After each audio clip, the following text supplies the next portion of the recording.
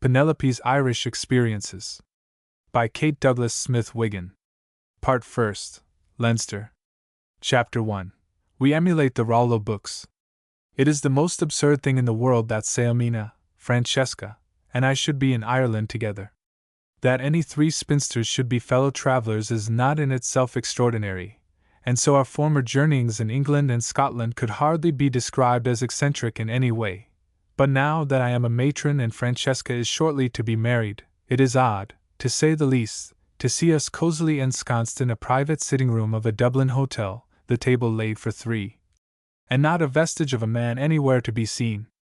Where, one might ask, if he knew the antecedent circumstances, are Miss Hamilton's American spouse and Miss Monroe's Scottish lover? Francesca had passed most of the winter in Scotland. Her indulgent parent had given his consent to her marriage with a Scotsman, but insisted that she take a year to make up her mind as to which particular one. Memories of her past flirtations, divagations, plans for a life of single blessedness, all conspired to make him incredulous, and the loyal Sailmina, feeling some responsibility in the matter, had elected to remain by Francesca's side during the time when her affections were supposed to be crystallizing into some permanent form. It was natural enough that my husband and I should spend the first summer of our married life abroad, for we had been accustomed to do this before we met, a period that we always allude to as the Dark Ages. But no sooner had we arrived in Edinburgh, and no sooner had my husband persuaded our two friends to join us in a long, delicious Irish holiday, than he was compelled to return to America for a month or so. I think you must number among your acquaintances such a man as Mr. William Beresford, whose wife I have the honor to be. Physically the type is vigorous, or has the appearance, and gives the impression of being vigorous, because it has never the time to be otherwise, since it is always engaged in nursing its ailing or decrepit relatives. Intellectually it is full of vitality. Any mind grows when it is exercised, and the brain that has to settle all its own affairs and all the affairs of its friends and acquaintances could never lack energy. Spiritually it is almost too good for earth, and any woman who lives in the house with it has moments of despondency and self-chastisement, in which she fears that heaven may prove all too small to contain the perfect being and its unregenerate family as well. Financially it has at least a moderate bank account. That is, it is never penniless, indeed it can never afford to be, because it is peremptory that it should possess funds in order to disburse them to needier brothers. There is never an hour when Mr. William Beresford is not signing notes and bonds and drafts for less fortunate men, giving small loans just to help a fellow over a hard place, educating friends' children, starting them in business, or securing appointments for them. The widow and the fatherless have worn such an obvious path to his office and residence that no bereaved person could possibly lose his way, and as a matter of fact no one of them ever does. This special journey of his to America has been made necessary because, first, his cousin's widow has been defrauded of a large sum by her man of business, and second, his college chum and dearest friend has just died in Chicago after appointing him executor of his estate and guardian of his only child. The wording of the will is, as a sacred charge and with full power. Incidentally, as it were, one of his junior partners has been ordered a long sea voyage, and another has to go somewhere for mud baths. The junior partners were my idea, and were suggested solely that their senior might be left more or less free from business care, but it was impossible that Willie should have selected sound, robust partners. His tastes do not incline him in the direction of selfish ease. Accordingly he chose two delightful, estimable, frail gentlemen who needed comfortable incomes in conjunction with light duties. I am railing at my husband for all this, but I love him for it just the same, and it shows why the table is laid for three. Sailmina, I said, extending my slipper toe to the glowing peat, which by extraordinary effort had been brought up from the hotel kitchen, as a bit of local color. It is ridiculous that we three women should be in Ireland together. It's the sort of thing that happens in a book, and of which we say that it could never occur in real life. Three persons do not spend successive seasons in England, Scotland and Ireland unless they are writing an itinerary of the British Isles. The situation is possible, certainly, but it isn't simple, or natural, or probable. We are behaving precisely like characters in fiction, who, having been popular in the first volume, are exploited again and again until their popularity wanes. We are like the Trotty books or the Elsie Dinmore series. England was our first volume, Scotland our second, and here we are, if you please, about to live a third volume in Ireland. We fall in love, we marry and are given in marriage, we promote and take part in international alliances, but when the curtain goes up again, our accumulations, acquisitions, whatever you choose to call them, have disappeared. We are not to the superficial eye the spinster philanthropist, the bride-to-be, the wife of a year. We are the same old Sailmina, Francesca and Penelope. It is so dramatic that my husband should be called to America. As a woman I miss him and need him. As a character I am much better single. I don't suppose publishers like married heroines any more than managers like married leading ladies. Then how entirely proper it is that Ronald MacDonald cannot leave his new parish in the Highlands. The one, my husband, belongs to the first volume, Francesca's lover to the second, and good gracious Sailmina, don't you see the inference? I may be dull, she replied, but I confess I do not. We are three? Who is three? That is not good English, but I repeat with different emphasis we are three. I fell in love in England, Francesca fell in love in Scotland And here I paused, watching the blush mount rosily to Sailmina's grey hair. Pink is very becoming to grey, and that, we always say, accounts more satisfactorily for Sailmina's frequent blushes than her modesty, which is about of the usual sort. Your argument is interesting, and even ingenious, she replied, but I fail to see my responsibility. If you persist in thinking of me as a character in fiction, I shall rebel. I am not the stuff of which heroines are made. Besides, I would never appear in anything so cheap and obvious as a series, and the 3-volume novel is as much out of fashion as the Rollo books. But we are unconscious heroines, you understand, I explained. While we were experiencing our experiences we did not notice them, but they have attained by degrees a sufficient bulk so that they are visible to the naked eye. We can look back now and perceive the path we have traveled. It isn't retrospect I object to, but anticipation, she retorted. Not history, but prophecy. It is one thing to gaze sentimentally at the road you have traveled, quite another to conjure up impossible pictures of the future. Sailmina calls herself a trifle over 40, but I am not certain of her age, and think perhaps that she is uncertain herself. She has good reason to forget it, and so have we. Of course she could consult the Bible family record daily, but if she consulted her looking-glass afterward the one impression would always nullify the other. Her hair is silvered, it is true, but that is so clearly a trick of nature that it makes her look younger rather than older. Francesca came into the room just here. I said a moment ago that she was the same old Francesca, but I was wrong. She is softening, sweetening, expanding, in a word, blooming. Not only this, but Ronald MacDonald's likeness has been stamped upon her in some magical way, so that, although she has not lost her own personality, she seems to have added a reflection of his. In the glimpses of herself, her views, feelings, opinions, convictions, which she gives us in a kind of solution, as it were, there are always traces of Ronald MacDonald, or, to be more poetical, he seems to have bent over the crystal pool, and his image is reflected there. You remember in New England they allude to a bride as she that was a so-and-so. In my private interviews with Sailmina I now habitually allude to Francesca as she that was a Monroe.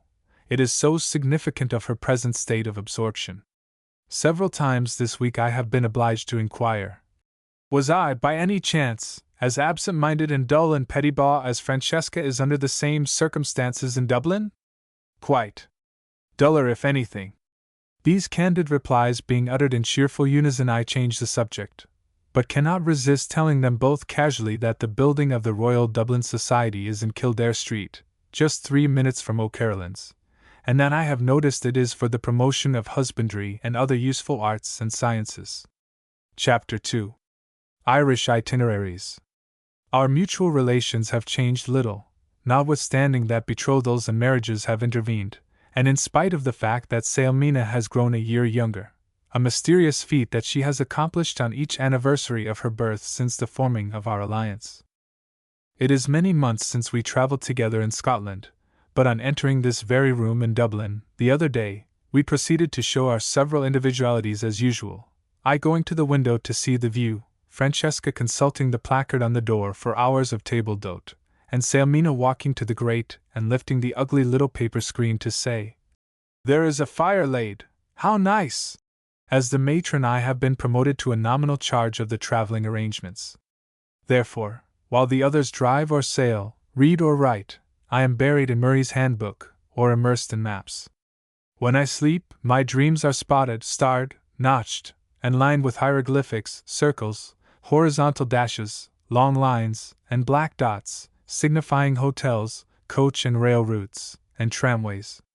All this would have been done by himself with the greatest ease in the world. In the humbler walks of Irish life, the head of the house, if he is of the proper sort, is called himself, and it is in the shadow of this stately title that my Ulysses will appear in this chronicle. I am quite sure I do not believe in the inferiority of woman, but I have a feeling that a man is a trifle superior in practical affairs. If I am in doubt, and there is no husband, brother, or cousin near, from whom to seek advice, I instinctively ask the butler or the coachman rather than a female friend. Also, when a female friend has consulted the Bradshaw in my behalf, I slip out and seek confirmation from the butcher's boy or the milkman. Himself would have laid out all our journeyings for us, and we should have gone placidly along in well-ordered paths. As it is, we are already pledged to do the most absurd and unusual things, and Ireland bids fair to be seen in the most topsy-turvy, helter-skelter fashion imaginable. Francesca's propositions are especially nonsensical, being provocative of fruitless discussion, and adding absolutely nothing to the sum of human intelligence. Why not start without any special route in view, and visit the towns with which we already have familiar associations? She asked. We should have all sorts of experiences by the way, and be free from the blighting influences of a definite purpose. Who that has ever traveled fails to call to mind certain images when the names of cities come up in general conversation? If Bologna, Brussels, or Lima is mentioned, I think at once of sausages, sprouts, and beans, and it gives me a feeling of friendly intimacy. I remember Neuchâtel and Cheddar by their cheeses, Dorking and Cochin China by their hens, Whitby by its jet, or York by its hams, so that I am never wholly ignorant of places and their subtle associations. That method appeals strongly to the fancy, said Sailmina drily. What subtle associations have you already established in Ireland? Let me see, she responded thoughtfully. The list is not a long one. Limerick and Carrickmacross for lace, Shandon for the bells, Blarney and Donnybrook for the stone and the fair, Kilkenny for the cats, and Balbriggan for the stockings. You are sorted this morning, reproved Sailmina. It would be better if you remembered Limerick by the famous siege, and Balbriggan as the place where King William encamped with his army after the Battle of the Boyne. I've studied the songwriters more than the histories and geographies, I said. So I should like to go to Bray and look up the vicar, then to Coleraine to see where Kitty broke the famous pitcher, or to Tara, where the harp that once, or to Athlone, where dwelt Widow Malone, Aucoin, and so on. Just start with an armful of Tom Moore's poems and Lovers and Ferguson's, and yes, I added generously, some of the nice moderns, and visit the scenes they've written about. And be disappointed, quoth Francesca cynically. Poets see everything by the light that never was on sea or land. Still, I won't deny that they help the blind, and I should rather like to know if there are still any Nora Cranas and sweet Peggies and pretty girls milking their cows. I am very anxious to visit as many of the round towers as possible, said Sailmina. When I was a girl of 17 I had a very dear friend, a young Irishman, who has since become a well-known antiquary and archaeologist. He was a student, and afterwards, I think, a professor here in Trinity College, but I have not heard from him for many years. Don't look him up, darling, pleaded Francesca. You are so much our superior now that we positively must protect you from all elevating influences. I won't insist on the round towers, smiled Sailmina. And I think Penelope's idea a delightful one. We might add to it a sort of literary pilgrimage to the homes and haunts of Ireland's famous writers. I didn't know that she had any, interrupted Francesca. This is a favorite method of conversation with that spoiled young person. It seems to appeal to her in 3 different ways. She likes to belittle herself, she likes to shock Sailmina, and she likes to have information given her on the spot in some succinct, portable, convenient form. Oh, she continued apologetically. Of course there are Dean Swift and Thomas More and Charles Lever. And, I added, certain minor authors named Goldsmith, Sterne, Steele, and Samuel Lover. And Bishop Berkeley, and Brinsley Sheridan, and Maria Edgeworth, and Father Prout, continued Sailmina. And certain great speechmakers like Burke and Grattan and Curran, and how delightful to visit all the places connected with Stella and Vanessa, and the spot where Spenser wrote The Faerie Queene, sang Francesca. You will be telling me in a moment that Thomas Carlyle was born in Scarinerinca, and that Shakespeare wrote Romeo and Juliet in Culigarano. For she had drawn the guidebook toward her, and made good use of it. Let us do the literary pilgrimage, certainly, before we leave Ireland, but suppose we begin with something less intellectual. This is the most pugnacious map I ever gazed upon. All the names seem to begin or end with kill, bally, whack, shock, or knock. No wonder the Irish make good soldiers. Suppose we start with a sanguinary trip to the kill places, so that I can tell any timid Americans I meet in traveling that I have been to Kilmaco and to Kilmacthomas, and am going tomorrow to Kilmore, and the next day to Killamall. I think that must have been said before, I objected. It is so obvious that it's not unlikely, she rejoined. Then let us simply agree to go afterwards to see all the bally places from Ballydehob on the south to Ballycastle or Ballymoney on the north, and from Ballynahinch or Ballywilliam on the east to Ballyvaughan or Ballybunion on the west, and passing through, in transit. Don't they all sound jolly and grotesque? They do indeed, we agreed. And the plan is quite worthy of you, we can say no more. We had now developed so many more ideas than we could possibly use that the labor of deciding among them was the next thing to be done.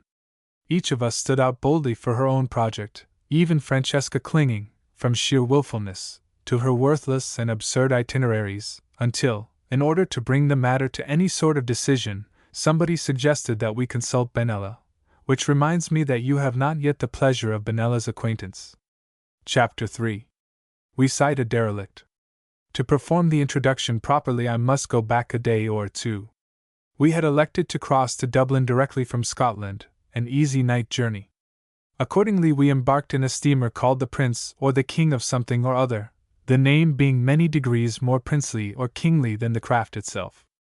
We had intended, too, to make our own comparison of the Bay of Dublin and the Bay of Naples, because every traveller, from Charles Lever's Jack Hinton down to Thackeray and Mr. Alfred Austin, has always made it a point of honor to do so. We were balked in our conscientious endeavor, because we arrived at the North Wall 40 minutes earlier than the hour set by the steamship company. It is quite impossible for anything in Ireland to be done strictly on the minute, and in struggling not to be hopelessly behind time, a distressful country will occasionally be ahead of it. We had been told that we should arrive in a drizzling rain, and that no one but Lady Dufferin had ever on approaching Ireland seen the sweet faces of the Wicklow Mountains reflected in a smooth and silver sea. The grumblers were right on this special occasion, although we have proved them false more than once since. I was in a fever of fear that Ireland would not be as Irish as we wished it to be. It seemed probable that processions of prosperous aldermen, school directors, contractors, mayors, and ward politicians, returning to their native land to see how herself was getting on, the Crather, might have deposited on the soil successive layers of Irish-American virtues, such as punctuality, thrift, and cleanliness, until they had quite obscured fair Erin's peculiar and pathetic charm. We longed for the new Ireland as fervently as any of her own patriots, but we wished to see the old Ireland before it passed. There is plenty of it left, alas! The patriots would say, and Dublin was as dear and as dirty as when Lady Morgan first called it so, long years ago. The boat was met by a crowd of ragged gossoons, most of them barefooted, some of them stockingless, and in men's shoes, and several of them with flowers in their unspeakable hats and caps. There were no cabs or jaunting cars because we had not been expected so early, and the Jarvies were in attendance on the Holyhead steamer. It was while I was searching for a piece of lost luggage that I saw the stewardess assisting a young woman off the gangplank, and leading her toward a pile of wool bags on the dock. She sank helplessly on one of them, and leaned her head on another. As the night had been one calculated to disturb the physical equilibrium of a poor sailor, and the breakfast of a character to discourage the stoutest stomach, I gave her a careless thought of pity and speedily forgot her. 2 trunks, a hold-all, a hat-box, in which reposed, in solitary grandeur, Francesca's picture hat, intended for the further undoing of the Irish gentry, a guitar case, 2 bags, 3 umbrellas. All were safe but Selemina's large Vuitton trunk and my valise, which had been last seen at Edinburgh station. Salemina returned to the boat, while Francesca and I wended our way among the heaps of luggage, followed by crowds of ragamuffins, who offered to run for a car, run for a cab, run for a porter, carry our luggage up the street to the cab stand, carry our wraps, carry us, do any mortal thing for a penny, m'laddie, and there is no cars here, m'laddie, God bless me Sal, and that he be good to us all if I'm telling you a word of a lie. Entirely unused to this flow of conversation, we were obliged to stop every few seconds to recount our luggage and try to remember what we were looking for. We all met finally, and I rescued Salemina from the voluble thanks of an old woman to whom she had thoughtlessly given a 3-penny bit.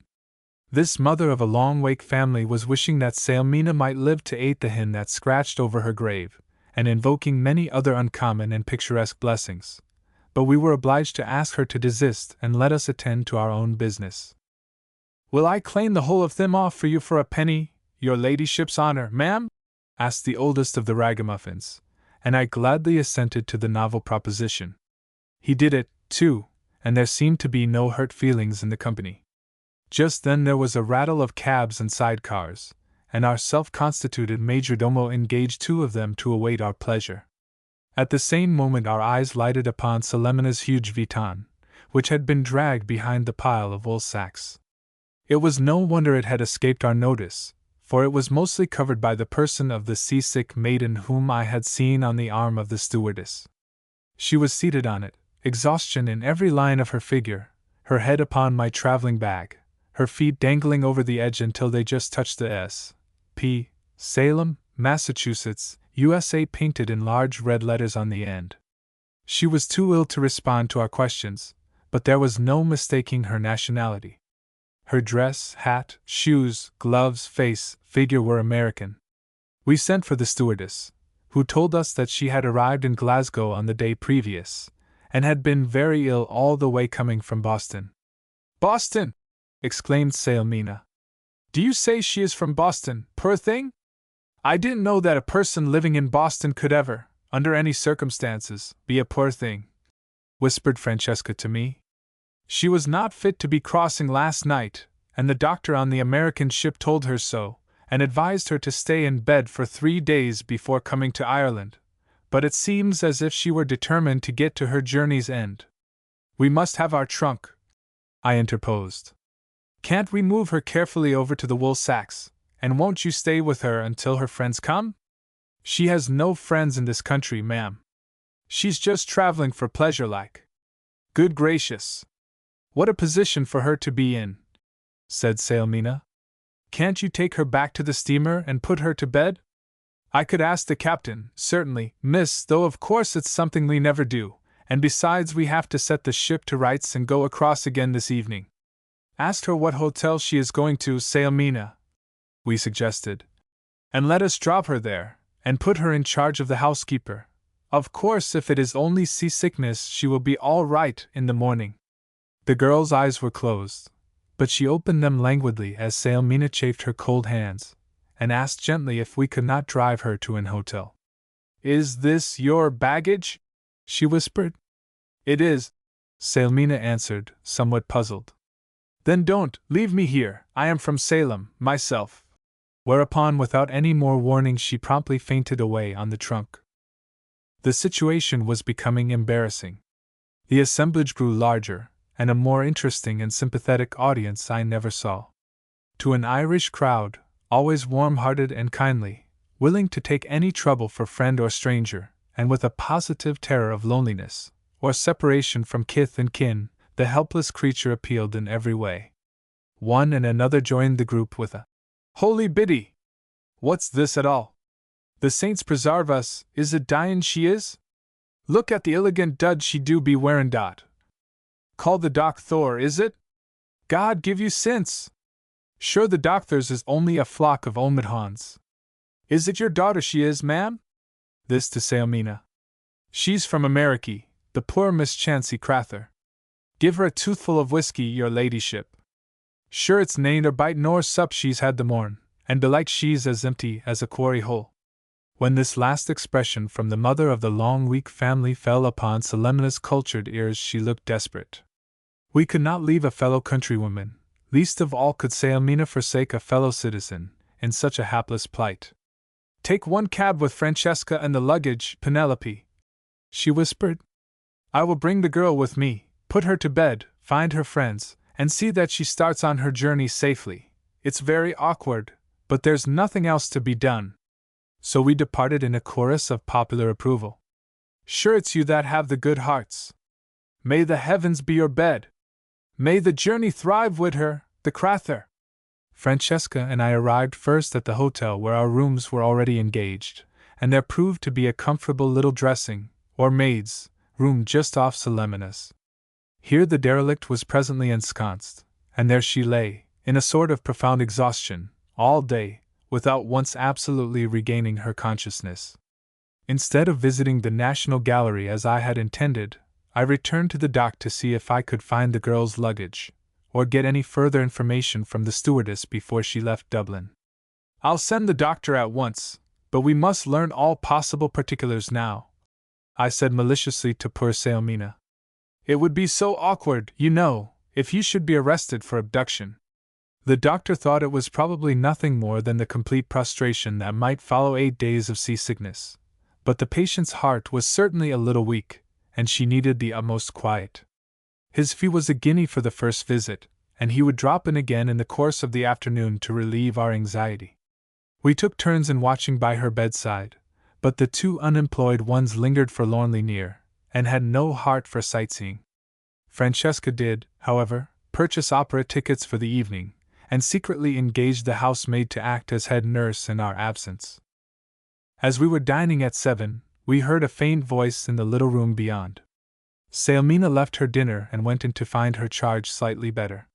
We had been able thus far only to take off her dress, shoes, and such garments as made her uncomfortable. Sailmina now managed to slip on a nightdress and put her under the bedcovers, returning then to her cold mutton cutlet. She's an extraordinary person, she said, absently playing with her knife and fork. She didn't ask me where she was, or show any interest in her surroundings. Perhaps she is still too weak. She said she was better, and when I had made her ready for bed, she whispered, I've got to say my prayers. Say them by all means, I replied. But I must get up and kneel down, she said. I told her she must do nothing of the sort, that she was far too ill. But I must, she urged. I never go to bed without saying my prayers on my knees. I forbade her doing it. She closed her eyes, and I came away. Isn't she quaint? At this juncture we heard the thud of a soft falling body, and rushing in we found that the derelict had crept from her bed to her knees, and had probably not prayed more than 2 minutes before she fainted for the 5th or 6th time in 24 hours.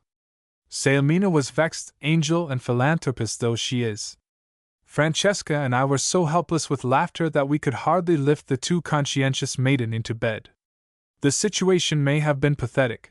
To the truly pious mind it would indeed have been indescribably touching, but for the moment the humorous side of it was too much for our self-control.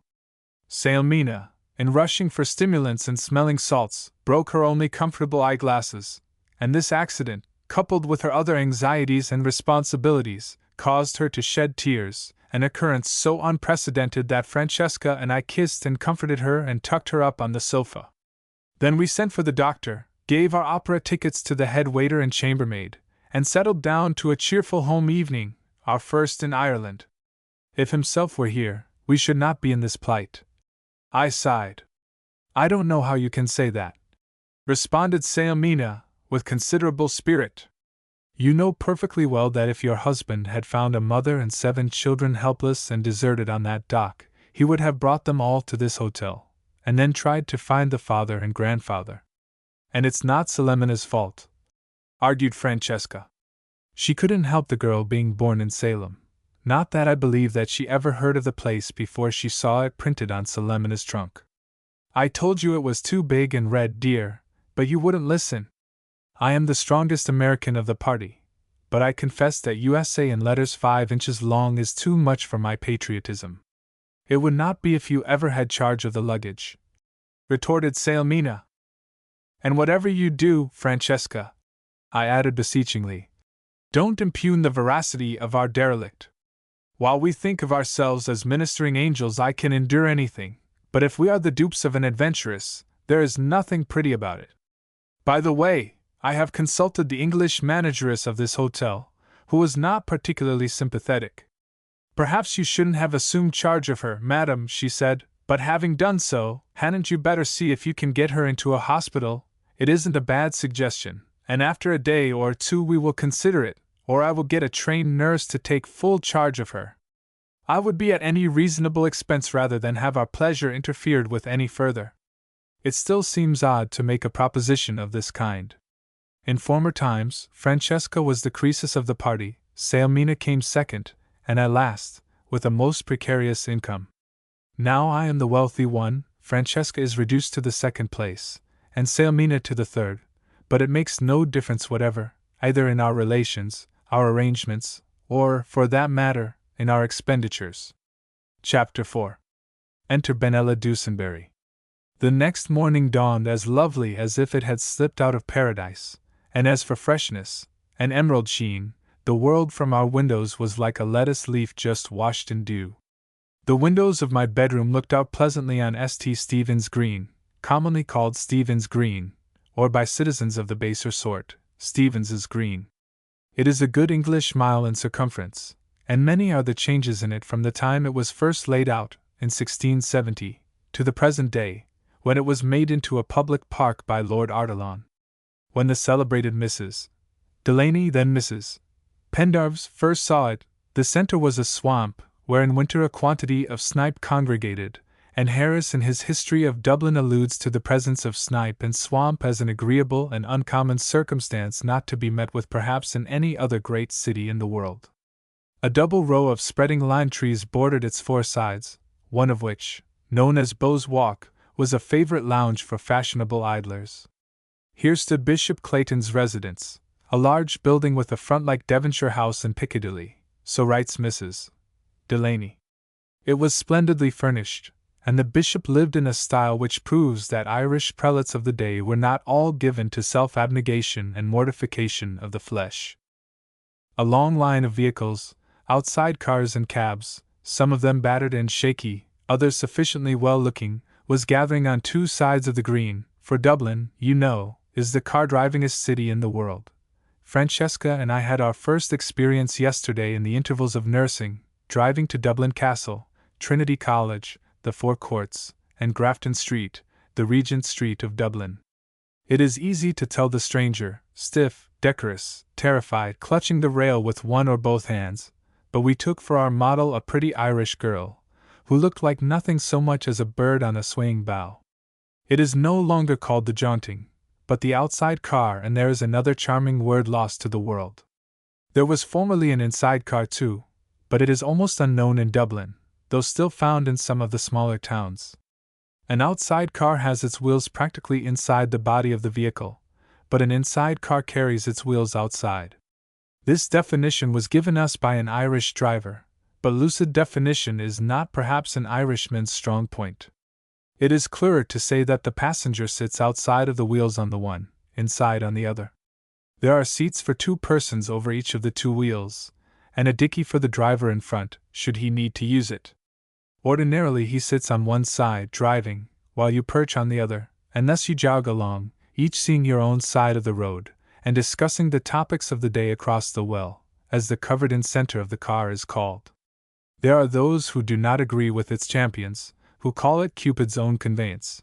They find the seat too small for two, yet feel it a bit unsociable when the companion occupies the opposite side. To me, a modern Dublin car with rubber tires and a good Irish horse is the jolliest vehicle in the universe.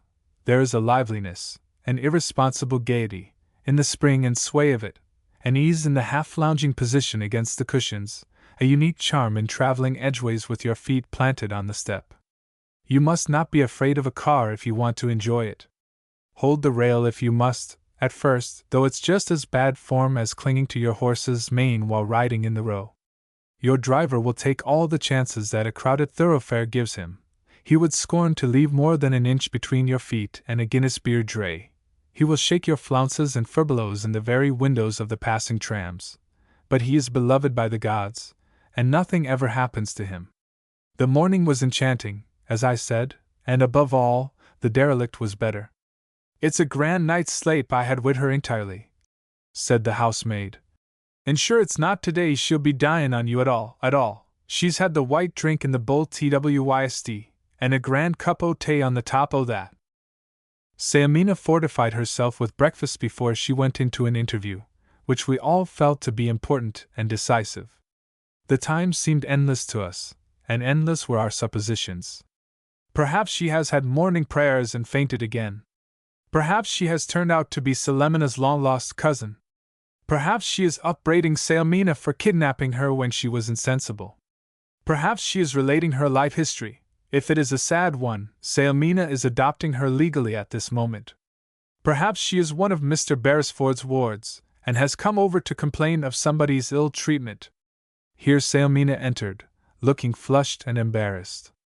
We thought it a bad sign that she could not meet our eyes without confusion, but I made room for her on the sofa, and Francesca drew her chair closer. She is from Salem, began the poor dear. She has never been out of Massachusetts in her life. Unfortunate girl! Exclaimed Francesca, adding prudently, as she saw Selemina's rising color. Though of course if one has to reside in a single state, Massachusetts offers more compensations than any other. She knows every nook and corner in the place, continued Sailmina. She has even seen the house where I was born, and her name is Benella Dusenberry. Impossible! Cried Francesca. Dusenberry is unlikely enough, but who ever heard of such a name as Benella? It sounds like a flavoring extract. She came over to see the world, she says. Oh. Then she has money? No, or at least, yes, or at least she had enough when she left America to last for 2 or 3 months, or until she could earn something. Of course she left her little all in a chamois skin bag under her pillow on the steamer, suggested Francesca. That is precisely what she did, Sailmina replied, with a pale smile. However, she was so ill in the steerage that she had to pay $25 or $30 extra to go into the second cabin, and this naturally reduced the amount of her savings, though it makes no difference since she left them all behind her, save a few dollars in her purse. She says she is usually perfectly well, but that she was very tired when she started, that it was her first sea voyage, and the passage was unusually rough. Where is she going? I don't know. I mean she doesn't know. Her maternal grandmother was born in Trim, near Tara, in Meath, but she does not think she has any relations over here. She is entirely alone in the world, and that gives her a certain sentiment in regard to Ireland, which she heard a great deal about when she was a child.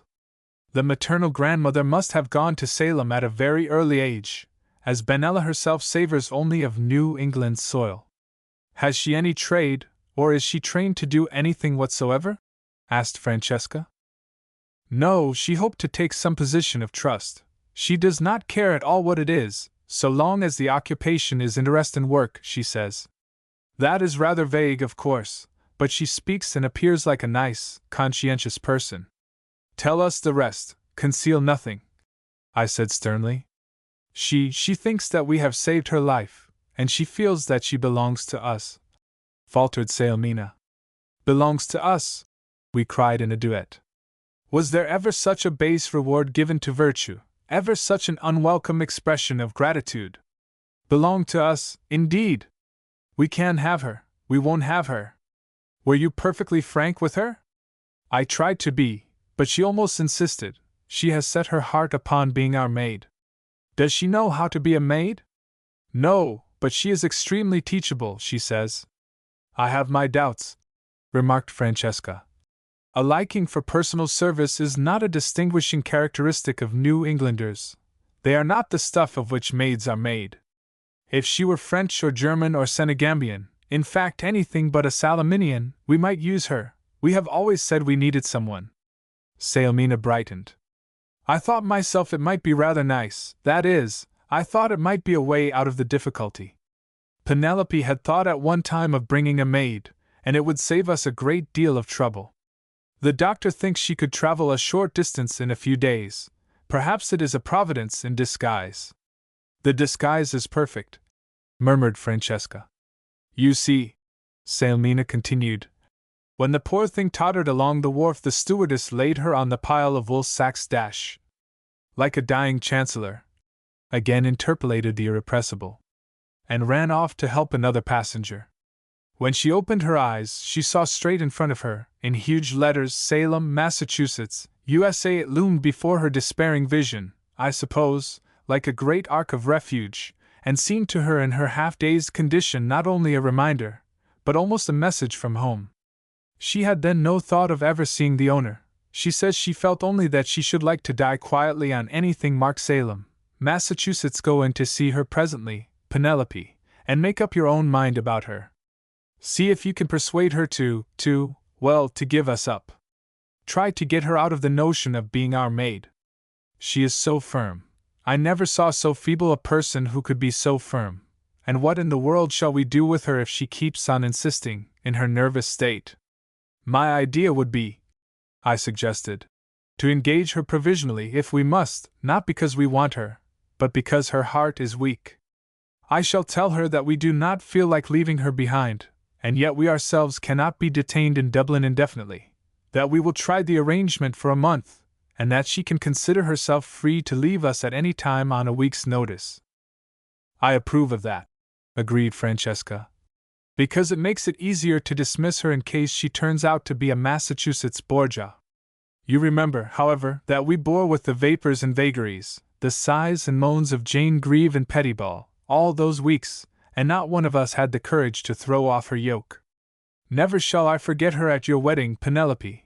The teardrop glistened in her eye as usual. I think it is glued there. Ronald was sympathetic, because he fancied she was weeping for the loss of you, but on inquiry it transpired that she was thinking of a marriage in that wonderful fine family in Glasgow, with whose charms she had made us all too familiar. She asked to be remembered when I began my own housekeeping, and I told her truthfully that she was not a person who could be forgotten. I repressed my feeling that she is too tearful for a Highland village where it rains most of the year, also my conviction that Ronald's parish would chasten me sufficiently without her aid. I did as Sailmina wished, and had a conference with Miss Dusenberry. I hope I was quite clear in my stipulations as to the perfect freedom of the four contracting parties. I know I intended to be, and I was embarrassed to see Francesca and Sailmina exchange glances next day when Benella said she would show us what a good sailor she could be on the return voyage to America, adding that she thought a person would be much less liable to seasickness when traveling in the first cabin. Chapter 5. The Wearing of the Green. This is an anniversary, said Sailmina, coming into the sitting-room at breakfast time with a book under her arm. Having given up all hope of anyone's waking in this hotel, which, before 9 in the morning, is precisely like the Sleeping Beauty's castle, I dressed and determined to look up Brian Boru. From all that I can recall of him, he was not a person to meet before breakfast, yawned Francesca. Still, I shall be glad of a little fresh light, for my mind is in a most chaotic state, induced by the intellectual preparation that you have made me undergo during the past month. I dreamed last night that I was conducting a mothers' meeting in Ronald's new parish, and the subject for discussion was the small living scheme, the object of which is to augment the stipends of the ministers of the Church of Scotland to a minimum of £200 per annum. I tried to keep the members to the point, but was distracted by the sudden appearance, in all corners of the church, of people who hadn't been asked to the party. There was Brian Boru, Tony Lumpkin, Finn McCool, Felicia Hemmons, Ossian, Mrs. Delaney, Citric of the Silken Beard, St. Columba, Mickey Free Strongbow, Maria Edgeworth, and the Venerable Bede. Imagine leading a mothers' meeting with those people in the pews. It was impossible.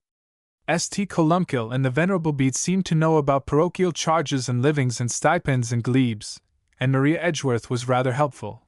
but Brian and Citric glared at each other and brandished their hymn books threateningly, while Ossian refused to sit in the same pew with Mickey Free, who behaved in an odious manner and interrupted each of the speakers in turn. Incidentally, a group of persons huddled together in a far corner rose out of the dim light, and flapping huge wings, flew over my head and out of the window above the altar. This I took to be the flight of the earls, and the terror of it awoke me. Whatever my parish duties may be in the future, at least they cannot be any more dreadful and disorderly than the dream. I don't know which is more to blame, the seed that I sowed, or the soil on which it fell, said Sailmina, laughing heartily at Francesca's whimsical nightmares. But as I said, this is an anniversary. The famous Battle of Clontarf was fought here in Dublin on this very day 800 years ago, and Brian Boru routed the Danes in what was the last struggle between Christianity and heathenism. The greatest slaughter took place on the streets along which we drove yesterday from Ballyball Bridge to the Four Courts. Brian Boru was King of Munster, you remember. Sailmina always says this for courtesy's sake. Or at least you have read of that time in Ireland's history when a fair lady dressed in fine silk and gold and jewels could walk unmolested the length of the land, because of the love the people bore King Brian and the respect they cherished for his wise laws. Well, Maemora, the King of Leinster, had quarrelled with him, and joined forces with the Danish leaders against him. Broder and Amlaf, 2 Vikings from the Isle of Man, brought with them a fleet of 2,000 Denmarkians and 1,000 men covered with mail from head to foot, to meet the Irish, who always fought in tunics. Joyce says that Broder wore a coat of mail that no steel would bite, that he was both tall and strong, and that his black locks were so long that he tucked them under his belt. There's a portrait for your gallery, Penelope. Brian's army was encamped on the green of Ahockley, which is now Phoenix Park, and when he set fire to the Danish districts, the fierce Norsemen within the city could see a blazing, smoking pathway that reached from Dublin to Howth. The quarrel must have been all the more virulent in that Maemora was Brian's brother-in-law, and Brian's daughter was the wife of Sitric of the Silken Beard, Danish king of Dublin. I refuse to remember their relationships or alliances, said Francesca.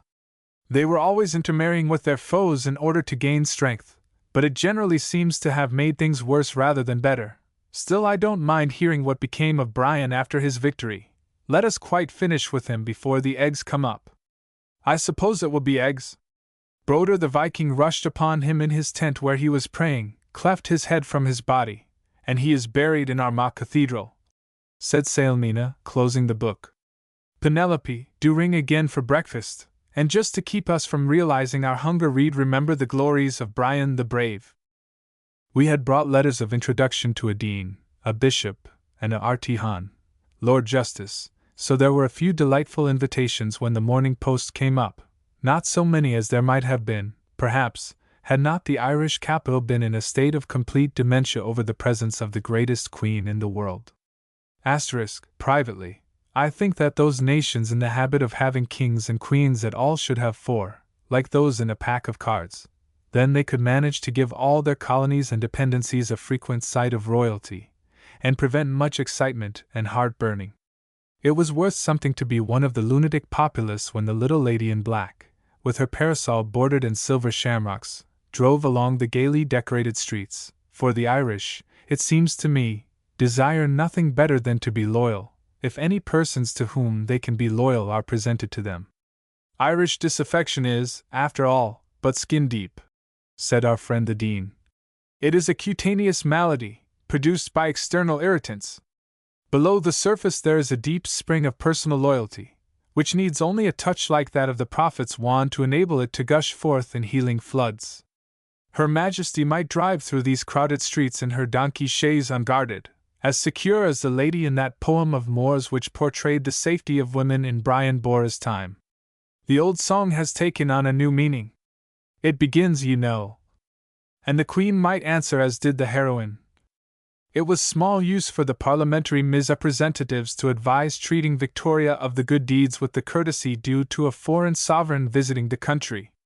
Under the miles of flags she drove, red, white, and blue, tossing themselves in the sweet spring air, and up from the warm hearts of the surging masses of people, men and women alike, Crimean soldiers and old crones in rags, gentry and peasants, went a greeting I never before heard given to any sovereign, for it was a sigh of infinite content that trembled on the lips and then broke into a deep sob. As a knot of Trinity College students in a spontaneous burst of song flung out the last verse of "The New Wearing of the Green." Asterisk asterisk. The first cheers were faint and broken, and the emotion that quivered on every face and the tears that gleamed in 1,000 eyes made it the most touching spectacle in the world.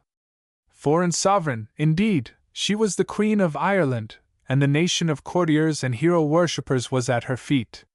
There was the history of 500 years in that greeting, and to me it spoke volumes.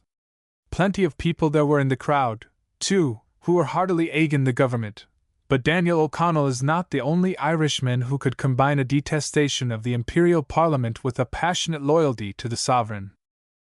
There was a woman near us who remembered the last time Her Noble Highness come, 39 years back, glory be to God, them was the times. And who kept ejaculating, "She's the best woman in the world, bar none, and the most vartuous female." As her husband made no reply, she was obliged in her excitement to thump him with her umbrella and repeat, "The most vartuous female, do you hear?" At which he retorted, "Have conduct, woman, sure I've nothing agin it. Look at the size of her now," she went on, "sittin' in that grand carriage, no bigger than me own Kitty, and always in the black, the darlin'. Look at her, a witty woman, rearing that large and heavy family of children, and how well she's married off her daughters, more luck to her, though to be sure they must have been well fortuned. They do be saying she's come over because she's pleased with seein' estate gentlemen lave iverything and go out and be shot by thim bloody boars, bad scran to thim. Sure if I had the sons, Sarah awan but I'd lave go. Who's the illigant soldiers in the silver stays, Thaddy? Is it the Life Guards you're calling them?"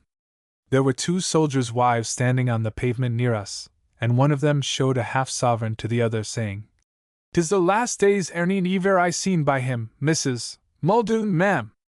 Ah, there's thim says for this war, and there's thim says agin this war, but heaven lave himself where he is, I says, for of all the raging Turcomaniacs ever a misfortunate woman was cursed with, Pat Brady, my full private, he bates 'em all."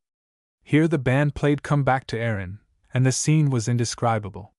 Nothing could have induced me to witness it had I realized what it was to be, for I wept at Holyrood when I heard the plaintive strains of Bonnie Charlie's No Awa floating up to the Gallery of Kings from the palace courtyard, and I did not wish Francesca to see me shedding national, political, and historical tears so soon again.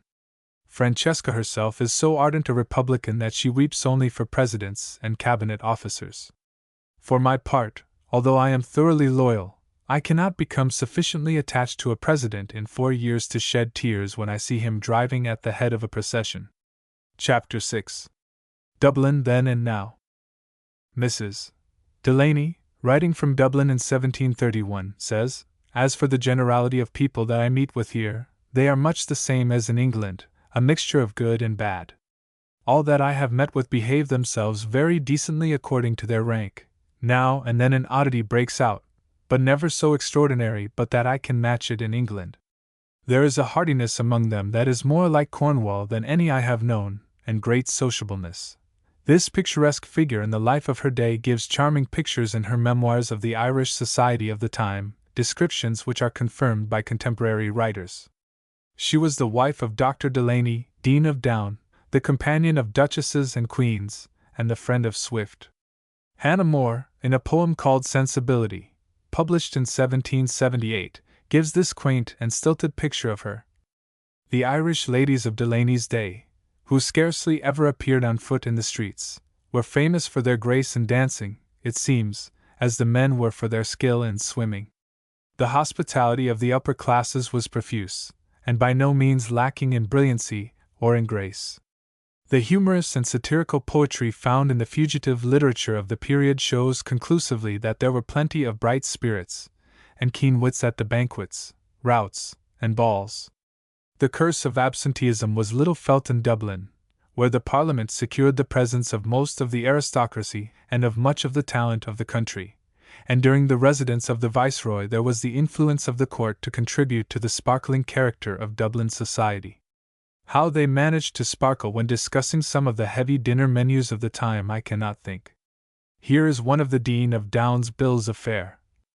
Although there is no mention of beverages, we may be sure that this array of viands was not eaten dry, but was washed down with a plentiful variety of wines and liquors. The hosts, either in Dublin or London, who numbered among their dinner guests such Irishmen as Sheridan or Lysott, Mangan or Lever, Curran or Lover, Father Prout or Dean Swift, had as great a feast of wit and repartee as one will be apt soon to hear again, although it must have been Lever or Lover who furnished the cream of Irish humour, and Father Prout and Swift the curds. If you are fortunate enough to be bidden to the right houses in Ireland today, you will have as much good talk as you are likely to listen to anywhere else in this degenerate age, which has mostly forgotten how to converse and learning to chat, and any one who goes to the spring show at Ballsbridge, or to the Punchestown or Leopardstown races, or to the Dublin horse show, will have to confess that the Irish women can dispute the palm with any nation. Their charm is made up of beautiful eyes and lashes, luster of hair, poise of head, shapeliness of form, vivacity and coquetry, and there is a matchless grace in the way they wear the whatever, be it the chiffons of the fashionable dame, or the shawl of the country colleen. Who can draw the two corners of that faded article of apparel shyly over her lips and look out from under it with a pair of luminous grey eyes in a manner that is fairly distracting? Yesterday was a red-letter day, for I dined in the evening at Dublin Castle, and Francesca was bidden to the concert in the throne room afterwards. It was a brilliant scene when the assembled guests awaited their host and hostess, the shaded lights bringing out the satins and velvets, pearls and diamonds, uniforms, orders, and medals.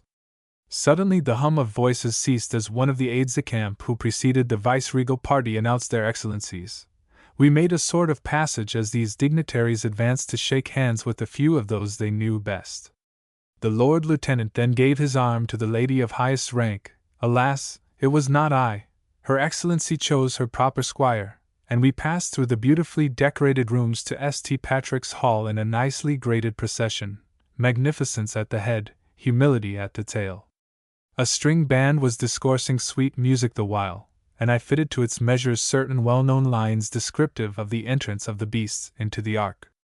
As my escort was a certain brilliant Lord Justice, and as the wittiest Dean in Leinster was my other neighbour, I almost forgot to eat in my pleasure and excitement.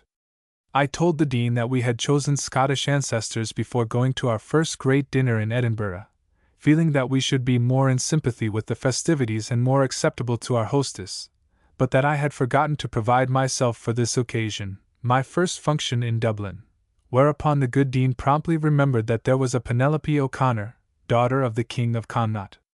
I could not quite give up Tam o' the Cowgate, Thomas Hamilton, or Jenny Geddes of Faldstoley fame, also a Hamilton, but I added the King of Connaught to the list of my chosen forebears with much delight, in spite of the polite protests of the Rev. Father O'Hogan, who sat opposite, and who remarked that.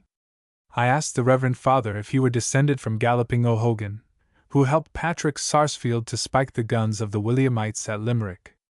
By mesel, ma'am, it's not descended at all I am one o' the common sort, just, he answered, broadening his brogue to make me smile. A delightful man he was, exactly such an one as might have sprung full-grown from a Lever novel, one who could talk equally well with his flock about pigs or penances, purgatory or potatoes, and quote Tom Moore and Lover when occasion demanded. Story after story fell from his genial lips, and at last he said apologetically, "One more and I have done," when a pretty woman, sitting near him, interpolated slyly, "We might say to you, your reverence, what the old woman said to the eloquent priest who finished his sermon with one word, and I have done." "And what is that, ma'am?" asked Father O'Hogan. "Och, me darlin' Pratcher, may ye niver be done!" We all agreed that we should like to reconstruct the scene for a moment, and look at a drawing-room of 200 years ago, when the Lady Lieutenant after the minuets at 11 o'clock went to her basset table, while her pages attended behind her chair, and when on ball nights the ladies scrambled for sweetmeats on the dancing floor. As to their probable toilets, one could not give purer pleasure than by quoting Mrs. Delaney's description of one of them. The Duchess's dress was of white satin embroidered, the bottom of the petticoat brown hills covered with all sorts of weeds, and every breadth had an old stump of a tree that ran up almost to the top of the petticoat, broken and ragged, and worked with brown chenille, round which twined nasturtiums, ivy, honeysuckles, periwinkles, and all sorts of running flowers, which spread and covered the petticoat. The robings and facings were little green banks covered with all sorts of weeds, and the sleeves and the rest of the gown loose twining branches of the same sort as those on the petticoat. Many of the leaves were finished with gold, and part of the stumps of the trees looked like the gilding of the sun. I never saw a piece of work so prettily fancied. She adds a few other details for the instruction of her sister, and heads are variously adorned, pompons with some accompaniment of feathers, ribbons, or flowers, lappets and all sorts of curly-murlies. Long hoods are worn close under the chin, the earrings go round the neck, and tie with bows and ends behind. Nightgowns are worn without hoops. Part 2nd, Munster. Chapter 7. A Tour and a Detour. We had planned to go direct from Dublin to Valencia Island, where there is not, I am told, one dhry step twixt your foot and the States. But we thought it too tiring a journey for Benalla, and arranged for a little visit to Cork first. We nearly missed the train owing to the late arrival of Sailmina at the Kingsbridge station. She had been buying malted milk, Mellin's food, an alcohol lamp, a tin cup, and getting all the doctor's prescriptions renewed. We intended, too, to go second or third class now and then, in order to study the humors of the natives, but of course we went first on this occasion on account of Benalla. I told her that we could not follow British usage and call her by her surname. Dusenberry was too long and too extraordinary for daily use abroad. P.R.E.P.S. it is, she assented meekly. And still, Miss Beresford, when a man's name is Dusenberry, you can't hardly blame him for wanting his child to be called by it, can you? This was incontrovertible, and I asked her middle name. It was Frances, and that was too like Francesca. You don't like the sound, O Benalla? She inquired. I've always set great store by my name, it is so unlikely. My father's name was Benjamin and my mother's Ella, and mine is made from both of 'em. But you can call me any kind of a name you please, after what you've done for me. And she closed her eyes patiently. Which is exactly what we are not ready to do, I thought, in a poetic parenthesis. Benalla looks frail and yet hardy. She has an unusual and perhaps unnecessary amount of imagination for her station, some native common sense, but limited experience. She is somewhat vague and inconsistent in her theories of life, but I am sure there is vitality, and energy too, in her composition, although it has been temporarily drowned in the Atlantic Ocean. If she were a clock, I should think that some experimenter had taken out her original works, and substituted others to see how they would run. The clock has a New England case and strikes with a New England tone, but the works do not match it altogether. Of course I know that one does not ordinarily engage a lady's maid because of these piquant peculiarities, but in our case the circumstances were extraordinary. I have explained them fully to himself in my letters, and Francesca too has written pages of illuminating detail to Ronald MacDonald. The similarity in the minds of men must sometimes come across them with a shock, unless indeed it appeals to their sense of humor. Himself in America, and the Rev. Mr. MacDonald in the north of Scotland, both answered, in course of time, that a lady's maid should be engaged because is a lady's maid and for no other reason. Was ever anything duller than this, more conventional, more commonplace or didactic, less imaginative? Himself added, You are a romantic idiot, and I love you more than tongue can tell. Francesca did not say what Ronald added, probably a part of this same sentence, owing to the aforesaid similarity of men's minds, reserving the rest for the frank intimacy of the connubial state. Everything looked beautiful in the uncertain glory of the April day. The thistledown clouds opened now and then to shake out a delicate, brilliant little shower that ceased in a trice, and the sun smiled through the light veil of rain, turning every falling drop to a jewel. It was as if the fairies were busy at aerial watering pots, without any more serious purpose than to amuse themselves and make the earth beautiful. And we realized that Irish rain is as warm as an Irish welcome, and soft as an Irish smile. Everything was bursting into new life, everything but the primroses, and their glory was departing.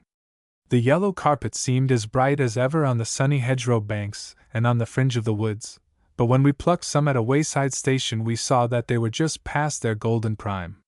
There was a gray-green hint of verdure in the sallows that stood against a dark background of firs, and the branches of the fruit trees were tipped with pink, rosy-hued promises of May just threatening to break through their silvery April sheaths. Raindrops were still glistening on the fronds of the tender young ferns and on the great clumps of pale, delicately scented bog violets that we found in a marshy spot and brought in to Sailmina, who was not in her usual spirits, who indeed seemed distinctly anxious. She was enchanted with the changeful charm of the landscape, and found Mrs. Delaney's memoirs a book after her own heart, but ever and anon her eyes rested on Benella's pale face. Nothing could have been more doggedly conscientious and assiduous than our attentions to the derelict. She had beef juice at Kildare, malted milk at Ballybrophy, tea at Dundrum. Nevertheless, as we approached Limerick Junction we were obliged to hold a consultation. Sailmina wished to alight from the train at the next station, take a 3 hours' rest, then jog on to any comfortable place for the night, and to Cork in the morning.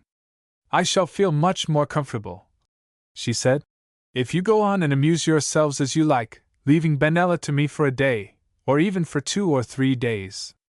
I can't help feeling that the chief fault, or at least the chief responsibility, is mine. If I hadn't been born in Salem, or hadn't had the word painted on my trunk in such red letters she wouldn't have fainted on it, and I needn't have saved her life. It is too late to turn back now, it is saved, or partly saved, and I must persevere in saving it, at least until I find that it's not worth saving." "Poor darling," said Francesca sympathizingly. "I'll look in Murray and find a nice interesting place. You can put Benella to bed in the Southern Hotel at Limerick Junction, and perhaps you can then drive within sight of the Round Tower of Cashel. Then you can take up the afternoon train and go to, let me see, how would you like Buttevant?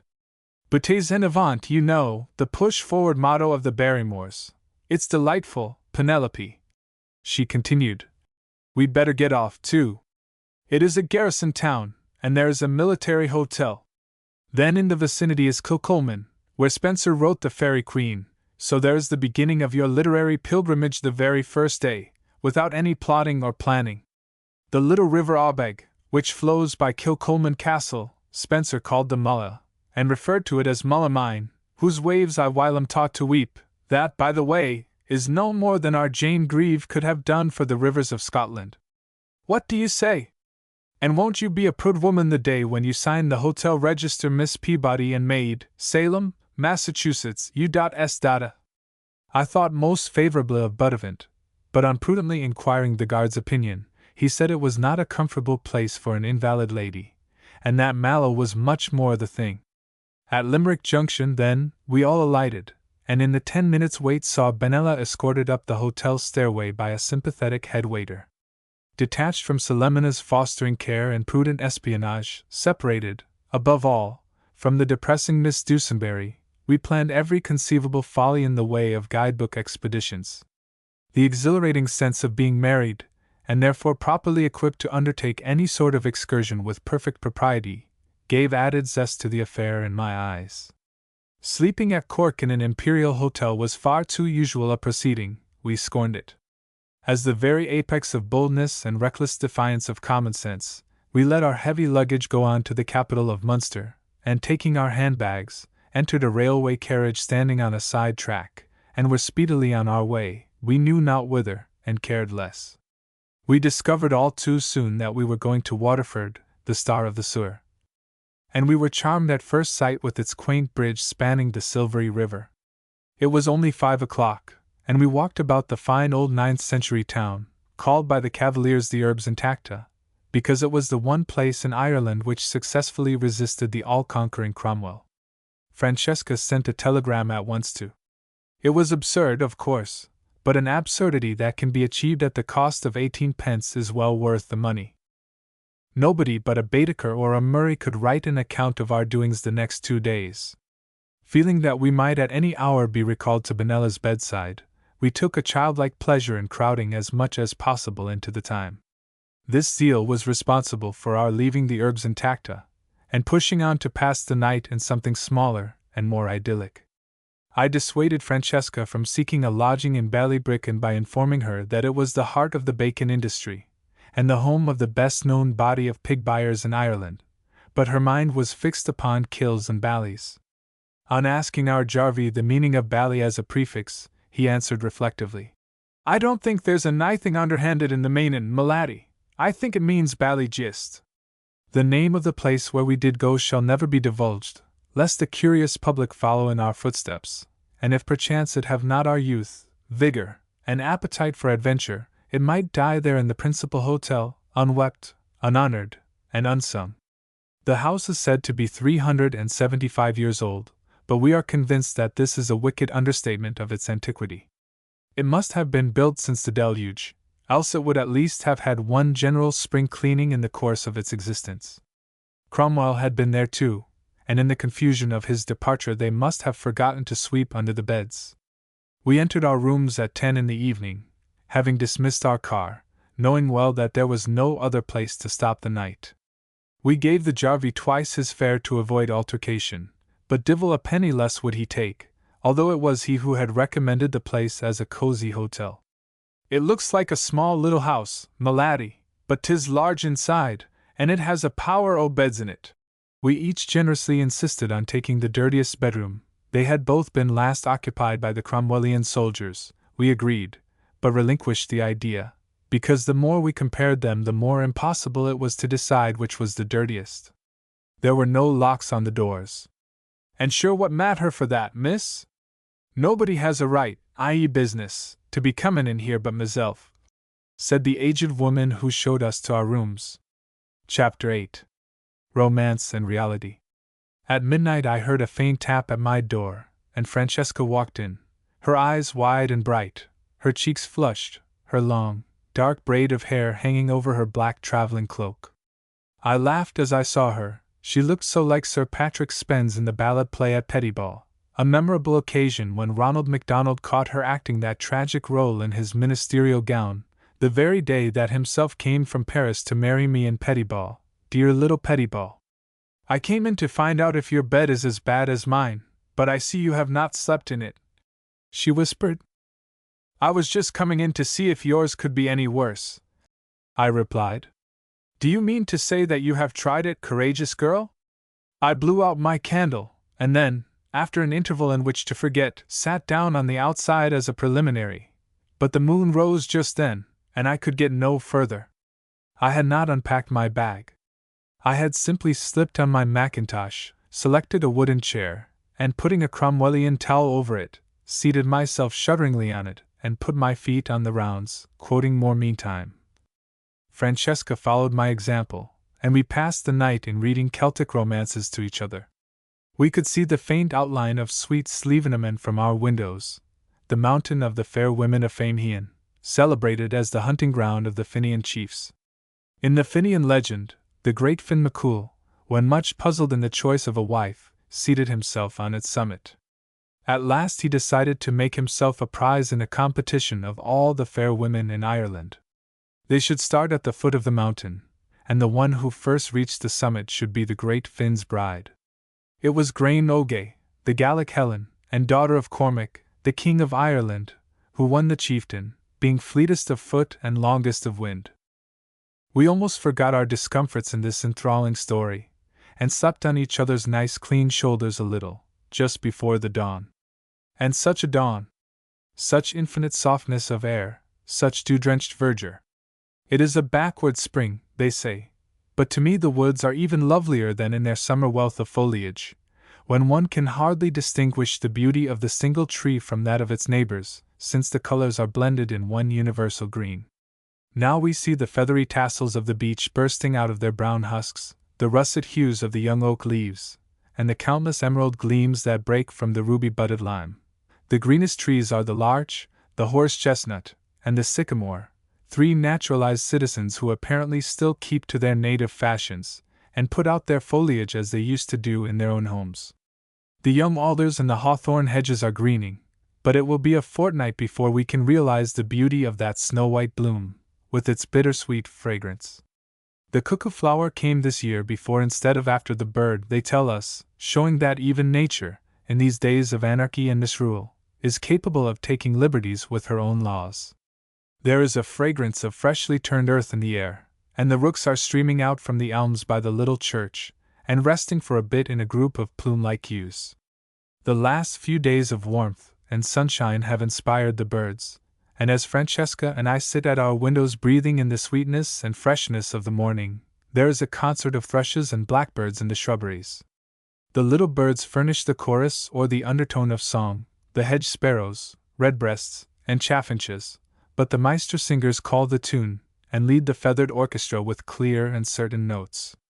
It is a golden time for the minstrels, for nest building is finished, and the feeding of the younglings a good time yet in the future.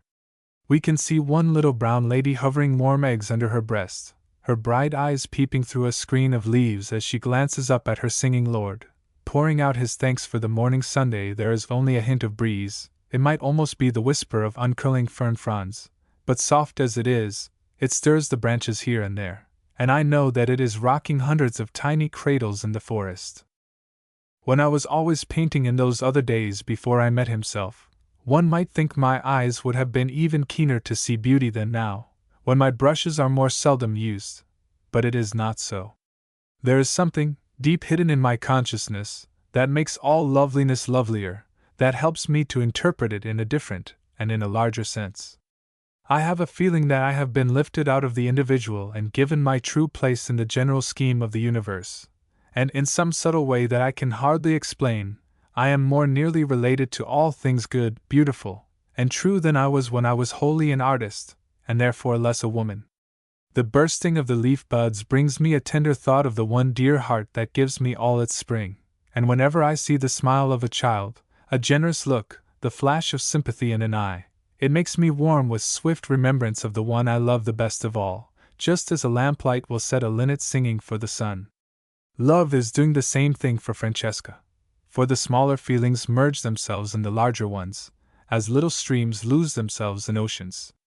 Whenever we talk quietly together of that strange, new, difficult life that she is going so bravely and so joyously to meet, I know by her expression that Ronald's noble face, a little shy, a little proud, but altogether adoring, serves her for courage and for inspiration, and she feels that his hand is holding hers across the distance, in a clasp that promises strength.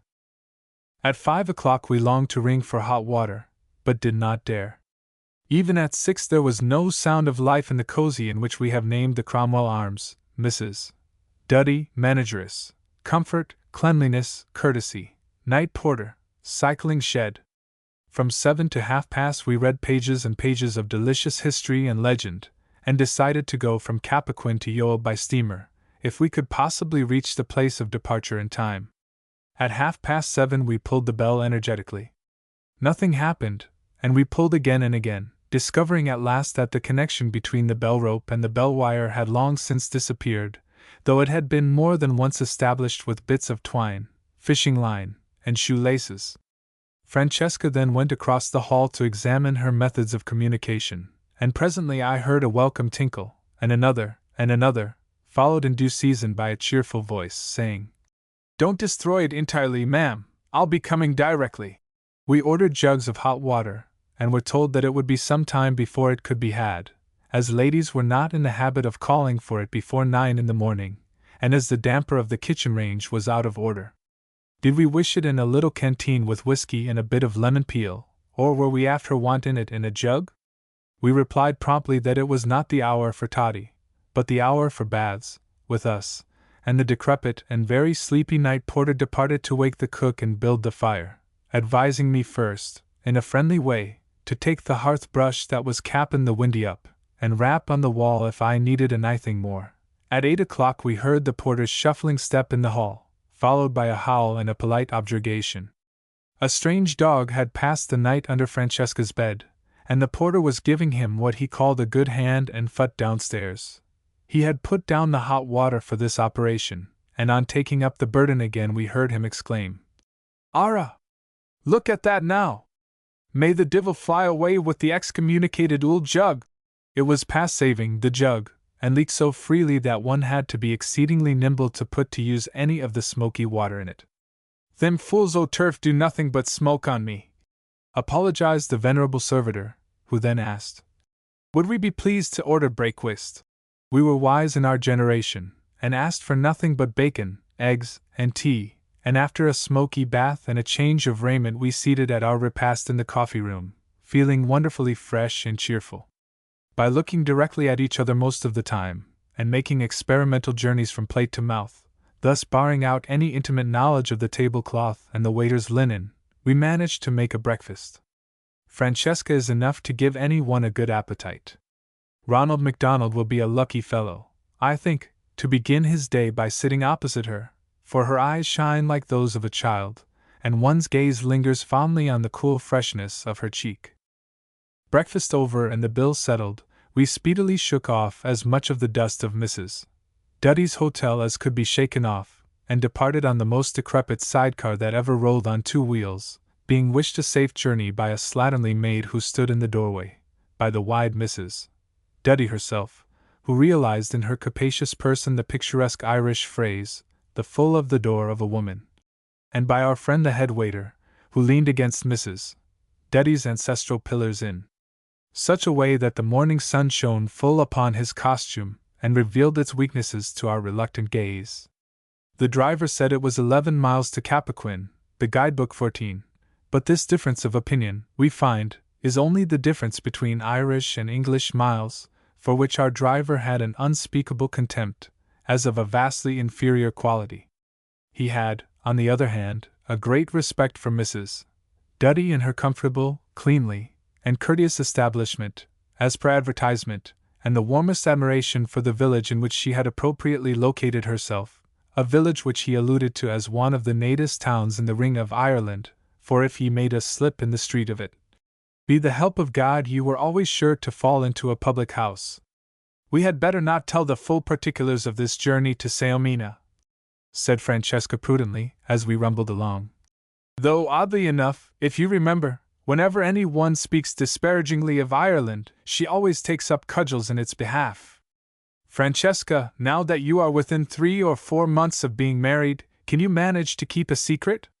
Yes, she whispered eagerly, squeezing my hand and inclining her shoulder cozily to mine. Yes, oh yes, and how it would raise my spirits after a sleepless night.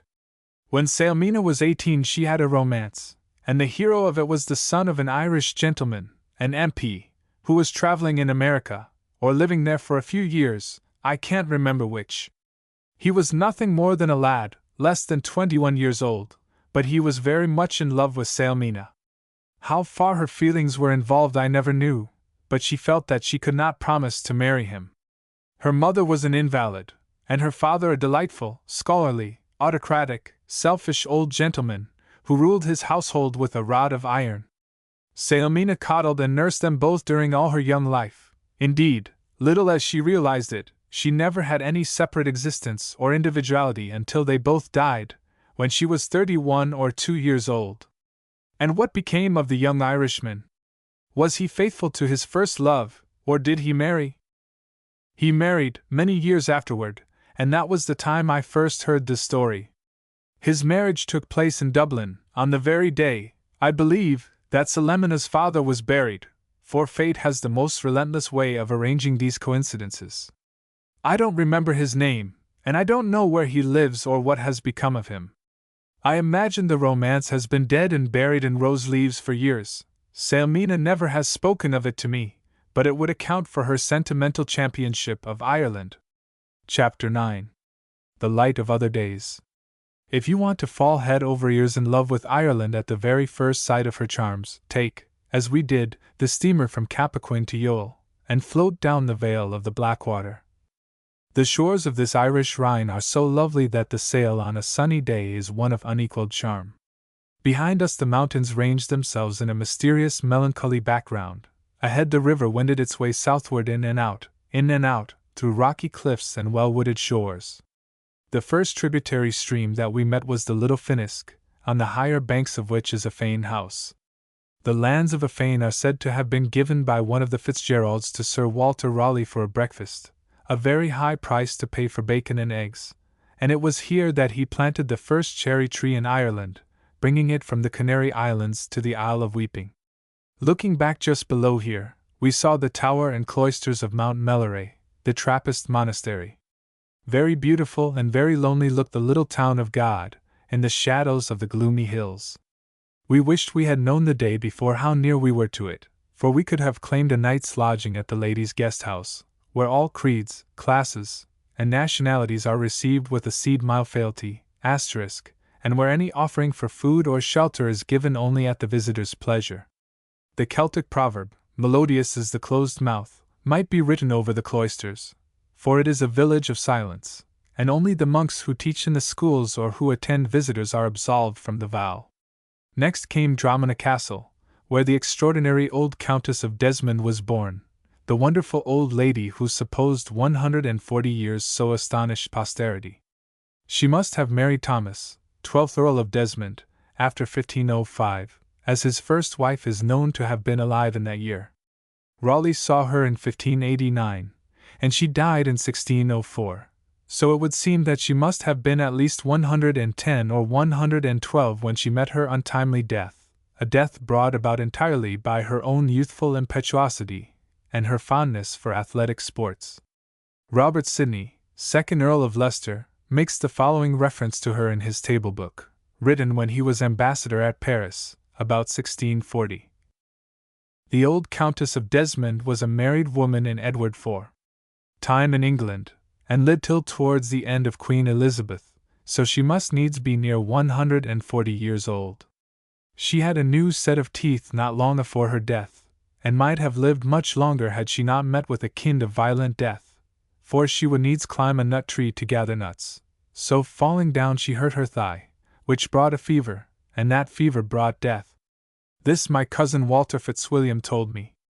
It is true that the aforesaid cousin Walter may have been a better raconteur than historian, still, local tradition vigorously opposes any lessening of the number of the Countess's years, pinning its faith rather on one Hayman, who says that she presented herself at the English court at the age of 140 years, to petition for her jointure, which she lost by the attainder of the last Earl. And it also prefers to have her fall from the historic cherry tree that Sir Walter planted, rather than from a casual nut tree.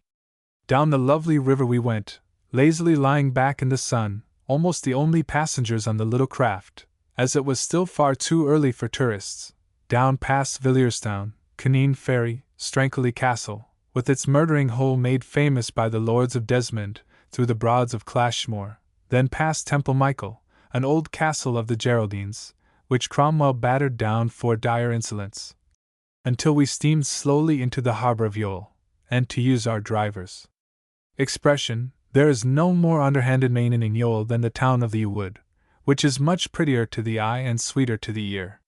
Here we found a letter from Sailmina, and expended another 18 pence in telegraphing to her. We had a charming hour at Myrtle Grove House, an unpretentious, gabled dwelling, for a time the residence of the ill-fated soldier captain, Sir Walter Raleigh. You remember, perhaps, that he was mayor of Youghal in 1588. After the suppression of the Geraldine rebellion, the vast estates of the Earl of Desmond and those of 140 of the leading gentlemen of Munster, his adherents, were confiscated, and proclamation was made all through England inviting gentlemen to undertake the plantation of this rich territory. Estates were offered at 2 or 3 pence an acre, and no rent was to be paid for the first 5 years. Many of these great undertakers, as they were called, were English noblemen who never saw Ireland, but among them were Raleigh and Spencer, who received 42,000 and 12,000 acres respectively, and in consideration of certain patronage undertook to carry the business of the Crown through Parliament. Francesca was greatly pleased with this information, culled mostly from Joyce's Child's History of Ireland. The volume had been bought in Dublin by Sailmina and presented to us as a piece of genial humor, but it became our daily companion. Benella has improved wonderfully in the last 24 hours, and I am trying to give her some training for her future duties. We can never forget our native land so long as we have her with us, for she is a perfect specimen of the Puritan spinster, though too young in years, perhaps, for determined celibacy. Do you know, we none of us mentioned wages in our conversations with her? Fortunately, she seems more alive to the advantages of foreign travel than to the filling of her empty coffers. By the way, I have written to the purser of the ship that she crossed in, to see if I can recover the $60 or $70 she left behind her. Her principal idea in life seems to be that of finding some kind of work that will be interesting whether it is lucrative or not. I don't think she will be able to dress hair, or anything of that sort, save in the way of plain sewing. She is very unskillful with her hands, and she will be of no use as courier, she is so provincial and inexperienced. She has no head for business whatever, and cannot help Francesca with the accounts. She recites to herself again and again, 4 farthings make 1 penny, 12 pence make 1 shilling, 20 shillings make 1 pound. But when I give her a handful of money and ask her for 6 shillings and 6 pence, 5 and 3, 1 pound 2, or 2 pound 10, she cannot manage the operation. She is docile, well-mannered, grateful, and really likable, but her present philosophy of life is a thing of shreds and patches. She calls it the science, as if there were but one, and she became a convert to its teachings this past winter, while living in the house of a woman lecturer in Salem. A lecturer, not a curist, she explains. She attended to the door, ushered in the members of classes, kept the lecture room in order, and so forth, imbibing by the way various doctrines, or parts of doctrines, which she is not the sort of person to assimilate, but with which she is experimenting, holding, meantime, a grim intuition of their foolishness, or so it seems to me. The science made it easier for her to seek her ancestors in a foreign country with only $100 in her purse, for the Salem priestess proclaims the glad tidings that all the wealth of the world is ours, if we will but assert our heirship. Benella believed this more or less until a week's seasickness undermined all her new convictions of every sort. When she woke in the little bedroom at O'Carolan's, she says, her heart was quite at rest, for she knew that we were the kind of people one could rely on. I mustered courage to say, I hope so, and I hope also that we shall be able to rely upon you, Benella. This idea evidently had not occurred to her, but she accepted it, and I could see that she turned it over in her mind. You can imagine that this vague philosophy of a Salem woman scientist superimposed on a foundation of orthodoxy makes a curious combination, and one which will only be temporary. We shall expect you tomorrow evening, and we shall be quite ready to go on to the lakes of Killarney, or wherever you wish. By the way, I met an old acquaintance the morning I arrived here. I went to see Queen's College, and as I was walking under the archway which has carved upon it, where Finbar taught Let Munster learn, I saw 2 gentlemen. They looked like professors, and I asked if I might see the college. They said certainly, and offered to take my card into someone who would do the honors properly. I passed it to one of them, we looked at each other, and recognition was mutual. He, Dr. Latouche, is giving a course of lectures here on Irish antiquities. It has been a great privilege to see this city and its environs with so learned a man. I wish you could have shared it. Yesterday he made up a party and we went to Passage, which you may remember in Father Prout's verses. Dr. Latouche calls Father Prout an Irish potato seasoned with Attic salt. Is not that a good characterization? Goodbye for the moment, as I must see about Benella's luncheon. Yours affectionately, S.B. Chapter 10. The Bells of Shandon. We had seen all that Yoel could offer to the tourist. We were yearning for Sailmena. We wanted to hear Benella talk about the science. We were eager to inspect the archaeologist, to see if he would do for Sailmena instead of the canon, or even the minor canon, of the English Church, for whom we had always privately destined her. Accordingly we decided to go by an earlier train, and give our family a pleasant surprise. It was 5 o'clock in the afternoon when our car trundled across St. Patrick's Bridge, past Father Matthew's statue, and within view of the church and bells of Shandon, that sound so grand on the pleasant waters of the River Lee. Away to the west is the Two-Armed River. Along its banks rise hills, green and well-wooded, with beautiful gardens and verdant pastures reaching to the very brink of the shining stream. It was Saturday afternoon, and I never drove through a livelier, quainter, more easygoing town. The streets were full of people selling various things and plying various trades, and among them we saw many a girl pretty enough to recall Thackeray's admiration of the Caucasian beauties of his day. There was one in particular, driving a donkey in a straw-colored governess cart, to whose graceful charm we succumbed on the instant.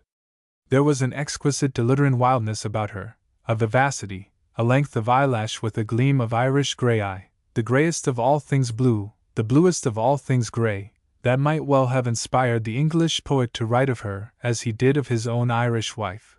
For Spenser, when he was not writing the Fairy Queen, or smoking Raleigh's fragrant weed, wooed and wedded a fair colleen of County Cork.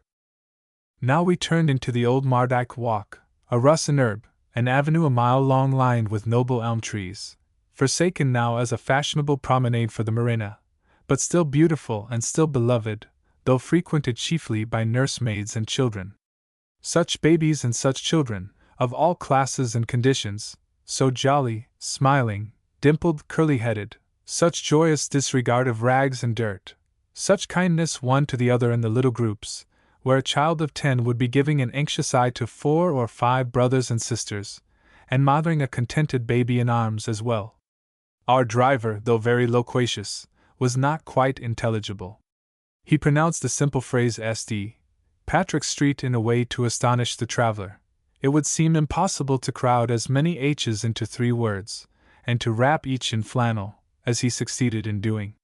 He seemed pleased with our admiration of the babies, and said that Irish children did be very fat and strong and hardy, that they were the very best soldiers the Queen had, God keep her. They could stand any hardship and any climate, for they were not brought up soft, like the English. He also said that, fine as all Irish children undoubtedly were, Cork produced the flower of them all, and the finest women and the finest men, backing his opinion with an Homeric vaunt which Francesca took down on the spot. Here he slackened his pace as we passed a small buston driving a donkey, to call out facetiously, "Be good to your little brother, a Cree! We must be very near Colkilla House by this time," said Francesca. "That isn't Sailmina sitting on the bench under the trees, is it? There is a gentleman with her, and she never wears a wide hat, but it looks like her red umbrella. No, of course it isn't, for whoever it is belongs to that maid with the 2 children. Penelope, it is borne in upon me that we shouldn't have come here unannounced, 3 hours ahead of the time arranged. Perhaps, whenever we had chosen to come, it would have been too soon. Wouldn't it be exciting to have to keep out of Selemina's way, as she has always done for us? I couldn't endure it, it would make me homesick for Ronald. Go slowly, driver, please." Nevertheless, as we drew nearer we saw that it was Sailmina, or at least it was 7/8 of her, and 1/8 of a new person with whom we were not acquainted. She rose to meet us with an exclamation of astonishment, and after a hasty and affectionate greeting, presented Dr. Latouche. He said a few courteous words, and to our relief made no allusions to round towers, duns, raths, or other antiquities, and bade us adieu, saying that he should have the honor of waiting upon us that evening with our permission. A person in a neat black dress and little black bonnet with white lawn strings now brought up the 2 children to say good-bye to Sailmina. It was the derelict, Benella Dusenberry, clothed in maid's apparel, and looking, notwithstanding that disguise, like a New England schoolma'am. She was delighted to see us, scanned every detail of Francesca's traveling costume with the frankest admiration, and would have allowed us to carry our wraps and umbrellas upstairs if she had not been reminded by Sailmina. We had a cozy cup of tea together, and told our various adventures, but Sailmina was not especially communicative about hers. Oddly enough, she had met the Latouche children at the hotel in Mallow. They were traveling with a very raw Irish nurse, who had no control of them whatever. They shrieked and kicked when taken to their rooms at night, until Sailmina was obliged to speak to them, in order that Benella's rest should not be disturbed. "I felt so sorry for them," she said. "The dear little girl put to bed with tangled hair and unwashed face, the boy in a rumpled, untidy nightgown, the bedclothes in confusion. I didn't know who they were nor where they came from, but while the nurse was getting her supper I made them comfortable, and Broona went to sleep with my strange hand in hers. Perhaps it was only the warm Irish heart, the easy friendliness of the Irish temperament, but I felt as if the poor little things must be neglected indeed, or they would not have clung to a woman whom they had never seen before. This is a mistake. Anybody who has the opportunity always clings to Sailmina. The next morning they were up at daylight, romping in the hall, stamping, thumping, clattering, with a tin cart on wheels rattling behind them. I know it was not my affair, and I was guilty of unpardonable rudeness, but I called the nurse into my room and spoke to her severely. No, you needn't smile. I was severe. Will you kindly do your duty, and keep the children quiet as they pass through the halls? I said. It is never too soon to teach them to obey the rules of a public place, and to be considerate of older people. She seemed awestruck. But when she found her tongue she stammered, Sure, ma'am, I've told them 3 times this day already that when their father comes he'll bait them with a blackthorn stick. Naturally I was horrified. This, I thought, would explain everything. No mother, and an irritable, cruel father. Will he really do such a thing? I asked, feeling as if I must know the truth. Sure he will not, ma'am, she answered cheerfully.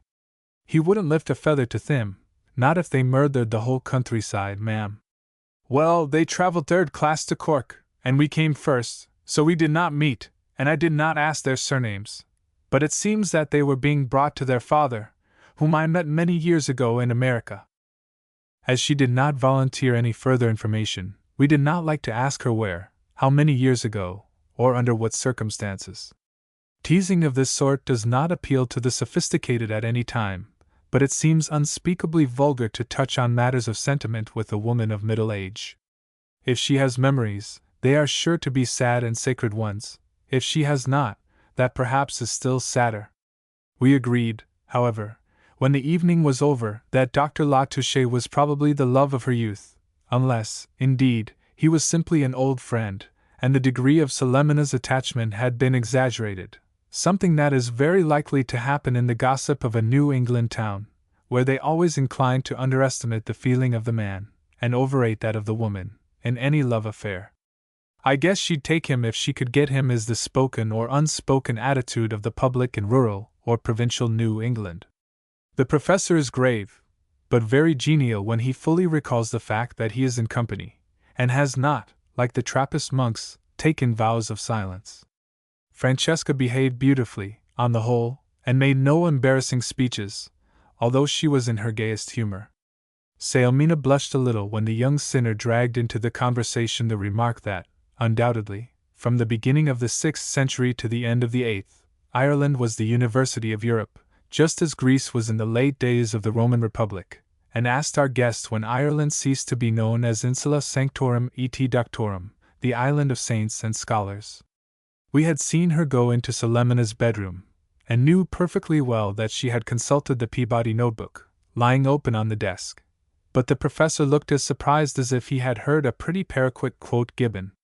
I don't like to see grave and reverend scholars stare at pretty paraquets, but I won't belittle Selemina's exquisite and peculiar charm by worrying over the matter. Of course Francesca's heart is fixed upon Ronald MacDonald, but that fact has not altered the glance of her eyes. They no longer say, Wouldn't you like to fall in love with me, if you dared? But they still have a gleam that means, Don't fall in love with me. It is no use, and of the two, one is about as dangerous as the other, and each has something of Fan Fitzgerald's devilment. Of course himself never fell a prey to Francesca's fascinations, but then he is not susceptible. You could send him off for a 10-mile drive in the moonlight with Venus herself, and not be in the least anxious. Dr. La Touche is gray for his years, tall and spare in frame, and there are many lines of anxiety or thought in his forehead, but a wonderful smile occasionally smooths them all out, and gives his face a rare though transient radiance. He looks to me as if he had loved too many books and too few people, as if he had tried vainly to fill his heart and life with antiquities, which of all things, perhaps, are the most bloodless, the least warming and nourishing when taken in excess or as a steady diet. Himself, God bless him, shall never have that patient look, if I can help it, but how it will appeal to Sailmina! There are women who are born to be petted and served, and there are those who seem born to serve others. Selemina's first idea is always to make tangled things smooth, like little Bruna's curly hair, to bring sweet and discreet order out of chaos, to prune and graft and water and weed and tend things, until they blossom for very shame under her healing touch. Her mind is catholic, well-ordered, and broad, forever full of other people's interests, never of her own, and her heart always seems to me like some dim, sweet-scented guest chamber in an old New England mansion, cool and clean and quiet, and fragrant of lavender. It has been a lovely, generous life, lived for the most part in the shadow of other people's wishes and plans and desires. I am an impatient person, I confess, and heaven seems so far away when certain things are in question, the righting of a child's wrong, or the demolition of a barrier between two hearts. Above all, for certain surgical operations, more or less spiritual, such as removing scales from eyes that refuse to see, and stops from ears too dull to hear. Nobody shall have our Sailmina unless he is worthy. But how I should like to see her life enriched and crowned! How I should enjoy having her dear little overworn second fiddle taken from her by main force, and a beautiful first violin, or even the baton for leading an orchestra, put into her unselfish hands. And so good-bye and good luck to ye, Cork, and your pepperbox steeple, for we leave you tomorrow. Chapter 11. The Rawl Thing. We are in the province of Munster, the kingdom of Kerry, the town of Ballyfusia, and the house of Mrs. Malarkey. Knockarney House is not her name for it. I made it myself. Killarney is church of the sloe trees, and as Kill is church, the underhanded Manon of Arney must be something about sloes. Then, since Knock means hill, Knockarney should be hill of the sloe trees. I have not lost the memory of Jenny Geddes and Tam o' the Cowgate, but Penelope O'Connor, daughter of the King of Connaught, is more frequently present in my dreams. I have by no means forgotten that there was a time when I was not Irish, but for the moment I am of the turfy. Francesca is really as much in love with Ireland as I, only, since she has in her heart a certain tender string pulling her all the while to the land of the heather, she naturally avoids comparisons. Sailmina, too, endeavors to appear neutral, lest she should betray an inexplicable interest in Dr. Latouche's country. Benella and I alone are really free to speak the brogue, and carry our wild harps slung behind us, like Moore's minstrel boy. Nothing but the ignorance of her national dishes keeps Benella from entire allegiance to this island, but she thinks a people who have grown up without a knowledge of doughnuts, baked beans, and blueberry pie must be lacking in moral foundations.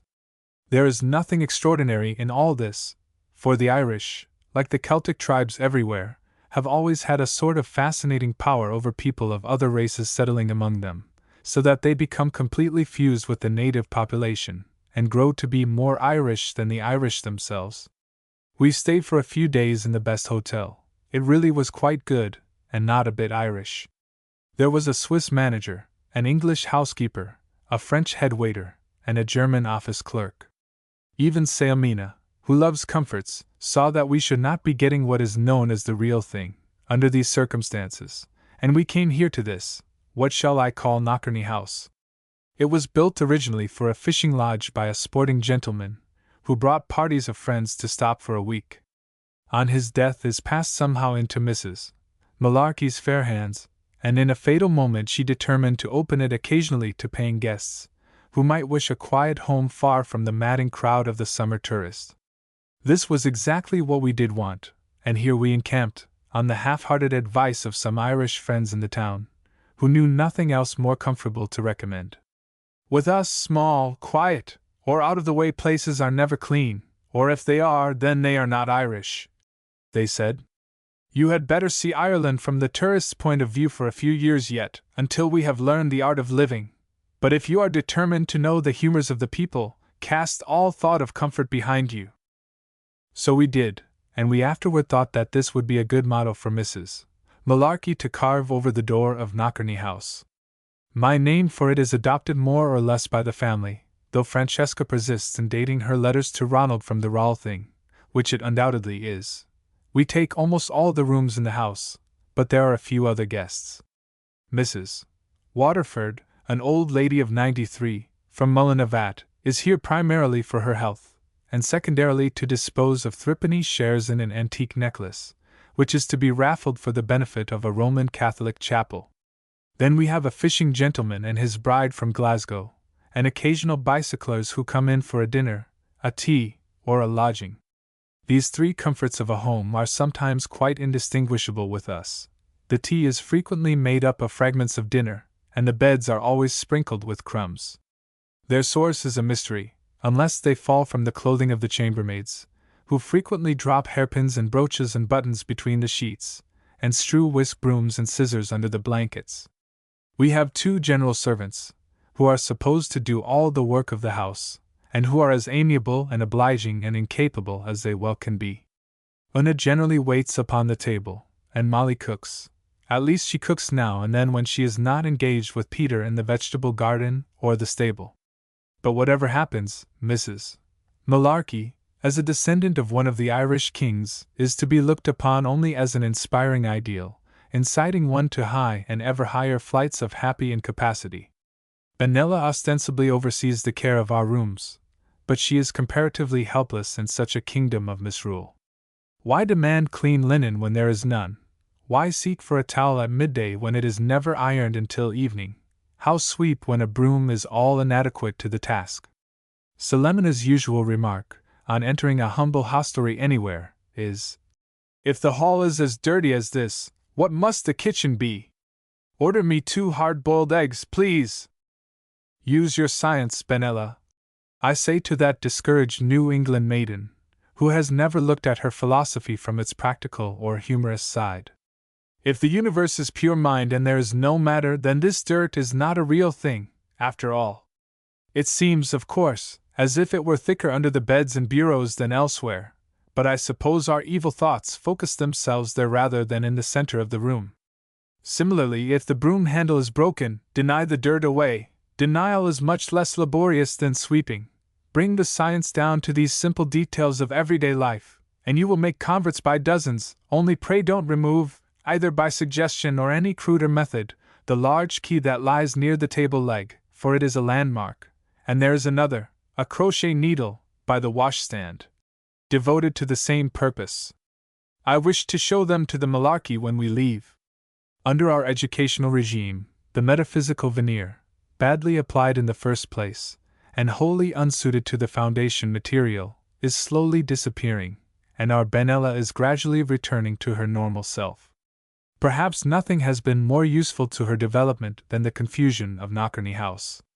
Our windows are supported on decrepit tennis rackets and worn-out hearth brushes. The blinds refuse to go up or down. The chairs have weak backs or legs. The doorknobs are disassociated from their handles.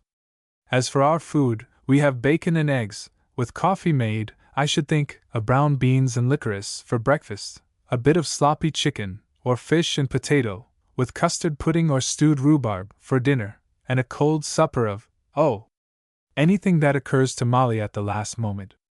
Nothing ever occurs either to Molly or Una at any previous moment, and in that they are merely conforming to the universal habit.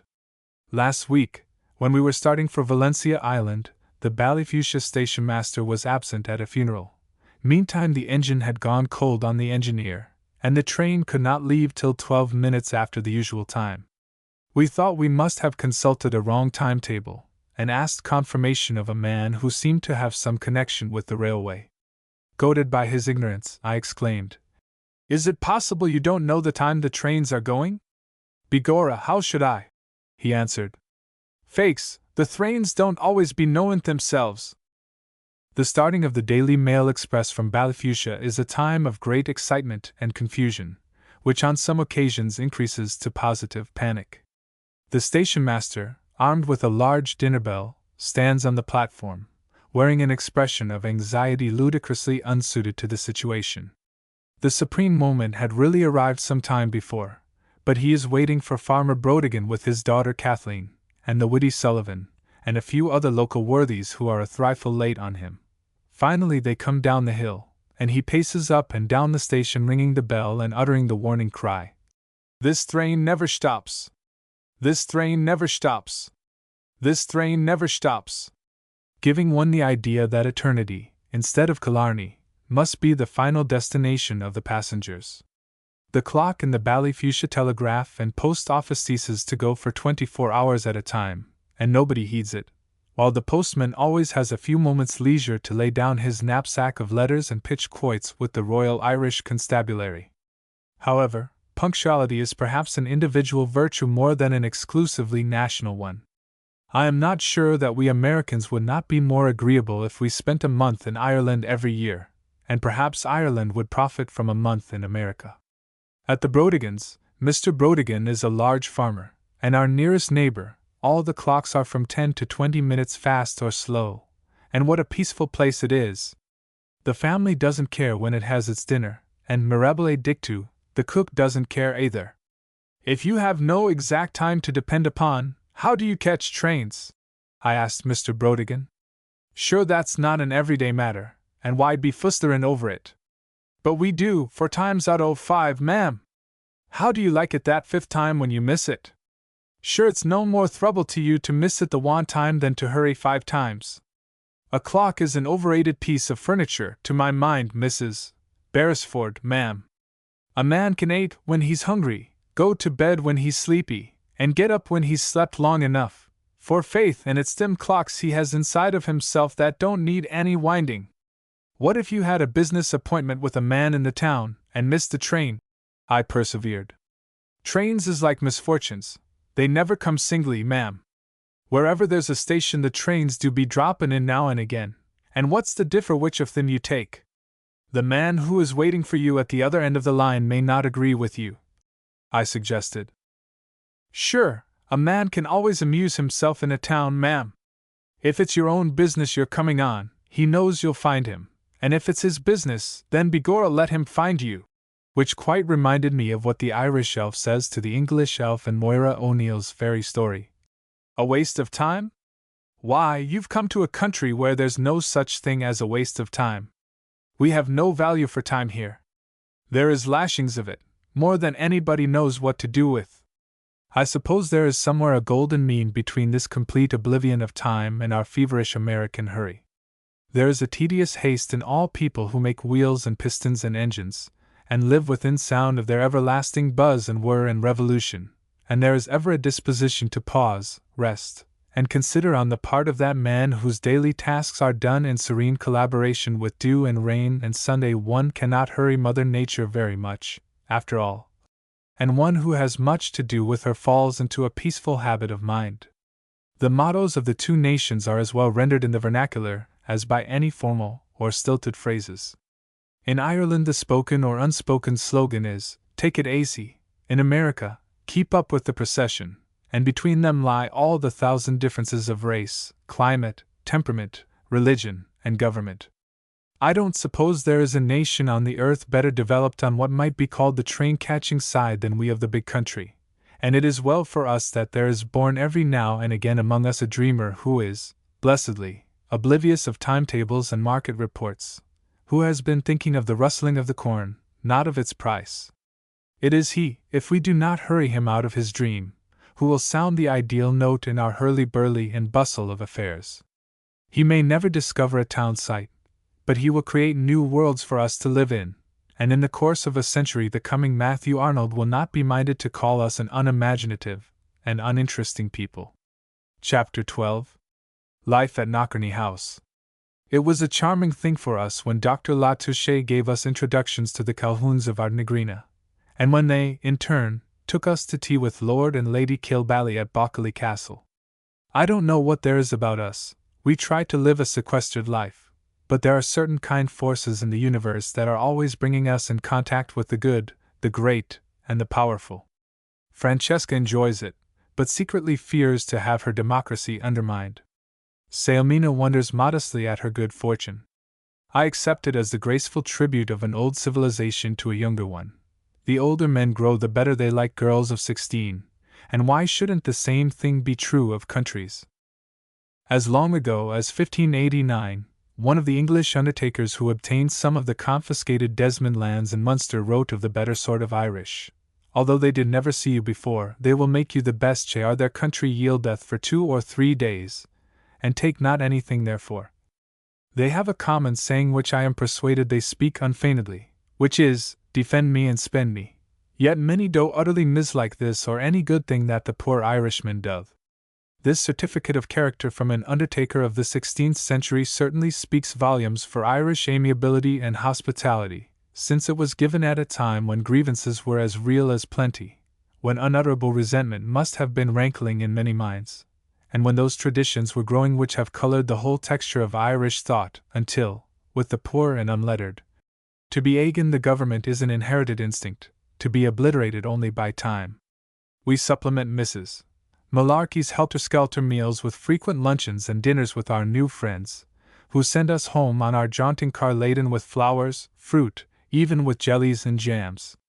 Lady Kilbally forces us to take 3 cups of tea and a half-dozen marmalade sandwiches whenever we go to the castle, for I apologize for our appetites, one day, by confessing that we had lunched somewhat frugally, the meal being sweetened, however, by Molly's explanation that there was a fresh soul in the house, but she thought she would not intrude on it before dinner. We asked, on our arrival at Knockerny House, if we might breakfast at a regular hour, say 8:30. Mrs. Malarkey agreed, with that suavity which is, after her untidiness, her distinguishing characteristic. But notwithstanding this arrangement, we break our fast sometimes at 9:40, sometimes at 9:20, sometimes at 9, but never earlier. In order to achieve this much, we are obliged to rise early and make a combined attack on the executive and culinary departments. One morning I opened the door leading from the hall into the back part of the establishment, but closed it hastily, having interrupted the toilets of 3 young children, whose existence I had never suspected, and of Mr. Malarkey, whom I had thought dead for many years. Each child had donned one article of clothing, and was apparently searching for the mate to it, whatever it chanced to be. Mrs.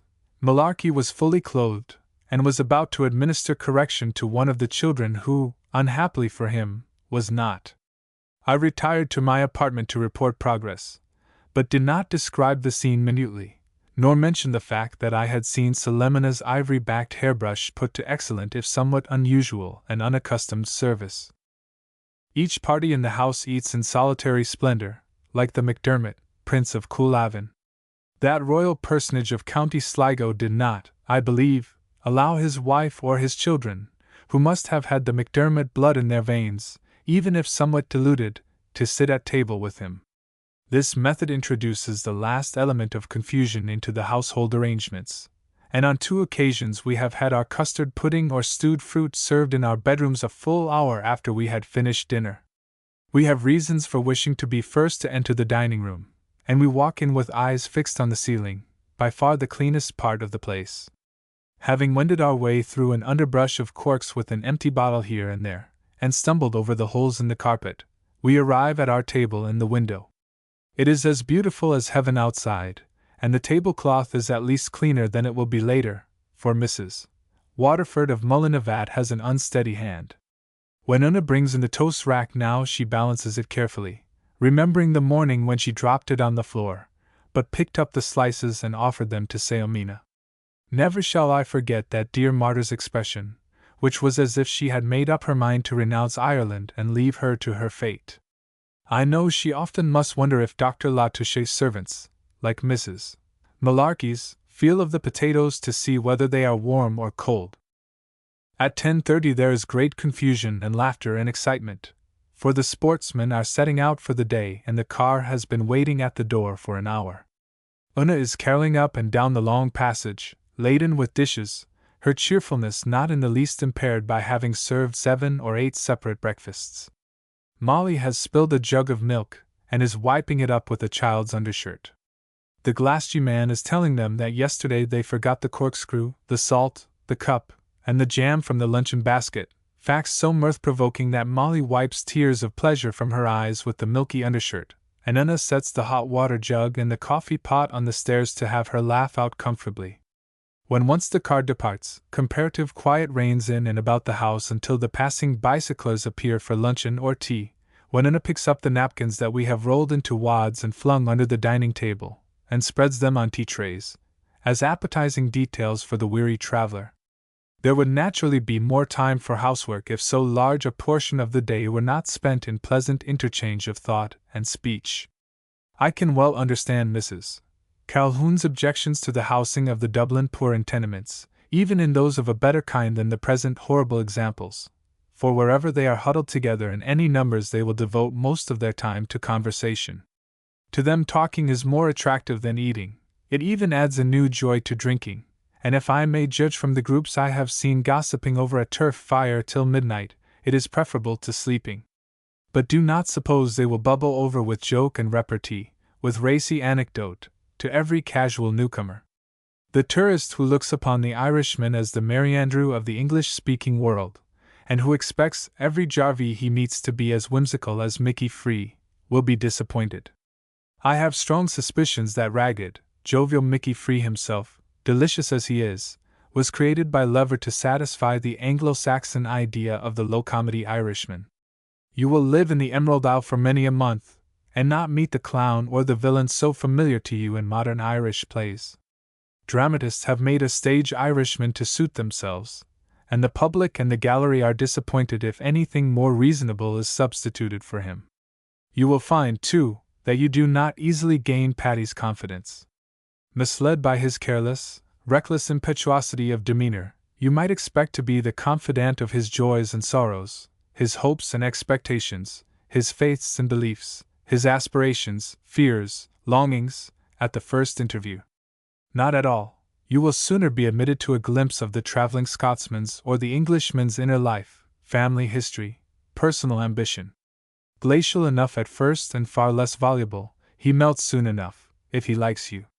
Meantime, your impulsive Irish friend gives himself as freely at the first interview as at the 20th, and you know him as well at the end of a week as you are likely to at the end of a year. He is a product of the past, be he gentleman or peasant. A few hundred years of necessary reserve concerning articles of political and religious belief have bred caution and prudence in stronger natures, cunning and hypocrisy in weaker ones. Our days are very varied. We have been several times into the town and spent an hour in the Petty Sessions Court with Mr. Calhoun, who sits on the bench. Each time we have come home laden with stories as good as any in the books, so says Francesca. Have we not with our own eyes seen the settlement of an assault and battery case between two of the most notorious brawlers in that alley of the town which we have dubbed the Pass of the Plumes? Each barrister in the case had a handful of hair which he introduced on behalf of his client, both ladies apparently having pulled with equal energy. These most unattractive exhibits were shown to the women themselves, each recognizing her own hair, but denying the validity of the other exhibit firmly and vehemently. Prisoner number 1 kneeled at the rail and insisted on exposing the place in her head from which the hair had been plucked, upon which prisoner number 2 promptly tore off her hat, scattered hairpins to the four winds, and exposed her own wounds to the judicial eye. Both prisoners had a drop taken just before the affair. That soft impeachment they could not deny.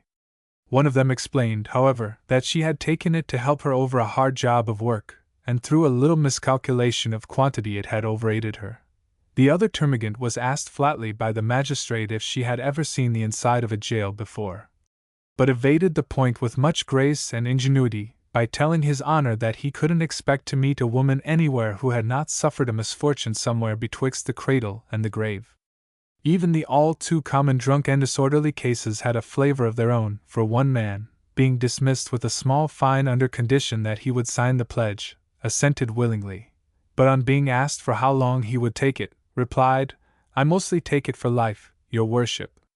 We also heard the testimony of a girl who had run away from her employer before the completion of her 6 months' contract, her plea being that the fairies pulled her great toe at night so that she could not sleep, whereupon she finally became so lame that she was unable to work. She left her employer's house one evening, therefore, and went home, and curiously enough the fairies stopped pulling the toe on her as soon as she got there. Not the least enlivening of the prisoners was a decently educated person who had been arrested for disturbing the peace. The constable asserted that he was intoxicated, but the gentleman himself insisted that he was merely a poet in a more than usually inspired state. "I am in the poetical advertising line, your worship. It is true I was surrounded by a crowd, but I was merely practicing my trade.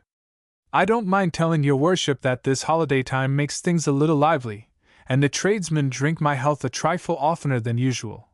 Poetry is dry work, your worship, and a poet needs a good deal of liquid refreshment. I do not disturb the peace, your worship, at least not more than any other poet. I go to a grocer's, and standing outside, I make up some rhymes about his nice sweet sugar or his ale. If I want to please a butcher, well, I'll give you a specimen. I can go on in this style, like Tennyson's Brook, forever, your worship." His worship was afraid that he might make the offer good, and the poet was released, after promising to imbibe less frequently when he felt the divine afflatus about to descend upon him. These disagreements between light-hearted and bibulous persons who haunt the courts week after week have nothing especially pathetic about them, but there are many that make one's heart ache, many that seem absolutely beyond any solution, and beyond reach of any justice. Chapter 13. Oh! The sound of the Carey dancing. One of our favorite diversions is an occasional glimpse of a crossroads dance on a pleasant Sunday afternoon, when all the young people of the district are gathered together. Their religious duties are over with their confessions and their masses, and the priests encourage these decorous Sabbath gaieties. A place is generally chosen where 2 or 4 roads meet, and the dancers come from the scattered farmhouses in every direction. In Ballyfuchsia, they dance on a flat piece of road under some fir trees and larches, with stretches of mountain covered with yellow gorse or purple heather, and the quiet lakes lying in the distance. A message comes down to us at Ardnagrina, where we commonly spend our Sunday afternoons, that they expect a good dance, and the blind boy is coming to fiddle, and so if you will be coming up, it's welcome you'll be. We join them about 5 o'clock, passing, on our way, groups of boys of all ages from 16 upwards, walking in 2s and 3s, and parties of 3 or 4 girls by themselves. For it would not be etiquette for the boys and girls to walk together, such strictness is observed in these matters about here. When we reach the rendezvous, we find quite a crowd of young men and maidens assembled, the girls all at one side of the road, neatly dressed in dark skirts and light blouses, with the national woolen shawl over their heads. 2 wide stone walls, or dikes, with turf on top, make capital seats, and the boys are at the opposite side, as custom demands. When a young man wants a partner, he steps across the road and asks a colleen, who lays aside her shawl, generally giving it to a younger sister to keep until the dance is over, when the girls go back to their own side of the road and put on their shawls again. Upon our arrival we find the sets are already in progress, a set being a dance like a very intricate and very long quadrille. We are greeted with many friendly words, and the young boatmen and farmers' sons ask the ladies, "Will you be pleased to dance, miss?" Some of them are shy, and say they are not familiar with the steps, but their would-be partners remark encouragingly, "Sure, and what matter? I'll see you through." Soon all are dancing, and the state of the road is being discussed with as much interest as the floor of a ballroom. Eager directions are given to the more ignorant newcomers, such as, "Twirl your girl, Captain," or "Turn your back to your face." Rather a difficult direction to carry out, but one which conveys its meaning. Sailmina confided to her partner that she feared she was getting a bit old to dance. He looked at her gray hair carefully for a moment, and then said chivalrously, "I'd not say that was old age, ma'am. I'd say it was education." When the sets, which are very long and very decorous, are finished, sometimes a jig is danced for our benefit. The spectators make a ring, and the chosen dancers go into the middle, where their steps are watched by a most critical and discriminating audience with the most minute and intense interest. Our Molly is one of the best jig dancers among the girls here. Would that she were half as clever at cooking, but if you want to see an artist of the first rank, you must watch Kitty O'Rourke, from the neighboring village of Duclone. The half door of the barn is carried into the ring by 1 or 2 of her admirers, whom she numbers by the score, and on this she dances her famous jig poltog, sometimes alone and sometimes with Art Rooney, the only worthy partner for her in the kingdom of Kerry. Art's mother, Bid Rooney, is a keen matchmaker, and we heard her the other day advising her son, who was going to Duclone, to have a weeny court with his colleen, to put a clane shirt on him in the middle of the week, and distract Kitty entirely by showing her he had 3 of them, anyway. Kitty is a beauty, and doesn't need to be made pretty wid cows, a feat that the old Irishman proposed to do when he was consummating a match for his plain daughter. But the gifts of the gods seldom come singly, and Kitty is well fortuned as well as beautiful. £50, her own bedstead and its fittings, a cow, a pig, and a web of linen are supposed to be the dazzling total, so that it is small wonder her delirium ways are maddening half the boys in Ballyfuchsia and Duclone. She has the prettiest pair of feet in the county Kerry, and when they are encased in a smart pair of shoes, bought for her by Art's rival, the big constable from Ballyfuchsia Barracks, how they do twinkle and caper over that half-barn door, to be sure! Even Murdy, the blind fiddler, seems intoxicated by the plaudits of the bystanders, and he certainly never plays so well for anybody as for Kitty of the Meadow. Blindness is still common in Ireland, owing to the smoke in these wretched cabins, where sometimes a hole in the roof is the only chimney, and although the scores of blind fiddlers no longer traverse the land, finding a welcome at all firesides, they are still to be found in every community. Blind Murdy is a favorite guest at the Rooney's cabin, which is never so full that there is not room for one more. There is a small wooden bed in the main room, a settle that opens out at night, with hens in the straw underneath, where a board keeps them safely within until they have finished laying. There are 6 children besides Art, and my ambition is to photograph, or, still better, to sketch the family circled together, the hens cackling under the settle, the pig, him as pays the rent, snoring in the doorway, as a proprietor should, while the children are picturesquely grouped about. I never succeed because Mrs. Rooney sees us as we turn into the lane, and calls to the family to make itself ready, as qualities come in sight. The older children can scramble under the bed, slip shoes over their bare feet, and be out in front of the cabin without the loss of a single minute. Mickey Jewel, the baby, who is only 4, but who can handle a stick as bold as a man, is generally clad in a ragged skirt, slit every few inches from waist to hem, so that it resembles a cotton fringe. The little coatine that tops this costume is sometimes, by way of diversion, transferred to the dog, who runs off with it.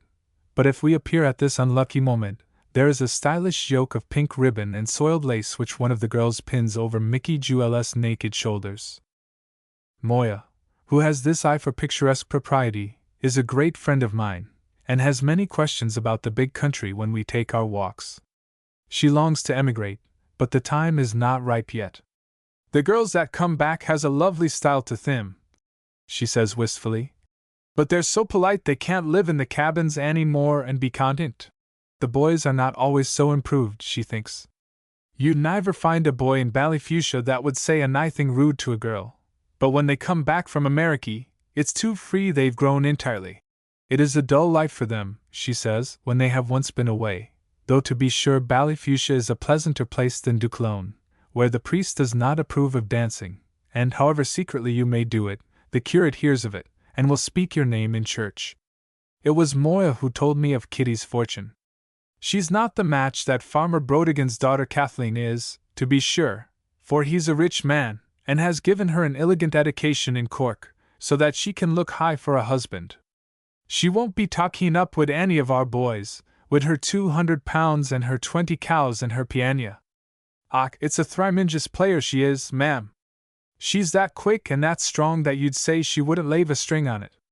Some of the young men and girls never see each other before the marriage, Moya says.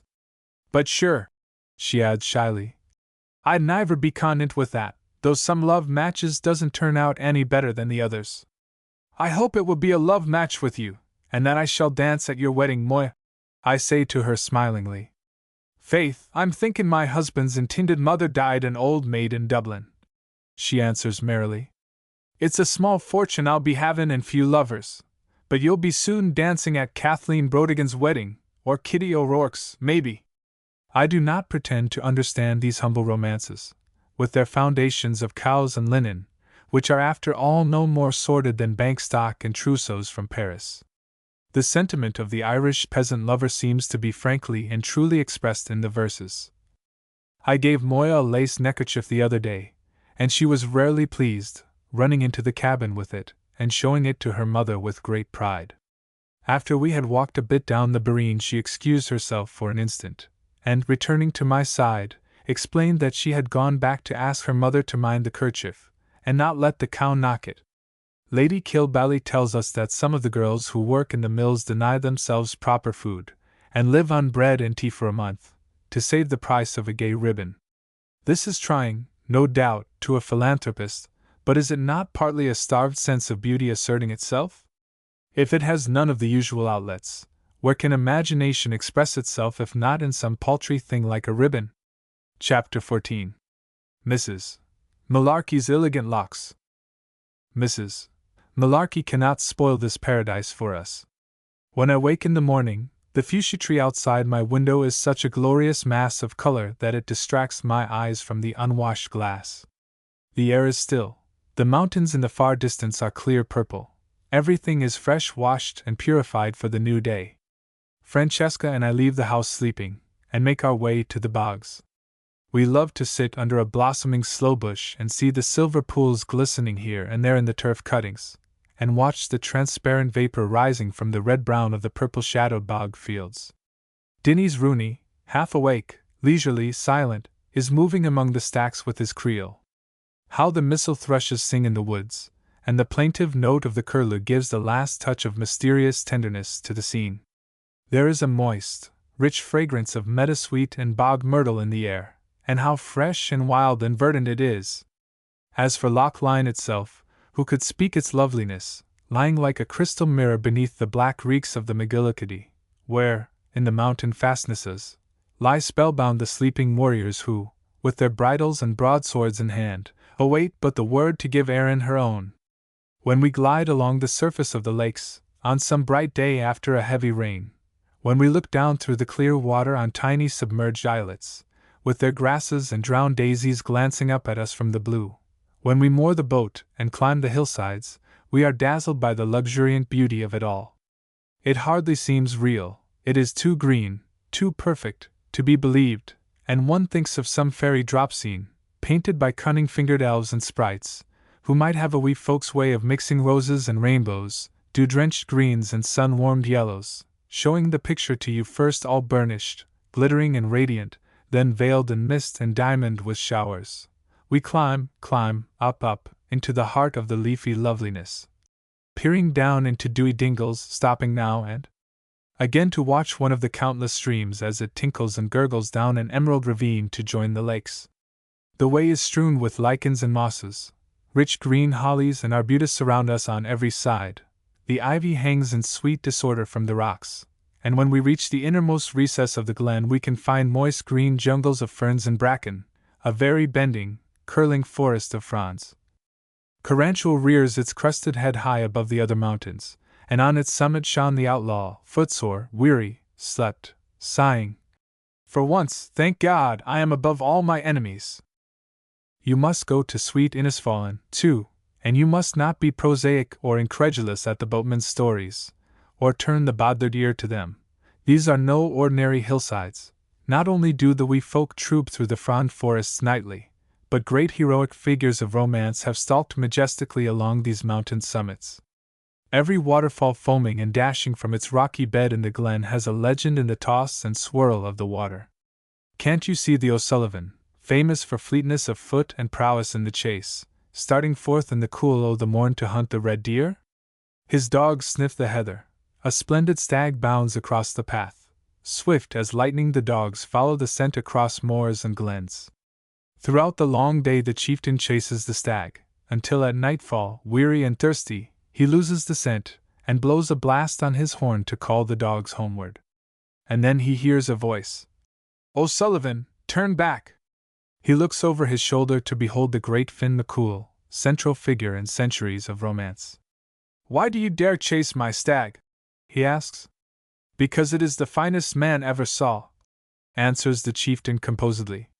"You are a valiant man," says the hero, pleased with the reply, "and as you thirst from the long chase, I will give you to drink." So he crunches his giant heel into the rock, and forth burst the waters, seething and roaring as they do to this day. "And may the divil fly away with me if I've spoken untrue a word, ma'am." Come to Loch Lyne as did we, too early for the crowd of sightseers, but when the long light shakes across the lakes, the blackest arts of the tourist, and they are as black as they are many, cannot break the spell. Sitting on one of these hillsides, we heard a bugle call taken up and repeated in delicate, ethereal echoes, sweet enough, indeed, to be worthy of the fairy buglers who are supposed to pass the sound along their lines from crag to crag, until it faints and dies in silence. And then came the lament for Owen Roe O'Neill. We were thrilled to the very heart with the sorrowful strains, and when we issued from our leafy covert, and rounded the point of rocks from which the sound came, we found a fat man in uniform playing the bugle. Blank's Tours was embroidered on his cap, and I have no doubt that he is a good husband and father, even a good citizen, but he is a blight upon the landscape, and fancy cannot breathe in his presence. The typical tourist should be encouraged within bounds, both because he is of some benefit to Ireland, and because Ireland is of inestimable benefit to him. But he should not be allowed to jeer and laugh at the legends. The gentle smile of sophisticated unbelief, with its twinkle of amusement, is unknown to and forever beyond him, and above all, he should never be allowed to carry or to play on a concertina. For this is the unpardonable sin. We had an adventure yesterday. We were to dine at 8 o'clock at Balcony Castle, where Dr. La Touche is staying the weekend with Lord and Lady Kilbally. We had been spending an hour or two after tea in writing an Irish letter, and were a bit late in dressing. These letters, written in the vernacular, are a favorite diversion of ours when visiting in foreign lands, and they are very easily done when once you have caught the idioms, for you can always supplement your slender store of words and expressions with choice selections from native authors. What Francesca and I wore to the castle dinner is, alas, no longer of any consequence to the community at large.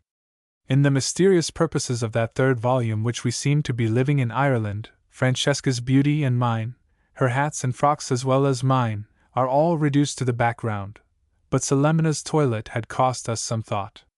When she first issued from the discreet and decorous fastnesses of Salem society, she had never donned any dinner dress that was not as high at the throat and as long in the sleeves as the Puritan mothers ever wore to meeting. In England she lapsed sufficiently from the rigid Salem standard to adopt a timid compromise. In Scotland we coaxed her into still further modernities, until now she is completely enfranchised. We achieved this at considerable trouble, but do not grudge the time spent in persuasion when we see her en grande toilette. In day dress she has always been inclined ever so little to a primness and severity that suggest old maidishness. In her low gown of pale grey, with all her silver hair waved softly, she is unexpectedly lovely, her face softened, transformed, and magically brought out by the whiteness of her shoulders and slender throat. Not an ornament, not a jewel, will she wear, and she is right to keep the nun-like simplicity of style which suits her so well, and which holds its own even in the vicinity of Francesca's proud and glowing young beauty. On this particular evening, Francesca, who wished her to look her best, had prudently hidden her eyeglasses, for which we are now trying to substitute a silver-handled lorgnette. 2 years ago we deliberately smashed her spectacles, which she had adopted at 25. "But they are more convenient than eyeglasses," she urged obtusely. "That argument is beneath you, dear," we replied.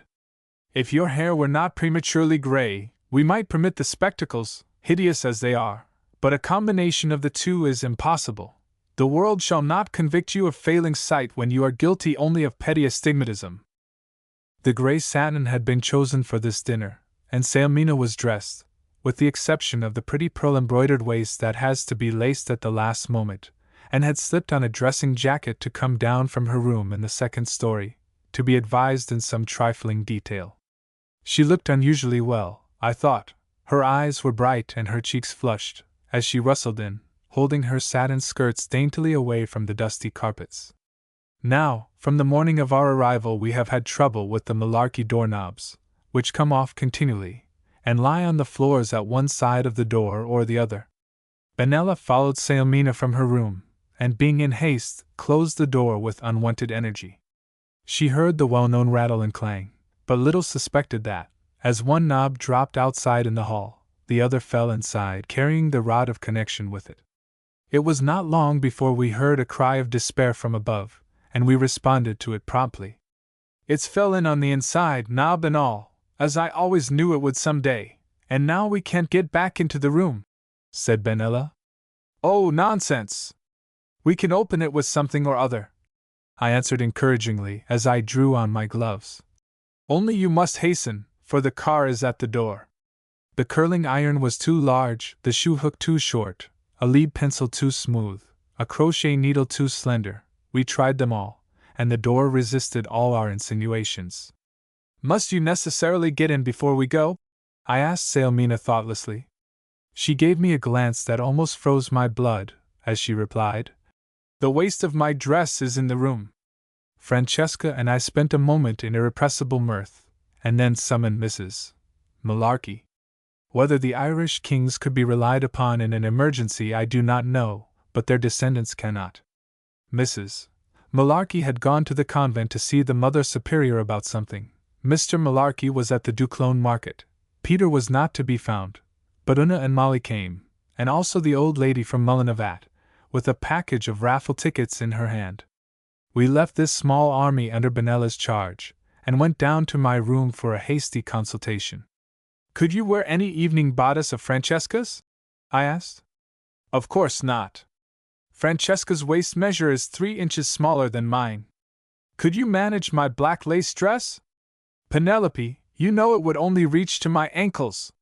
"No, you must go without me, and go at once. We are 2 new acquaintances to keep Lady Kilbally's dinner waiting. Why did I come to this place like a pauper, with only 1 evening gown, when I should have known that if there is a castle anywhere within 40 miles you always spend half your time in it?" This slur was totally unjustified, but I pardoned it, because Selemina's temper is ordinarily perfect, and the circumstances were somewhat tragic. "If you had brought a dozen costumes, they would all be in your room at this moment," I replied. "But we must think of something. It is impossible for you to remain behind. We were invited more on your account than our own, for you are Dr. Latouche's friend, and the dinner is especially in his honor. Molly, have you a ladder?" "Sorra one, ma'am." "Could we borrow one?" "We could not, Mrs. Beresford, ma'am." "Then see if you can break down the door. Try hard, and if you succeed I will buy you a nice new one. Part of Miss Peabody's dress is inside the room, and we shall be late to the castle dinner." The entire corps, with Mrs. Waterford of Mullinavat on top, cast itself on the door, which withstood the shock to perfection.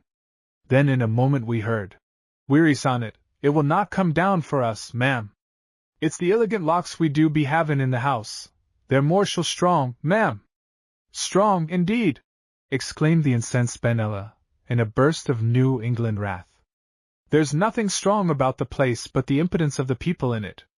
If you had told Peter to get a carpenter or a locksmith, as I've been asking you these 2 weeks, it would have been all right, but you never do anything till a month after it's too late. I've no patience with such a set of doshies, dawdling around and leaving everything to go to rack and ruin." "Sure it was yourself that ruinated the thing," responded Molly, with spirit, for the unaccustomed word dashi had kindled her quick Irish temper. "It's Acy Hanlon the knob is used to, and faith it would have stuck there for you a 12-month. "They will be quarreling soon," said Sailmina nervously. "Do not wait another instant, you are late enough now, and I insist on your going. Make any excuse you see fit, say I am ill, say I am dead, if you like, but don't tell the real excuse, it is too shiftless and wretched and embarrassing. Don't cry, Benella. Molly, Una, go downstairs to your work. Mrs. Waterford, I think perhaps you have forgotten that we have already purchased raffle tickets, and will not take any more for fear that we may draw the necklace. Goodbye, dears, tell Lady Kilbally I shall see her tomorrow." Chapter 15. Penelope weaves a web. Francesca and I were gloomy enough, as we drove along facing each other in Ballyfuxia's one-in sidecar, a strange and fearsome vehicle, partaking of the nature of a broken-down omnibus, a hearse, and an overgrown black beetle. It holds 4, or at a squeeze 6, the seats being placed from stem to stern lengthwise, and the balance being so delicate that the passengers, when going uphill, are shaken into a heap at the door, which is represented by a ragged leather flap. I have often seen it strew the hard highroad with passengers, as it jolts up the steep incline that leads to Ardnagrina, and the fares who succeed in staying in always sit in one another's laps a good part of the way, a method pleasing only to relatives or intimate friends. Francesca and I agreed to tell the real reason of Selemina's absence. "It is Ireland's fault, and I will not have America blamed for it," she insisted. "But it is so embarrassing to be going to the dinner ourselves, and leaving behind the most important personage. Think of Dr. Latouche's disappointment, think of Selemina's, and they'll never understand why she couldn't have come in a dressing jacket. I shall advise her to discharge Benella after this episode, for no one can tell the effect it may have upon all our future lives, even those of the doctor's 2 poor motherless children." It is a 4-mile drive to Balcally Castle, and when we arrived there we were so shaken that we had to retire to a dressing room for repairs. Then came the dreaded moment when we entered the great hall and advanced to meet Lady Kilbally, who looked over our heads to greet the missing Sailmina. Francesca's beauty, my supposed genius, both fell flat.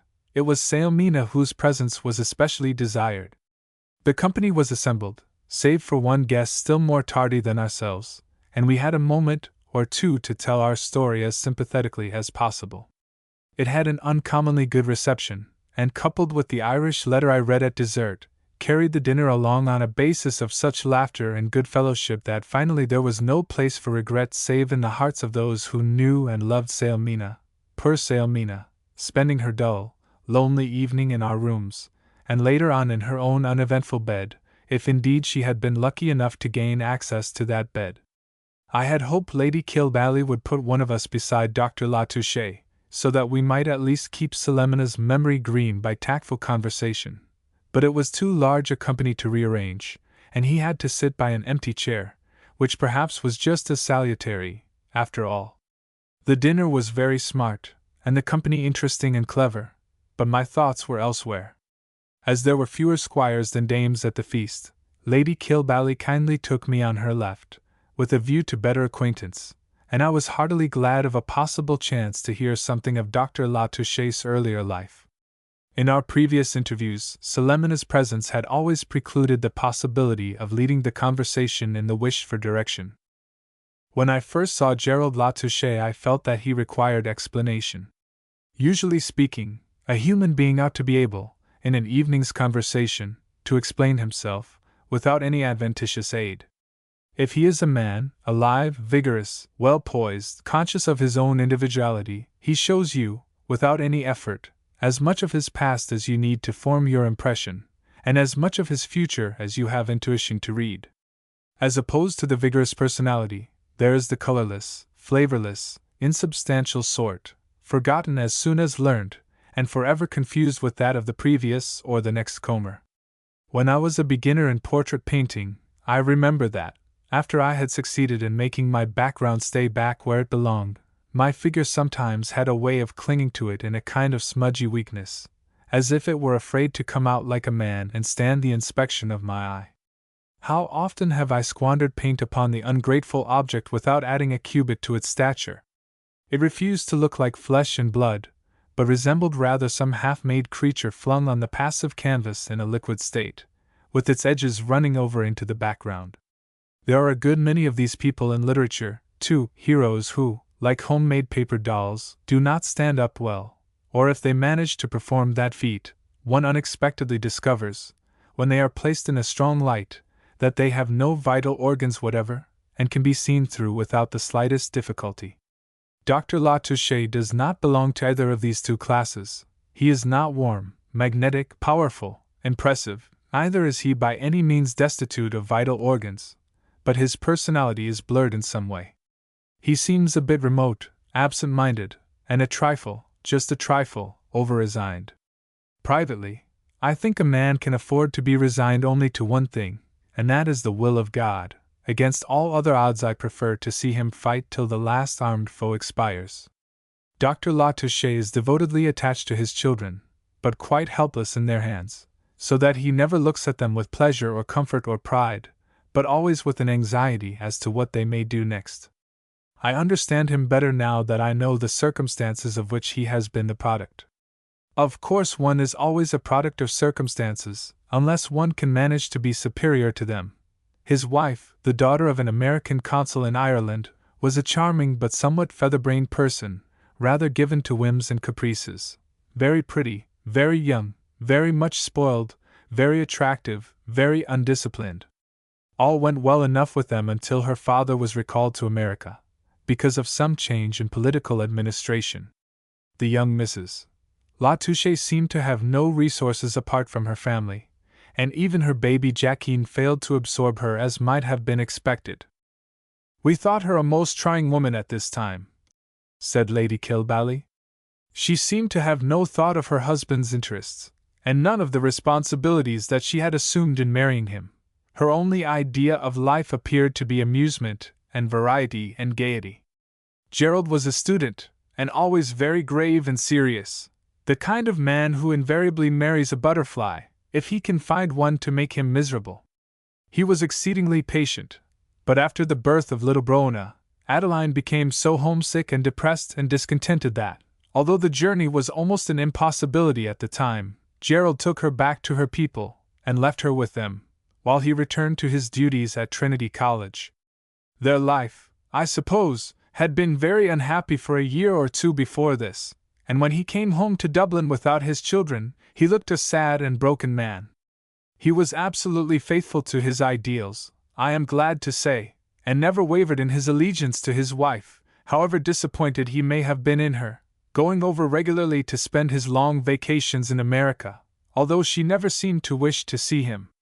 At last she fell into a state of hopeless melancholia, and it was rather a relief to us all to feel that we had judged her too severely, and that her unreasonableness and her extraordinary caprices had been born of mental disorder more than of moral obliquity. Gerald gave up everything to nurse her and rouse her from her apathy, but she faded away without ever once coming back to a more normal self, and that was the end of it all. Gerald's father had died meanwhile, and he had fallen heir to the property and the estates. They were very much encumbered, but he is gradually getting affairs into a less chaotic state, and while his fortune would seem a small one to you extravagant Americans, he is what we Irish paupers would call well-to-do. Lady Kilbally was suspiciously willing to give me all this information, so much so that I ventured to ask about the children. "They are captivating, neglected little things," she said. "Madame La Touche, an aged aunt, has the ostensible charge of them, and she is a most easygoing person. The servants are of the old family sort, the reckless, improvident, untidy, devoted, quarrelsome creatures that always stand by the ruined Irish gentry in all their misfortunes, and generally make their life a burden to them at the same time. Gerald is a saint, and therefore never complains. It never seems to me that saints are altogether adapted to positions like these." I sighed. "Sinners would do ever so much better. I should like to see Dr. La Touche take off his halo, lay it carefully on the bureau, and wield a battle-axe. The world will never acknowledge his merit, it will even forget him presently, and his life will have been given up to the evolution of the passive virtues. Do you suppose he will recognize the tender passion if it ever does bud in his breast, or will he think it a weed, instead of a flower, and let it wither for want of attention? I think his friends will have to enhance his self-respect, or he will forever be too modest to declare himself," said Lady Kilbally. "Perhaps you can help us. He is probably going to America this winter to lecture at some of your universities, and he may stay there for a year or two, so he says. At any rate, if the right woman ever appears on the scene, I hope she will have the instinct to admire and love and reverence him as we do." And here she smiled directly into my eyes, and slipping her pretty hand under the tablecloth squeezed mine in a manner that spoke volumes. It is not easy to explain one's desire to marry off all the unmarried persons in one's vicinity. When I look steadfastly at any group of people, large or small, they usually segregate themselves into twos under my prophetic eye. If they are nice and attractive, I am pleased to see them mated. If they are horrid and disagreeable, I like to think of them as improving under the discipline of matrimony. It is joy to see beauty meet a kindling eye, but I am more delighted still to watch a man fall under the glamour of a plain, dull girl, and it is ecstasy for me to see a perfectly unattractive, stupid woman snapped up at last, when I have given up hopes of settling her in life. Sometimes there are men so uninspiring that I cannot converse with them a single moment without yawning, but though failures in all other relations, one can conceive of their being tolerably useful as husbands and fathers. Not for one's self, you understand, but for one's neighbors. Dr. La Touche's life now, to any understanding eye, is as incomplete as the unfinished window in Aladdin's tower. He is too wrinkled, too studious, too quiet, too patient for his years. His children need a mother, his old family servants need discipline, his baronial halls need sweeping and cleaning. I haven't seen them, but I know they do, and his aged aunt needs advice and guidance. On the other hand, there are those, I speak guardedly, who have walked in shady, sequestered paths all their lives, looking at hundreds of happy lovers on the sunny highroad, but never joining them, those who adore erudition, who love children, who have a genius for unselfish devotion, who are sweet and refined and clever, and who look perfectly lovely when they put on gray satin and leave off eyeglasses. They say they are over 40, and although this probably is exaggeration, they may be 39 3/4, and if so, the time is limited in which to find for them a worthy mate, since half of the masculine population is looking for itself, and always in the wrong quarter, needing no assistance to discover rose-cheeked idiots of 19, whose obvious charms draw thousands to a dull and uneventful fate. These thoughts were running idly through my mind while the Honourable Michael McGillicuddy was discoursing to me of Mr. Gladstone's misunderstanding of Irish questions, a misunderstanding, he said, so colossal, so temperamental, and so all-embracing, that it amounted to genius. I was so anxious to return to Salemina that I wished I had ordered the car at 10:30 instead of 11, but I made up my mind, as we ladies went to the drawing-room for coffee, that I would seize the first favorable opportunity to explore the secret chambers of Dr. Latouche's being. I love to rummage in out-of-the-way corners of people's brains and hearts if they will let me. I like to follow a courteous host through the public corridors of his house and come upon a little chamber closed to the casual visitor. If I have known him long enough, I put my hand on the latch and smile inquiringly. He looks confused and conscious, but unlocks the door. Then I peep in, and often I see something that pleases and charms and touches me so much that it shows in my eyes when I lift them to his to say, "Thank you." Sometimes, after that, my host gives me the key and says gravely, "Pray come in whenever you like." When Dr. Latouche offers me this hospitality, I shall find out whether he knows anything of that lavender-scented guest room in Selemina's heart. First, has he ever seen it? Second, has he ever stopped in it for any length of time? Third, was he sufficiently enamored of it to occupy it on a long lease?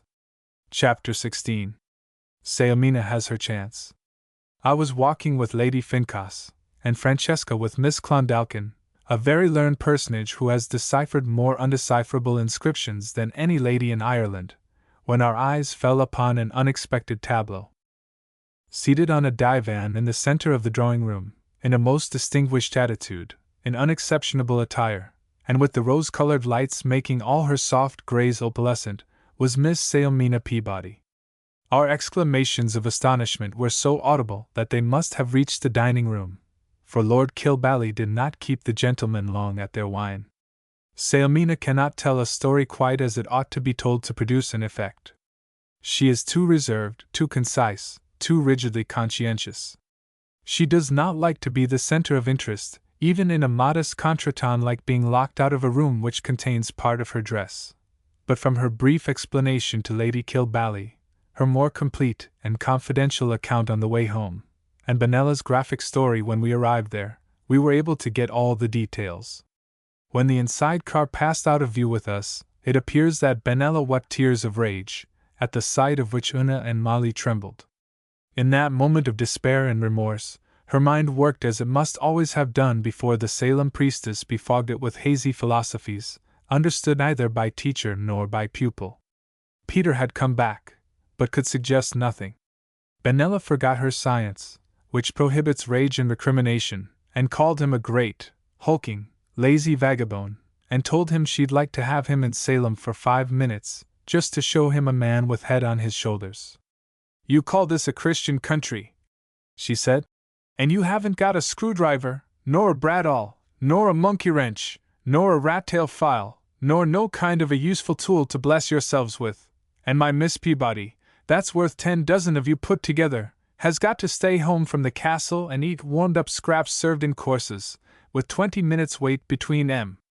Now you do as I say, take the dining table and set it out under the window, and the carving table on top o' that, and see how fur up it'll reach. I guess you can't stump a Salem woman by telling her there ain't no ladder." The 2 tables were finally in position, but there still remained 9 feet of distance to that key of the situation. Selemina's window, and Mrs. Waterford's dressing table went on top of this pile. "Now, Peter," were the next orders, "if you've got sprawl enough, and want to rest yourself by doin' something useful for once in your life, you just hold down the dining table, and you and Una, Molly, keep the next 2 tables stiddy, while I climb up." The intrepid Benella could barely reach the sill, even from this ingeniously dizzy elevation, and Mrs.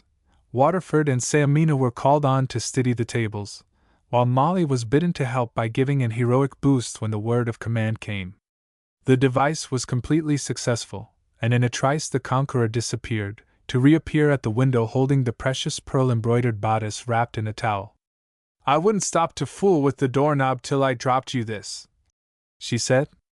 "Una, you go and wash your hands clean, and help Miss Peabody into it, and mind you start the lacing right at the top, and you, Peter, run down to Rooney's and get the donkey and the cart, and bring 'em back with you, and don't you let the grass grow under your feet neither."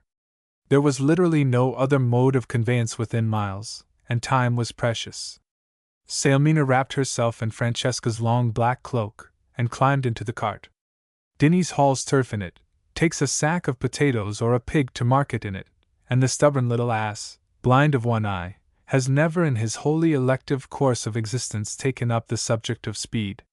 It was 8 o'clock when Benella mounted the seat beside Sailmina, and gave the donkey a preliminary touch of the stick. "Be aisy wid him," cautioned Peter. "He's a very arch donkey for a lady to be driven, and meb he'd lay down and not get up for you." "Arrah! Shut your mouth, Pether. Give him a couple of belts and under the hind leg, my laddie, and that'll put the fear o' God in him," said Dinny's. "I'd rather not go at all," urged Sailmina timidly. "It's too late, and too extraordinary. I'm not going to have it on my conscience to make you lose this dinner party, not if I have to carry you on my back the whole way," said Benella doggedly. "And this donkey won't lay down with me more'n once, I can tell him that right at the start. Sure, my laddie, he'll go to Galway for you, when once he's started wid himself, and it's only a couple o' fingers to the castle, anyways." The 4-mile drive, especially through the village of Ballyfuchsia, was an eventful one, but by dint of prodding, poking, and belting, Benella had accomplished half the distance in 3/4 of an hour, when the donkey suddenly lay down on her, according to Peter's prediction. This was luckily at the town cross, where a group of idlers rendered hearty assistance. Willing as they were to succor a lady in distress, they did not know of any car which could be secured in time to be of service, but one of them offered to walk and run by the side of the donkey, so as to keep him on his legs. It was in this wise that Miss Peabody approached Ballyfuchsia Castle, and when a gilded gentleman-in-waiting lifted her from Rooney's plain cart, she was just on the verge of hysterics. Fortunately his magnificence was English, and betrayed no surprise at the arrival in this humble fashion of a dinner guest, but simply summoned the Irish housekeeper, who revived her with wine, and called on all the saints to witness that she'd never heard of such a shameful thing, and such a disgrace to Ballyfuchsia. The idea of not keeping a ladder in a house where the doorknobs were apt to come off struck her as being the worst feature of the accident, though this unexpected and truly Milesian view of the matter had never occurred to us. "Well, I got Miss Peabody to the dinner party," said Benella triumphantly, when she was laboriously unlacing my frock, later on. "Or at least I got her there before it broke up. I had to walk every step o' the way home, and the donkey laid down 4 times, but I was so nerved up I didn't care a mite. I was bound Miss Peabody shouldn't lose her chance, after all she's done for me." "Her chance?" I asked, somewhat puzzled, for dinners, even castle dinners, are not rare in Sailmina's experience. "Yes, her chance," repeated Benella mysteriously. "You'd know well enough what I mean, if you'd been born and brought up in Salem, Massachusetts." Copy of a letter read by Penelope O'Connor, descendant of the King of Connaught, at the dinner of Lord and Lady Kilbally at Ballyfuchsia Castle. It needed no apology then, but in sending it to our American friends, we were obliged to explain that though the Irish peasants interlard their conversation with saints, angels, and devils, and use the name of the Virgin Mary, and even the Almighty, with, to our ears, undue familiarity and frequency, there is no profane or irreverent intent. They are instinctively religious, and it is only because they feel on terms of such friendly intimacy with the powers above that they speak of them so often. "Och, musha be dad, man alive, but it's a fine country over here, and it bangs all the jewel of a view we do be havin' from the Windies, begorra. Knockerny House is in a wild, remote place at the back of Bayant, and fakes we're as much alone as Robinson Crusoe on a dissolute island, but when we do be wishful to go to the town, sure there's ivory conveniency. There's either a bit of a jauntin' car with a skewbald pony for drivin', or we can borry the loan of Dinny's Rooney's blind ass with the plain cart, or we can just take a foot in a hand and leg it over the bog. Sure it's no great thing to go do, but only a taste of diversion like, though it's 3 good Irish miles and powerful hot weather, with niver a drop of wet these many days. It's a great old spring we're havin' entirely. It has raison to be proud of itself, begob. Paddy, the gossoon that drives the car, it's a gossoon we call him, but fakes he stands 5'9" in his stockings, when he wears any. Paddy, as I'm after tellin' you, lives in a cabin down below the knock-on, a thrifle back of the road. There's a nate stack of turf fornint it, and a patati pot sets beside the door, with the hins and chuckens rakin' over into it like eagles tryin' to swally the smell. Across the way there does be a bit of strame that's fairly stiff wid troutses in the saison, and a growth of rushes under the edge lookin' that smooth and greeny it must be a pleasure entirely to the grand young pig and the goat that spines their time by the side of it when out of doors, which is seldom.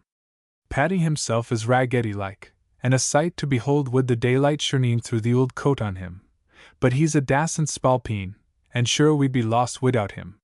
His mother's a witty woman with 9 moithrin childer, not countin' the pig and the goat, which has uckwill advantages.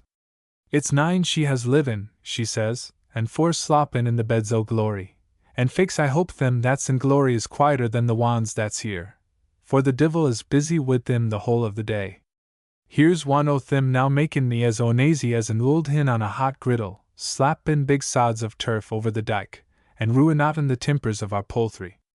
We've a right to be lamastin' them this blessed minute, the crathers, as sure as eggs is mate. If they was mine they'd sup sorrow wid a spoon of grief, before they went to bed this night. Mistress Calhoun, that lives at Ardnagrina on the road to the town, is an illigant lady entirely, and she's uncommon friendly. May the peace of heaven be her sow's wrist. She's rawl charitable like and liberal with the whatever, and as for himself, sure he's the darlin' fine man. He taches the dead and gone languages in the grand states of Larneen, and has more edication and comprehension than the whole of County Kerry rolled together. Then there's Lord and Lady Kilbally. Fakes there's no illiganter family on this countryside, and they has the beautiful quality stoppin' with them, begob. They have a pew o' their own in the church, and their coachman wears top boots wid yalla chimblies to thim. They do be very open-handed wid the eatin' and the drinkin', and it bangs Banagher the figurandian we do have wid thim. So you see old Ireland is not too distressful a country to be divartin' ourselves in, and we have our healths finely, glory be to God. Well, we must be shankin' off wid ourselves now to the Calhouns, where they're wettin' a drop o' tay for us this mortial instant. It's no good for yous to write to us here, for we'll be quittin' out o' this before the letter has a chance to come, though sure it can folly us as we're jiggin' along to the north.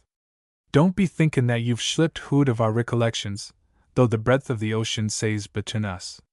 More power to your elbow. May your life be acy, and may the heavens be your bed. Part 3rd Ulster. Chapter 17. The Glens of Antrim.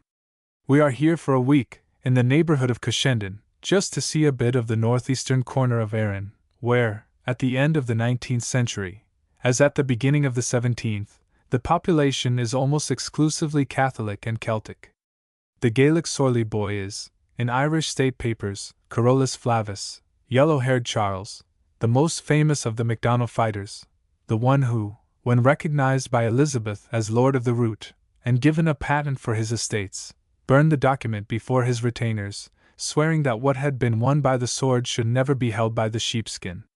Cashenden was one of the places in our literary pilgrimage, because of its association with that charming Irish poetess and good glenswoman who calls herself Moira O'Neill. This country of the glens, east of the River Bann, escaped plantation, and that accounts for its Celtic character. When the grand Ulster chieftains, the O'Donnells and the Onells of Donegal, went under, the third great house of Ulster, the MacDonalds of the Isles, was more fortunate, and thanks to its Scots blood, found favour with James I. It was a MacDonald who was created first Earl of Antrim, and given a grant of the glens and the route, from the Curran of Larne to the cuts of Coleraine.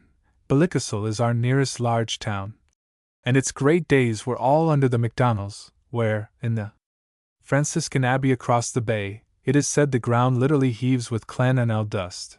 Here are buried those of the clan who perished at the hands of Shane O'Neill, Shane the Proud, who signed himself Myself O'Neill, and who has been called the Shaker of Ulster. Here, too, are those who fell in the great fight at Slievenora up in Glen Shesk, when the MacDonalds finally routed the older lords, the Emquilins. A clansman once went to the Countess of Antrim to ask the lease of a farm. "Another MacDonald?" asked the Countess. "Why, you must all be MacDonalds in the Low Glens." "Aye," said the man.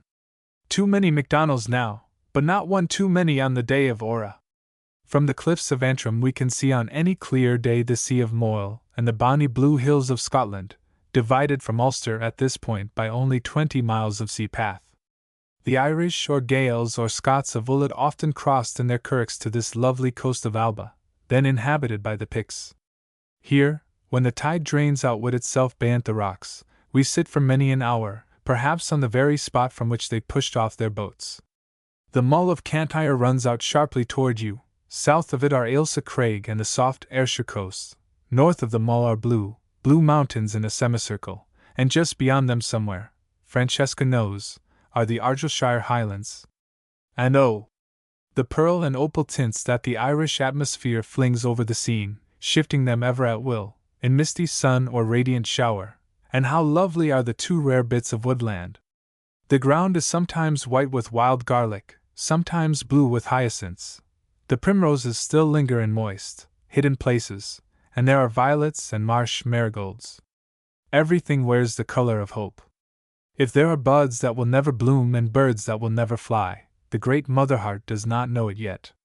"I wonder," said Sailmina, "if that is why we think of autumn as sad, because the story of the year is known and told?"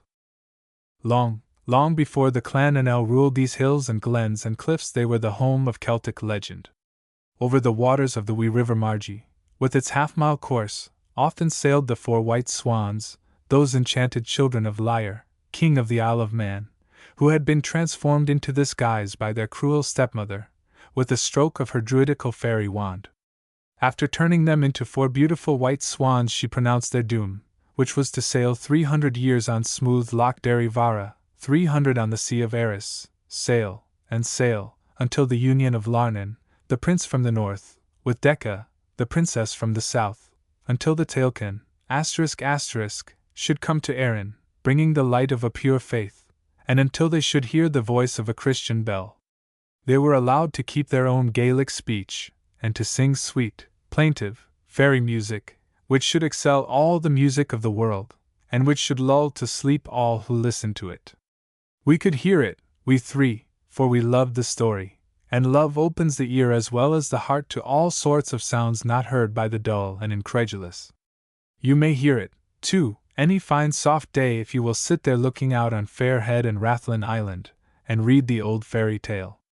When you put down the book you will see Finola, Lyre's lovely daughter, in any white-breasted bird, and while she covers her brothers with her wings, she will chant to you her old song in the Gaelic tongue. Joyce's translation. The fate of the children of Lyre is the second of Erin's 3 sorrows of story, and the third and greatest is the fate of the sons of Usnack, which has to do with a sloping rock on the north side of Fairhead, 5 miles from us. Here the 3 sons of Usnack landed when they returned from Alba to Erin with Deirdre, who was beautiful as Helen, and gifted like Cassandra with unavailing prophecy, and by reason of her beauty many sorrows fell upon the Ultonians.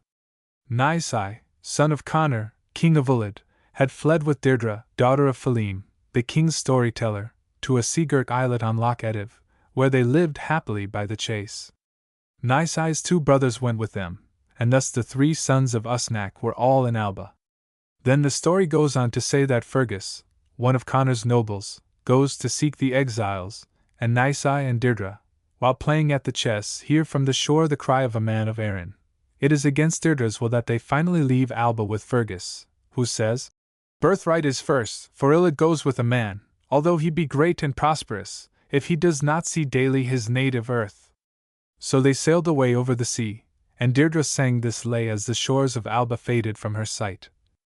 My love to thee, O land in the east, and 'tis ill for me to leave thee, for delightful are thy coves and havens, thy kind, soft, flowery fields, thy pleasant, green-sided hills, and little was our need of departing. Then in her song she went over the glens of their lordship, naming them all, and calling to mind how here they hunted the stag, here they fished, here they slept, with the swaying fern for pillows, and here the cuckoo called to them. And, never, she sang, would I quit Alba were it not that nice I sailed thence in his ship.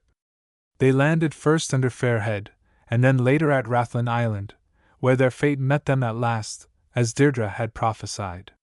It is a sad story, and we can easily weep at the thrilling moment when, there being no man among the Ultonians to do the king's bidding, a Norse captive takes Nisai's magic sword and strikes off the heads of the 3 sons of Usnak with one swift blow, and Deirdre, falling prone upon the dead bodies, chants a lament, and when she has finished singing, she puts her pale cheek against Nisai's, and dies, and a great cairn is piled over them, and an inscription in Ogham set upon it. We were full of legendary lore these days, for we were fresh from a sight of Glen Erith. Who that has ever chanced to be there in a pelting rain but will remember its innumerable little waterfalls, and the great falls of Esnacrub and Esnacreoibi? And who can ever forget the atmosphere of romance that broods over these Irish glens? We have had many advantages here as elsewhere, for kind Dr. La Touche, Lady Kilbally, and Mrs. Calhoun follow us with letters, and wherever there is an unusual personage in a district we are commended to his or her care. Sometimes it is one of the grand quality, and often it is an Ossianic sort of person like Sean O'Grady, who lives in a little whitewashed cabin, and who has, like Mr. Yeats's gleeman, the whole Middle Ages under his frieze coat. The longer and more intimately we know these peasants, the more we realize how much in imagination, or in the clouds, if you will, they live. The ragged man of leisure you meet on the road may be a philosopher, and is still more likely to be a poet. But unless you have something of each in yourself, you may mistake him for a mere beggar. The practical ones have all emigrated, a Dublin novelist told us, and the dreamers are left. The heads of the older ones are filled with poetry and legends. They see nothing as it is, but always through some iridescent tinted medium. Their waking moments, when not tormented by hunger, are spent in heaven, and they all live in a dream, whether it be of the next world or of a revolution. Effort is to them useless, submission to everybody and everything the only safe course. In a word, fatalism expresses their attitude to life. Much of this submission to the inevitable is a product of past poverty, misfortune, and famine, and the rest is undoubtedly a trace of the same spirit that we find in the lives and writings of the saints, and which is an integral part of the mystery and the traditions of Romanism.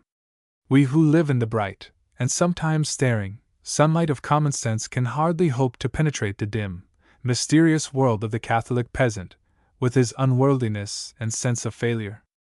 Dr. Douglas Hyde, an Irish scholar and staunch Protestant, says, "A pious race is the Gaelic race. The Irish Gael is pious by nature. There is not an Irishman in 100 in whom is the making of an unbeliever. The spirit, and the things of the spirit, affect him more powerfully than the body, and the things of the body, what is invisible for other people is visible for him. He feels invisible powers before him, and by his side, and at his back, throughout the day and throughout the night. His mind on the subject may be summed up in the 2 sayings, that of the early church, let ancient things prevail, and that of St. Augustine, credo quia impossible. Nature did not form him to be an unbeliever. Unbelief is alien to his mind and contrary to his feelings." Here, only a few miles away, is the Slemish mountain where St. Patrick, then a captive of the rich Cataloner Milcho, herded his sheep and swine. Here, when his flocks were sleeping, he poured out his prayers, a Christian voice in pagan darkness. It was the memory of that darkness, you remember, that brought him back, years after, to convert Milcho. Here, too, they say, lies the great bard Ossian, for they love to think that Finn's son Oisin, the hero poet, survived to the time of St. Patrick, 300 years after the other Fianna had vanished from the earth, the 3 centuries being passed in Tirnan Og, the land of youth, where the great Oisin married the king's daughter, Niam of the golden hair. Ossian after the Fianna is a phrase which has become the synonym of all survivors' sorrow. Blinded by tears, broken by age, the hero bard when he returns to earth has no fellowship but with grief, and thus he sings. In more senses than one, Irish folklore is Irish history. At least the traditions that have been handed down from one generation to another contain not only the sometimes authentic record of events, but a revelation of the Milesian temperament, with its mirth and its melancholy, its exuberant fancy and its passion. So in these weird tales there is plenty of history, and plenty of poetry, to one who will listen to it. But the high and tragic story of Ireland has been cherished mainly in the sorrowful traditions of a defeated race, and the legends have not yet been wrought into undying verse. Erin's songs of battle could only recount weary successions of flodden fields, with never a bannockburn in its nimbus of victory, for, as Ossian says of his countrymen, they went forth to the war, but they always fell. But somewhere in the Green Isle is an unborn poet who will put all this mystery, beauty, passion, romance, and sadness, these tragic memories, these beliefs, these visions of unfulfilled desire, into verse that will glow on the page and live forever. Somewhere is a mother who has kept all these things in her heart, and who will bear a son to write them. Meantime, who shall say that they have not been embedded in the language, as flower petals might be in amber, that language which, as an English scholar says, has been blossoming there unseen, like a hidden garland of roses, and whenever the wind has blown from the west, English poetry has felt the vague perfume of it. Chapter 18. Limavady Love Letters. We wanted to cross to Rathlin Island, which is like an Irish stockinga, the toe of which pointeth to the mainland. That would bring Francesca 6 miles nearer to Scotland and her Scottish lover, and we wished to see the castle of Robert the Bruce, where, according to the legend, he learned his lesson from the 6 times baffled spider. We delayed too long, however, and the Sea of Moyle looked as bleak and stormy as it did to the children of Lyre. We had no mind to be swallowed up in Bricane's cauldron, where the grandson of Neil and the 9 hostages sank with his 50 kirks, so we took a day of golf at the Bellicastle Links. Saemina, who is a neophyte, found a forlorn lady driving and putting about by herself, and they made a match just to increase the interest of the game. There was but one boy in evidence, and the versatile Benella offered to caddy for them, leaving the more experienced Gossoon to Francesca and me. The Irish caddy does not, on the whole, perhaps manifest so keen an interest in the fine points of the game as his Scottish brother. He is somewhat languid in his search for a ball, and will occasionally, when serving amiable ladies, sit under a tree in the sun and speculate as to its whereabouts. As for staying by you while you hole out on your last green, he has no possible interest in that proceeding, and is off and away, giving his perfunctory and half-hearted polish to your clubs while you are passing through this thrilling crisis. Saemina, wishing to know what was considered a good score by local players on these links, asked our young friend what they got round in, here, and was answered, "They tries to go round in as few as possible, ma'am, but they mostly takes more." We all came together again at luncheon, and Saemina returned flushed with victory. She had made the 9-hole course in 160, and had beaten her adversary 5 up and 4 to play. The next morning, bright and early, we left for Coleraine, a great Presbyterian stronghold in what is called by the Roman Catholics the Black North. If we liked it, and saw anything of Kitty's descendants, or any nice pictures to break, or any reason for breaking them, we intended to stop, if not then to push on to the walled town of Derry. We thought it Francesca's duty, as she was to be the wife of a Scottish minister of the Established Church, to look up Presbyterianism in Ireland whenever and wherever possible, with a view to discoursing learnedly about it in her letters, though, as she confesses ingenuously, Ronald, in his, never so much as mentions Presbyterianism. As for ourselves, we determined to observe all theological differences between Protestants and Roman Catholics, but leave Presbyterianism to gang its own gait. We had devoted hours, yes, days, in Edinburgh to the understanding of the subtle and technical barriers which separated the Free Kirkers and the United Presbyterians, and the first thing they did, after we had completely mastered the subject, was to unite. It is all very well for Saemina, who condenses her information and stows it away neatly, but we who have small storage room and inferior methods of packing must be as economical as possible in amassing facts. If we had been touring properly, Of course we should have been going to the Giant's Causeway and the swinging bridge at Carrick-a-Reed, but propriety is the last thing we aim at in our itineraries. We were within worshipping distance of two rather important shrines in our literary pilgrimage, for we had met a very knowledgeable traveler at the Sorley Boy, and after a little chat with him had planned a day of surprises for the academic Miss Peabody. We proposed to halt at Port Stewart, lunch at Coleraine, sleep at Limavady, and meantime Sailmena was to read all the books at her command, and guess, we hoped vainly, the why and wherefore of these stops. On the appointed day, the lady in question drove in state on a car with Benella, but Francesca and I hired a couple of very wheezy bicycles for the journey. We had a thrilling start, for it chanced to be a fair day in Ballycastle, and we wheeled through a sea of squealing, bolting pigs, stupid sheep, and unruly cows, all pursued on every side by their drivers. To alight from a bicycle in such a whirl of beasts always seems certain death. To remain seated diminishes, I believe, the number of one's days of life to an appreciable extent. Francesca chose the first course, and standing still in the middle of the street, called upon everybody within hearing to save her, and that right speedily. A crowd of jibbing heifers encircled her on all sides, while a fat porker, who his driver said might be a prize pig by his impudence, and a donkey that was feelin' blue mouldy for want of a baton, tried to poke their noses into the group. Sailmena's only weapon was her scarlet parasol, and standing on the step of her sidecar, she brandished this with such terrible effect that the only bull in the cavalcade put up his head and roared. "Have conduct, woman dear!" cried his owner to Sailmena. "Sure if you kape on moiterin' him wid that omberly, you'll have him ugly on me imigently, and the divil a bit o' me can stop him.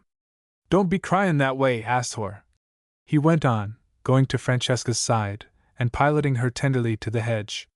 "Sure I'll nourish him with the whip when I get him to a more remote place." We had no more adventures, but Francesca was so unhinged by her unfortunate exit from Ballycastle that, after a few miles, she announced her intention of putting her machine and herself on the car, whereupon Benella proclaimed herself a competent cyclist, and climbed down blithely to mount the discarded wheel. Her ideas of propriety were by this time so developed that she rode 10 or 12 feet behind me, where she looked quaint enough, in her black dress and little black bonnet with its white lawn strings. "Sure it's a quare footman ye have, me lady," said a genial and friendly person who was sitting by the roadside smoking his old didine. An Irishman, somehow, is always going to his work gist, or coming from it, or thinking how it shall presently be done, or meditating on the next step in the process, or resting a bit before taking it up again, or reflecting whether the weather is on the whole favorable to its proper performance.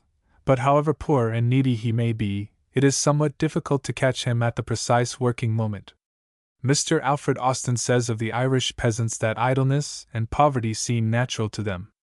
Life to the Scotsman or Englishman is a business to conduct, to extend, to render profitable. To the Irishman it is a dream, a little bit of passing consciousness on a rather hard pillow, the hard part of it being the occasional necessity for work, which spoils the tenderness and continuity of the dream.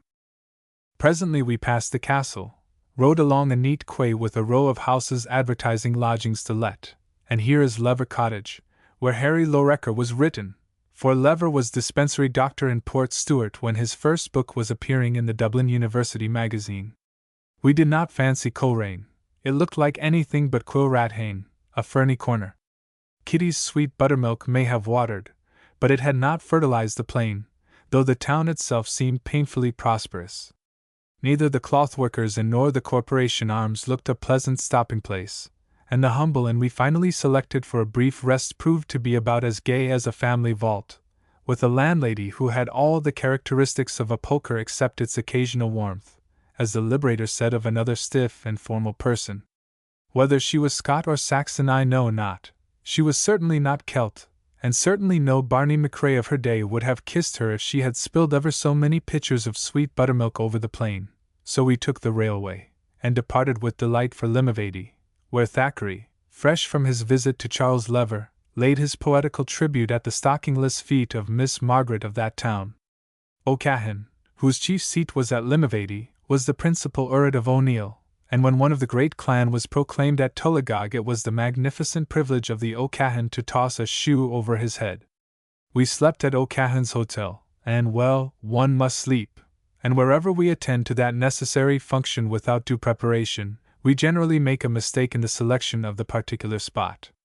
Protestantism does not necessarily mean cleanliness, although it may have natural tendencies in that direction, and we find, to our surprise, a surprise rooted, probably, in bigotry, that Catholicism can be as clean as a penny whistle, now and again.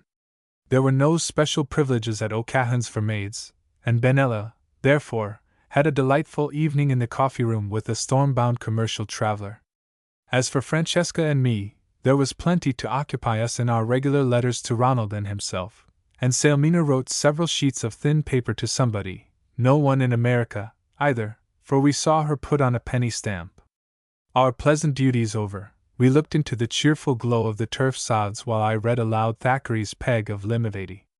He spells the town with 2 D's, by the way, to ensure its being rhymed properly with Paddy and Daddy. This cheered us a bit, but the wind sighed in the trees, the rain dripped on the window panes, and we felt for the first time a consciousness of home longing. Francesca sat on a low stool, looking into the fire, Ronald's last letter in her lap, and it was easy indeed to see that her heart was in the Highlands. She has been giving us a few extracts from the communication, an unusual proceeding, as Ronald, in his ordinary correspondence, is evidently not a quotable person. We smiled over his account of a visit to his old parish of Inchcaldy in Fifeshire. There is a certain large orphanage in the vicinity, in which we had all taken an interest, chiefly because our friends the McCraes of Pettibaw House were among its guardians. It seems that Lady Rowardennan of the castle had promised the orphans, en bloc, that those who passed through an entire year without once falling into falsehood should have a treat or festival of their own choosing. On the eventful day of decision, those orphans, male and female, who had not for a 12-month deviated from the truth by a hair's breadth, raised their little white hands, emblematic of their pure hearts and lips, and were solemnly counted. Then came the unhappy moment when a scattering of small grimy paws was timidly put up, and their falsifying owners confessed that they had fibbed more than once during the year. These tearful fibbers were also counted, and sent from the room, while the non-fibbers chose their reward, which was to sail around the Base Rock and the Isle of May in a steam tug. On the festival day, the matron of the orphanage chanced on the happy thought that it might have a moral effect on the said fibbers to see the non-fibbers depart in a blaze of glory, so they were taken to the beach to watch the tug start on its voyage. The confessed criminals looked wretched enough, Ronald wrote, when forsaken by their virtuous playmates, who stepped jauntily on board, holding their sailor hats on their heads and carrying nice little luncheon baskets.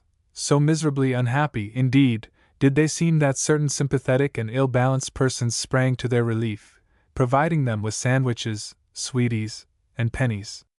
It was a lovely day, and when the fibbers' tears were dried they played merrily on the sand, their games directed and shared by the aforesaid misguided persons. Meantime a high wind had sprung up at sea, and the tug was tossed to and fro upon the foamy deep. So many and so varied were the ills of the righteous orphans that the matron could not attend to all of them properly, and they were laid on benches or on the deck, where they languidly declined luncheon, and wept for a sight of the land. At 5 the tug steamed up to the home landing. A few of the voyagers were able to walk ashore, some were assisted, others were carried, and as the pale, haggard, truthful company gathered on the beach, they were met by a boisterous, happy crowd of Ananiases and Sapphires, sunburned, warm, full of tea and cakes and high spirits, and with the moral law already so uncertain in their minds that at the sight of the suffering non-liars it tottered to its fall.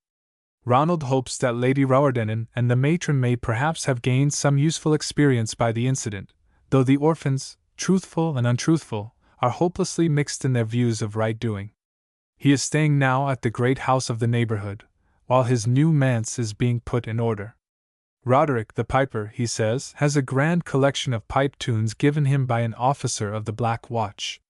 Francesca, when she and Ronald visit the castle on their wedding journey, is to have Johnny Cope to wake her in the morning, brose and butter just before dinner is served, a reel, a strathspey, and a march while the meal is going on, and last of all, the Highland wedding, Ronald does not know whether there are any Lowland Scots or English words to this pipe tune, but it is always played in the Highlands after the actual marriage. And the words in Gaelic are, "Alas for me if the wife I have married is not a good one, for she will eat the food and not do the work." You don't think Ronald meant anything personal in quoting that?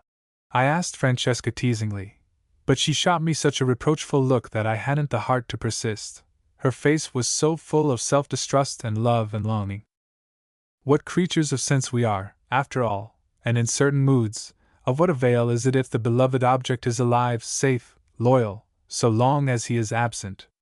He may write letters like Horace Walpole or Chesterfield, better still, like Alfred de Musset, or George Sand, or the Brownings, but one clasp of the hand that moved the pen is worth an ocean of words. You believe only in the etherealized, the spiritualized passion of love. You know that it can exist through years of separation, can live and grow where a coarser feeling would die for lack of nourishment. Still, though your spirit should be strong enough to meet its spirit mate somewhere in the realms of imagination, and the bodily presence ought not really to be necessary, your stubborn heart of flesh craves sight and sound and touch. That is the only pitiless part of death, it seems to me. We have had the friendship, the love, the sympathy, and these are things that can never die. They have made us what we are, and they are by their very nature immortal. Yet we would come near to bartering all these spiritual possessions for the touch of a vanished hand, and the sound of a voice that is still. How could I ever think life easy enough to be ventured on alone? It is so beautiful to feel oneself of infinite value to one other human creature, to hear beside one's own step the tread of a chosen companion on the same road. And if the way be dusty or the hills difficult to climb, each can say to the other, "I love you, dear, lean on me and walk in confidence. I can always be counted on, whatever happens."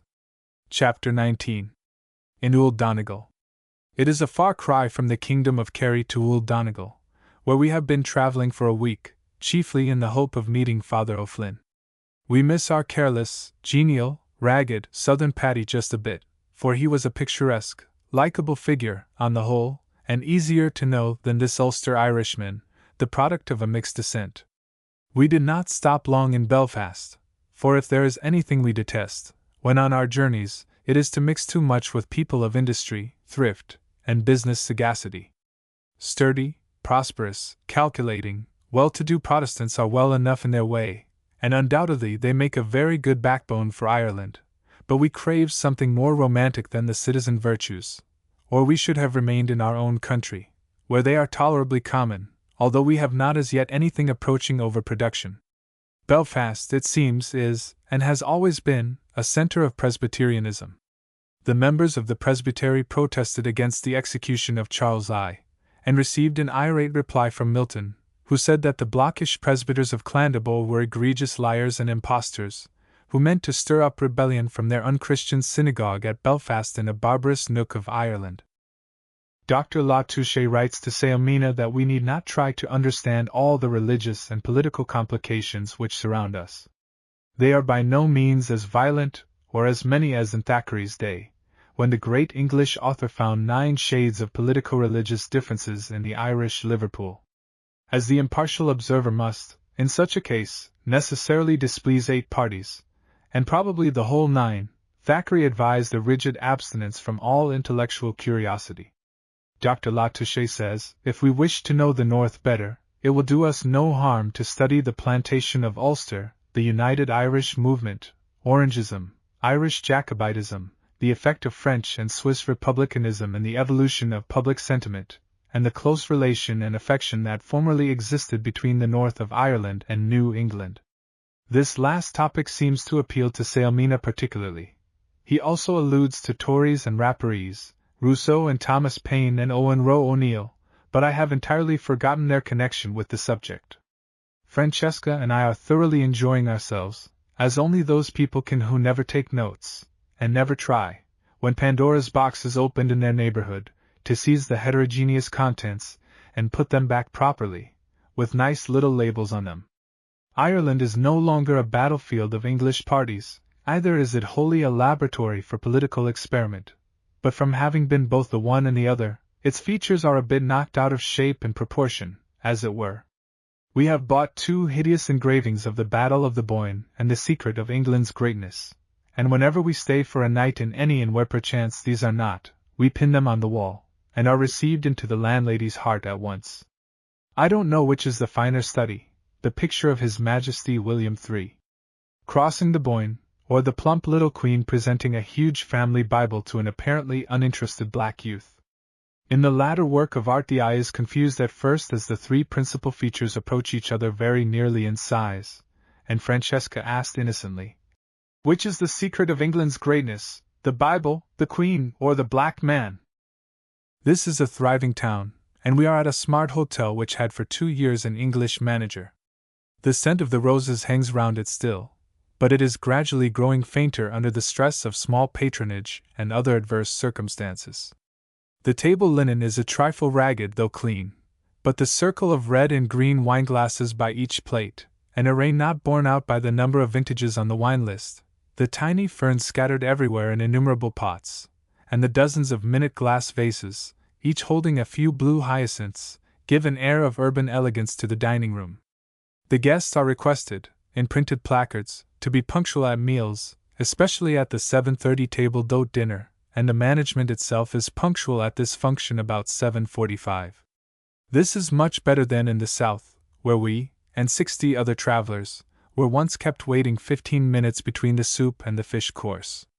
When we were finally served with half-cooked turbot, a pleasant-spoken waitress went about to each table, explaining to the irate guests that the cook was not at her best.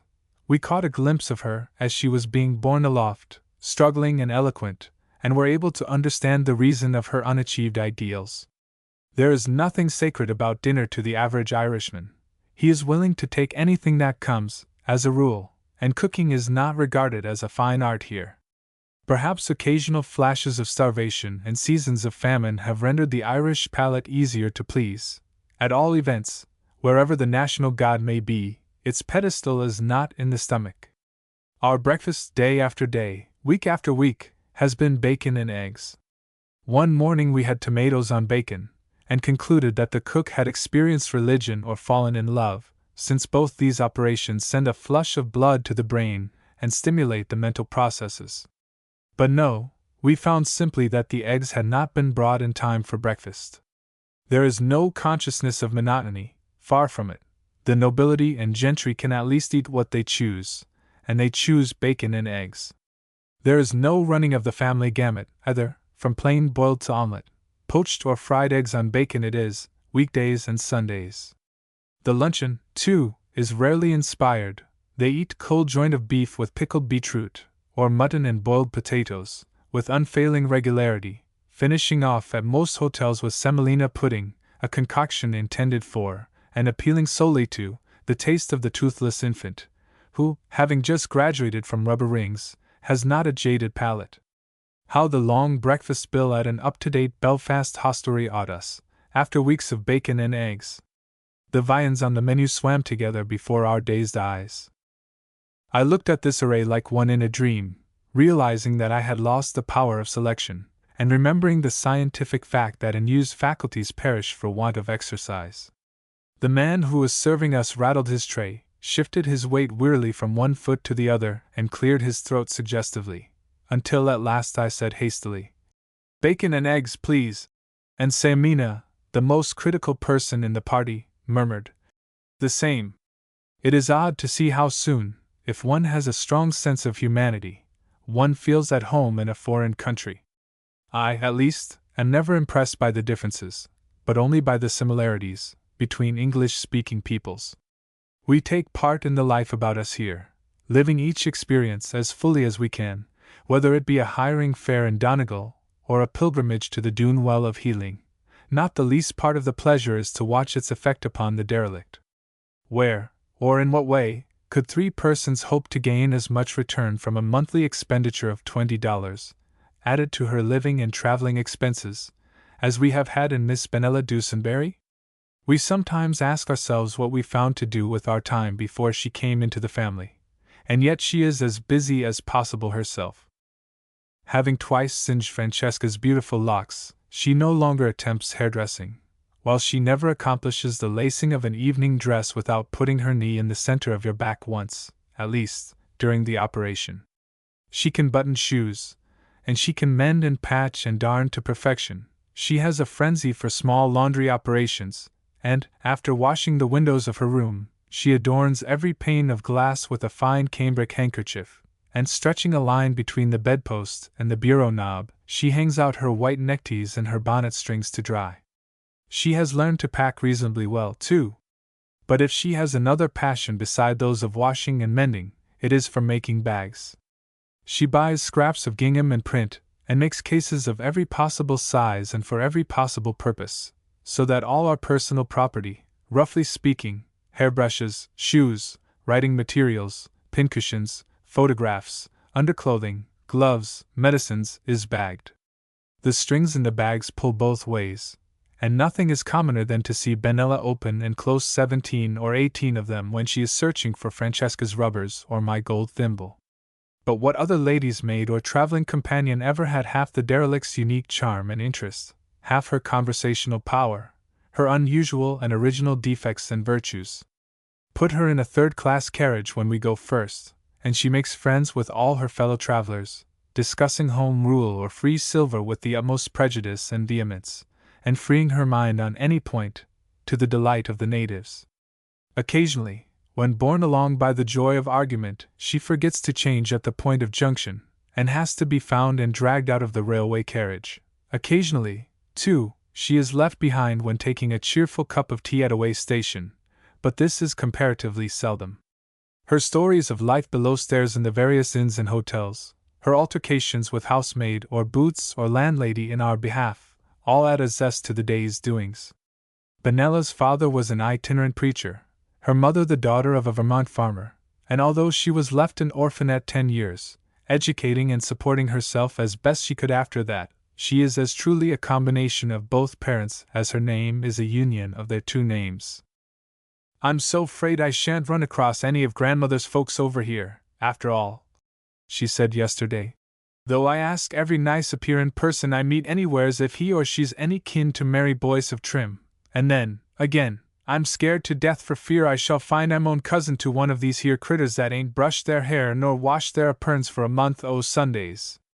I declare, it keeps me real nerved up. I think it's partly the climate that makes 'em so slack," she philosophized, pinning a new bag on her knee, and preparing to backstitch the seam. "There's nothin' like a Massachusetts winter for puttin' the get up and get into you. Land!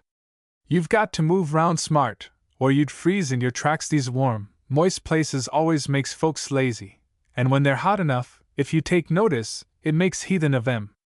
It always seems so queer to me that real hot weather and the Christian religion don't seem to get along together. P.R.A.P.S. It's just as well that the idol worshippers should get used to heat in this world, for they'll have it considerable hot in the next one, I guess. And see here, Mrs. Beresford, will you get me 10 cents, I mean 6 pence, worth o' red gingham to make Miss Monroe a bag for Mr. McDonald's letters? They go sprawlin' all over her trunk, and there's so many of 'em I wish to the land she'd send 'em to the bank while she's travelin'." Chapter 20. We evict a tenant. Of course, we have always intended sooner or later to forsake this life of hotels and lodgings, and become either Irish landlords or tenants, or both, with a view to the better understanding of one burning Irish question.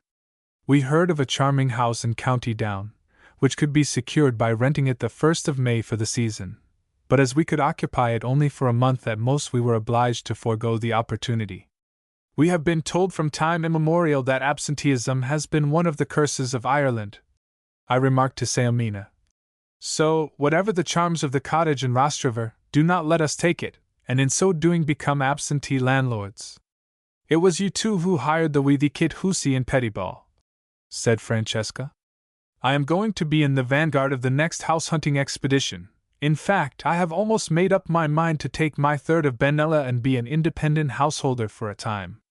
If I am ever to learn the management of an establishment before beginning to experiment on Ronald's, now is the proper moment." "Ronald must have looked the future in the face when he asked you to marry him," I replied. "Although it is possible that he looked only at you, and therefore it is his duty to endure your maiden incapacities. But why should Sayamina and I suffer you to experiment upon us, pray? It was Benella, after all, who inveigled us into making our first political misstep, for, after avoiding the sin of absenteeism, we fell into one almost as black, inasmuch as we evicted a tenant. It is part of Benella's heterogeneous and unusual duty to take a bicycle and scour the country in search of information for us, to find out where shops are, post office, lodgings, places for good sketches, ruins, pretty roads for walks and drives, and many other things, too numerous to mention. She came home from one of these expeditions flushed with triumph. "I've got you a house!" she exclaimed proudly. "There's a lady in it now, but she'll move out tomorrow when we move in, and we are to pay $17.50, I mean £3.10, a week for the house, with privilege of renewal," and she throws in the hired girl. Benella is hopelessly provincial in the matter of language. Butler, chef, boots, footman, scullery maid, all come under the generic term of help. "I knew our week at this hotel was out tomorrow," she continued, "and we've about used up this place, anyway, and the new village that I've been to is the prettiest place we've seen yet. It's got an up and down hill to it, just like home, and the house I've partly rented is opposite a fair green, where there's a market every week, and Wednesday's the day, and we'll save money, for I shan't cost you so much when we can housekeep." "Would you mind explaining a little more in detail?" asked Sayamina quietly, "and telling me whether you have hired the house for yourself or for us?" "For us all," she replied genially. "You don't suppose I'd leave you? I liked the looks of this cottage the first time I passed it, and I got acquainted with the hired girl by going in the side yard and asking for a drink. The next time I went I got acquainted with the lady, who's got the most outlandish name that ever was wrote down, and here it is on a paper, and today I asked her if she didn't want to rent her house for a week to 3 quiet ladies without children and only one of them married and him away. She said it wanted her own, and I asked her if she couldn't sublet to desirable parties. I knew she was as poor as Job's turkey by her looks, and she said it would suit her well enough, if she had any place to go. I asked her if she wouldn't like to travel, and she said no. Then I says, wouldn't you like to go to visit some of your folks? And she said she s'posed she could stop a week with her son's wife, just to oblige us. So I engaged a car to drive you down this afternoon just to look at the place, and if you like it we can easy move over tomorrow. The sun's so hot I asked the stableman if he hadn't got a top buggy, or a surrey, or a carryall, but he never heard tell of any of them. He didn't even know a shay. I forgot to tell you the lady is a Protestant, and the hired girl's name is Bridget Thunder, and she's a Roman Catholic, but she seems extra smart and neat.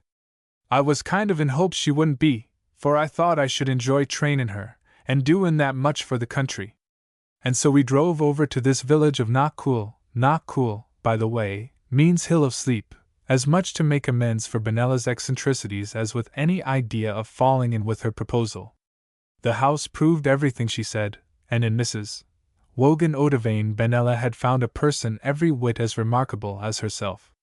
She is evidently an Irish gentlewoman of very small means, very flexible in her views and convictions, very talkative and amusing, and very much impressed with Benella as a product of New England institutions. We all took a fancy to one another at first sight, and we heard with real pleasure that her son's wife lived only a few miles away. We insisted on paying the evicted lady the £3.10 in advance for the first week. She seemed surprised, and we remembered that Irish tenants, though often capable of shedding blood for a good landlord, are generally averse to paying him rent. Mrs. Wogan Odavain then drove away in high good humor, taking some personal belongings with her, and promising to drink tea with us sometime during the week. She kissed Francesca goodbye, told her she was the prettiest creature she had ever seen, and asked if she might have a peep at all her hats and frocks when she came to visit us. Sayamina says that Rhododendron Cottage, pronounced by Bridget Thunder Ruthathantrum, being the property of one landlord and the residence of 4 tenants at the same time, makes us in a sense participators in the old system of rundale tenure, long since abolished. The goodwill or tenant right was infinitely subdivided, and the tiniest holdings sometimes existed in 32 pieces. The result of this joint tenure was an extraordinary tangle, particularly when it went so far as the subdivision of one cow's grass, or even of a horse, which, being owned jointly by 3 men, ultimately went lame, because none of them would pay for shoeing the 4th foot. We have been here 5 days, and instead of reproving Benella, as we intended, for gross assumption of authority in the matter, we are more than ever her bound slaves. The place is altogether charming, and here it is for you. Knockcool Street is Knockcool village itself, as with almost all Irish towns, but the line of little thatched cabins is brightened at the far end by the neat house of Mrs. Wogan Odavane, set a trifle back in its own garden, by the pillared porch of a modest hotel, and by the barracks of the Royal Irish Constabulary. The sign of the Provincial Bank of Ireland almost faces our windows, and although it is used as a meal shop the rest of the week, they tell us that £2,000 in money is needed there on fair days. Next to it is a little house, the upper part of which is used as a Methodist chapel, and old Nancy, the caretaker, is already a good friend of ours. It is a humble house of prayer, but Nancy takes much pride in it, and showed us the melodeon, worked by a young lady from Rossentach, the Sunday school rooms, and even the cupboard where she keeps the jugs for the love feast and the linen and wine for the sacrament, which is administered once in 3 years. Next comes the Hoey's cabin, where we have always a cordial welcome, but where we never go all together, for fear of embarrassing the family, which is a large one, 3 generations under one roof, and plenty of children in the last. Old Mrs. Hoey does not rightly know her age, she says, but her daughter Ellen was born the year of the big wind, and she herself was 22 when she was married, and you might allow a year between that and when Ellen was born, and make your own calculation. She tells many stories of the big wind, which we learned was in 1839, making Ellen's age about 61 and her mother's 84. The fury of the storm was such that it forced the water of the loch far ashore, stranding the fish among the rocks, where they were found dead by hundreds. When next morning dawned there was confusion and ruin on every side. The cross had tumbled from the chapel, the tombstones were overturned in the graveyard, trees and branches blocked the roadways, cabins were stripped of their thatches, and cattle found dead in the fields. So it is small wonder old Mrs. Hoey remembers the day of Ellen's birth, weak as she is on all other dates. Ellen's husband, Miles M. Gillen, is the carpenter on an estate in the neighborhood. His shop opens out of the cabin, and I love to sit by the Hoey fireside, where the fan bellows, turned by a crank, brings in an instant a fresh flame to the sods of smoldering turf, and watch a wee Colleen bound playing among her daddy's shavings, tying them about her waist and fat wrists, hanging them on her ears and in among her brown curls. Mother Hoey says that I do not speak like an American, that I have not so many caprins in my language, whatever they may be, and so we have long delightful chats together when I go in for a taste of Ellen's griddle bread, cooked over the peat coals. Francesca, meantime, is calling on Mrs. O'Rourke, whose son has taken more than 50 bicycle prizes, and no stranger can come to Knockcool without inspecting the brave show of silver, medals, and china that adorn the bedroom, and make the O'Rourkes the proudest couple in Ould Donegal. Philem O'Rourke smokes his didine on a bench by the door, and invites the passerby to enter and examine the trophies. His trousers are held up with bits of rope arranged as suspenders. Indeed, his toilet is so much a matter of strings that it must be a work of time to tie on his clothing in the morning, in case he takes it off at night, which is open to doubt. Nevertheless it is he that's the satisfied man, and the luck would be on him as well as on e'er a man alive, were he not kilt with the cough entirely. Mrs. Philem's skirt shows a triangle of red flannel behind, where the 2 ends of the waistband fail to meet by about 6 inches, but are held together by a piece of white ball fringe. Any informality in this part of her costume is, however, more than atoned for by the presence of a dingy bonnet of magenta velvet, which she always dons for visitors. The O'Rourke family is the essence of hospitality, so their kitchen is generally full of children and visitors, and on the occasion when Sailmina issued from the prize bedroom, the guests were so busy with conversation that, to use their own language, divil a one of them clapped eyes on the O'Rourke puppy, and they did not notice that the baste was floundering in a tub of soft, newly made butter standing on the floor. He was indeed desperately involved, being so completely wound up in the waxy mass that he could not climb over the tub's edge. He looked comical and miserable enough in his plight. The children and the visitors thought so, and so did Francesca and I. But Sailmina went directly home, and kept her room for an hour. She is so sensitive. Och, thin, it's herself that's the Martha entirely.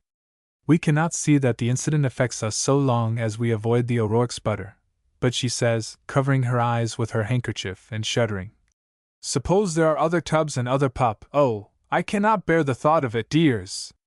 Please change the subject, and order me 2 hard-boiled eggs for dinner." Leaving Knockcool behind us, we walk along the country road between high, thick hedges, here a clump of weather-beaten trees, there a stretch of bog with silver pools and piles of black turf, then a sudden view of hazy hills, a grove of beeches, a great house with a splendid gateway, and sometimes, riding through it, a figure new to our eyes, a lady master of the hounds, handsome in her habit with red facings. We pass many an evicted farm, the ruined house with the rushes growing all about it, and a lonely goat browsing near, and on we walk until we can see the roofs of Listara's solitary cabin row, huddled under the shadow of a gloomy hill topped by the ruins of an old fort. All is silent, and the blue haze of the peat smoke curls up from the thatch.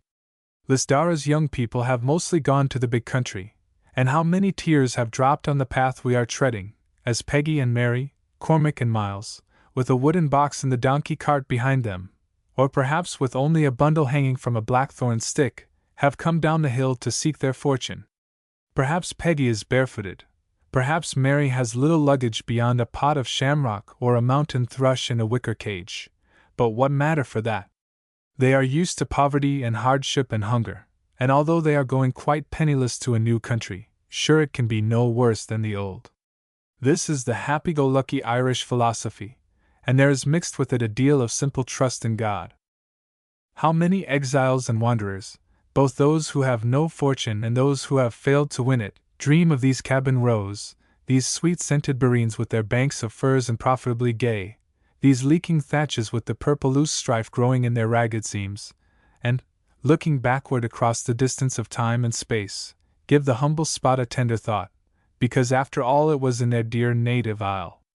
I have been thinking in this strain because of an old dame in the first cabin in Listara Row, whose daughter is in America, and who can talk of nothing else. She shows us the last letter, with its postal order for 16 shillings, that Meta sent from New York, with little presents for blind Timsy, dark since he were 3 years old, and for lame Dan, or the Baka, as he is called in Listara. Meta was named for the Virgin Saint of Kildee in Limerick. Asterisk. And it's she that's good enough to bear a saint's name, glory be to God! Exclaims the old mother, returning Meta's photograph to a hole in the wall where the pig cannot possibly molest it. At the far end of the row lives Omidhaun Pat. He is a little strange, you understand, not because he was born with too small a share of wit, but because he fell asleep one evening when he was lying on the grass up by the old fort, and well, he was neither the same thing since. There are places in Ireland, you must know, where if you lie down upon the green earth and sink into untimely slumber, you will wake silly, or, for that matter, although it is doubtless a risk, you may escape the fate of waking silly, and wake a poet. Carolan fell asleep upon a fairy rath, and it was the fairies who filled his ears with music, so that he was haunted by the tunes ever afterward, and perhaps all poets, whether they are conscious of it or not, fall asleep on fairy raths before they write sweet songs. Little Omidhaun Pat is pale, hollow-eyed, and thin, but that, his mother says, is because he is overstudying for his confirmation. The great day is many weeks away, but to me it seems likely that, when the examination comes, Pat will be where he will know more than the priests. Next door lives old Biddy Took. She is too aged to work, and she sits in her doorway, always a pleasant figure in her short woolen petticoat, her little shawl, and her neat white cap. She has pitaties for food, with stirabout of Indian meal once a day. Oatmeal is too dear, tea occasionally when there is 6 pence left from the rent, and she has more than once tasted bacon in her 80 years of life. More than once, she tells me proudly, for it's she that's had the good sons to help her a bit now and then, for to carry her and one to walk after, which is the Irish notion of an ideal family.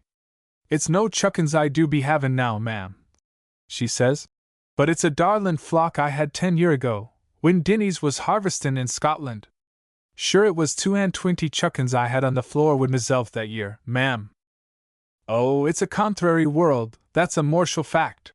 As Philem O'Rourke is wont to say when his cough is bad, and for my life I can frame no better wish for Old Biddy Took and Omidhawn Pat, Dark Timsy and the Baka, than that they might wake, one of these summer mornings, in the harvest field of the seventh heaven.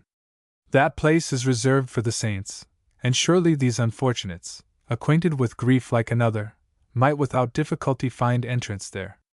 I am not wise enough to say how much of all this squalor and wretchedness and hunger is the fault of the people themselves, how much of it belongs to circumstances and environment, how much is the result of past errors of government, how much is race, how much is religion. I only know that children should never be hungry, that there are ignorant human creatures to be taught how to live, and if it is a hard task, the sooner it is begun the better, both for teachers and pupils. It is comparatively easy to form opinions and devise remedies, when one knows the absolute truth of things. But it is so difficult to find the truth here, or at least there are so many and such different truths to weigh in the balance, the Protestant and the Roman Catholic truth, the landlords and the tenants, the nationalists and the unionists' truth.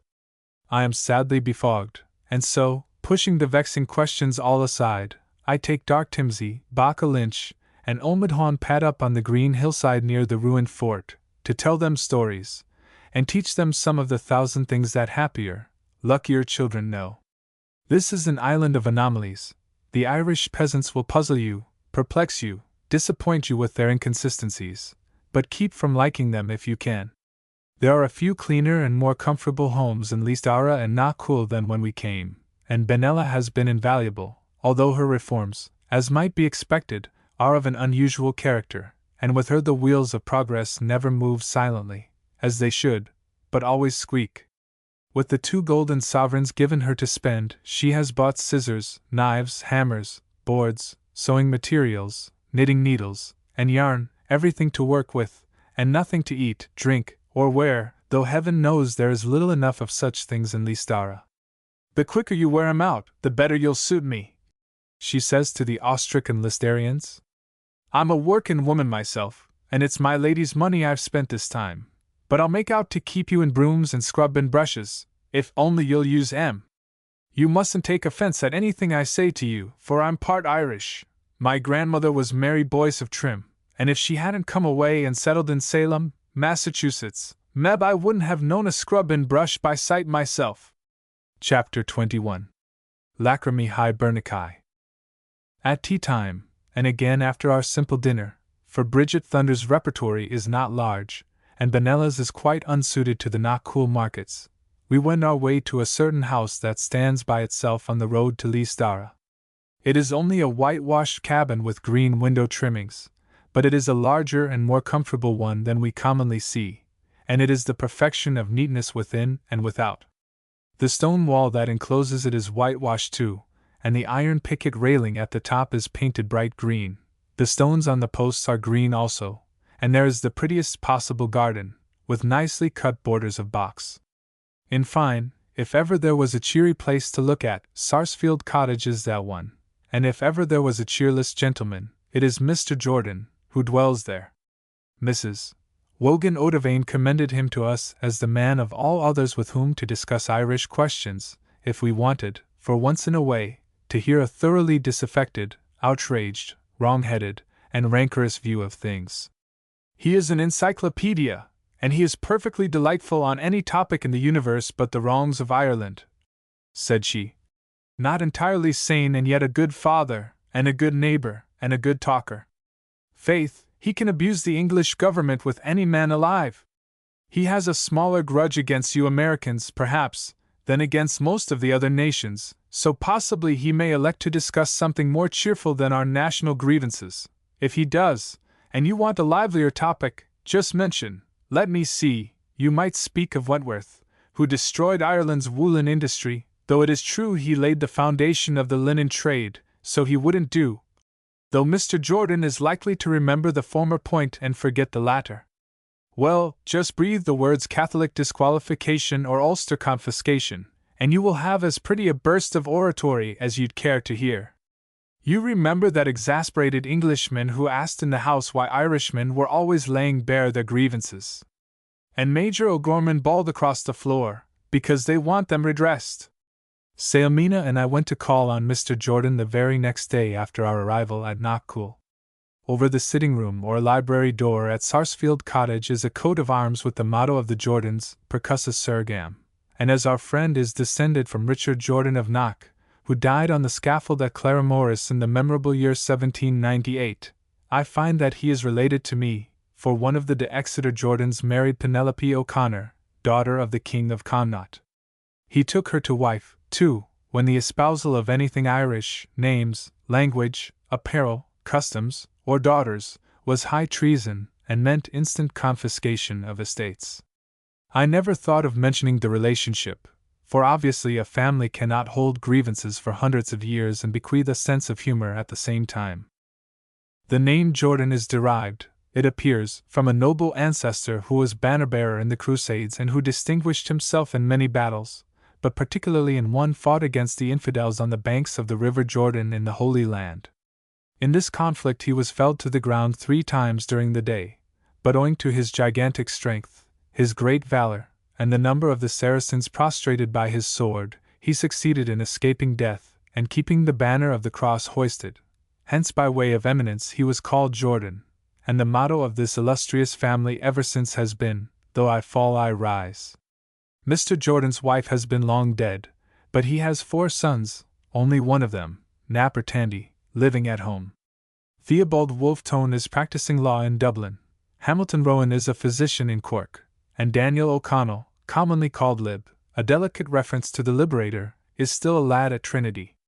It is a great pity that Mr. Jordan could not have had a larger family, that he might have kept fresh in the national heart the names of a few more patriots, for his library walls, where memory sits by the altar she has raised to woe, are hung with engravings and prints of celebrated insurgents, rebels, agitators, demagogues, denunciators, conspirators, pictures of anybody, in a word, who ever struck a blow, right or wrong, well or ill judged, for the Green Isle. That gallant Jacobite, Patrick Sarsfield, Burke, Grattan, Flood, and Robert Emmet stand shoulder to shoulder with 3 Fenian gentlemen, names Allen, Larkin, and O'Brien, known in ultranationalist circles as the Manchester Martyrs. For some years after this trio was hanged in Salford jail. It appears that the infant mind was sadly mixed in its attempt to separate knowledge in the concrete from the more or less abstract information contained in the catechism, and many a bishop was shocked, when asking in the confirmation service, "Who are the martyrs?" to be told, "Allen, Larkin, and O'Brien, me lord." Francesca says she longs to smuggle into Mr. Jordan's library a picture of Tom Steele, one of Daniel O'Connell's henchmen, to whom he gave the title of head pacificator of Ireland. Many amusing stories are told of this official, of his gaudy uniform, his strut and swagger, and his pompous language. At a political meeting on one occasion, he attacked, it seems, one Peter Purcell, a Dublin tradesman who had fallen out with the Liberator on some minor question. "Say no more on the subject, Tom," cried O'Connell, who was in the chair. "I forgive Peter from the bottom of my heart." "You may forgive him, Liberator and Savior of my country," rejoined Steele, in a characteristic burst of his amazingly fervent rhetoric. "Yes, you, in the discharge of your ethereal functions as the moral regenerator of Ireland, may forgive him. But, revered leader, I also have functions of my own to perform, and I tell you that, as head pacificator of Ireland, I can never forgive the diabolical villain that dared to dispute your august will." The doughty Steele, who appears to have been but poorly fitted by nature for his office, was considered at the time to be half a madman, but as Sir James O'Connell, Daniel's candid brother, said, "And who the divil else would take such a job?" At any rate, when we gaze at Mr. Jordan's gallery, imagining the scene that would ensue were the breath of life breathed into the patriot's quivering nostrils, we feel sure that the head pacificator would be kept busy. Dear old white-haired Mr. Jordan, known in select circles as Grievance Jordan, sitting in his library surrounded by his denunciators, conspirators, and martyrs, with incendiary documents piled mountains high on his desk, what a pathetic anachronism he is after all. The shillelagh is hung on the wall now, for the most part, and faction fighting is at an end. But in the very last moments of it there were still ructions between the Fitzgeralds and the Moriartys, and the age-old reason of the quarrel was, according to the Fitzgeralds, the betrayal of the cause of Ireland. The particular instance occurred in the 16th century. But no Fitzgerald could ever afterward meet any Moriarty at a fair without crying, "Who dare tread on the tail of me coat?" and inviting him to join in the discussion with Sticks. This practically is Mr. Jordan's position, and if an Irishman desires to live entirely in the past, he can be as unhappy as any man alive. He is writing a book, which Mrs. Wogan Odevane insists is to be called The Groans of Ireland, but after a glance at a page of memoranda penciled in a collection of Swift's Irish tracts that he lent to me, the volume containing that ghastly piece of irony, the modest proposal for preventing the poor of Ireland from being a burden to their parents and country, I have concluded that he is editing a catalogue of Irish wrongs, alphabetically arranged. This idea pleased Mrs.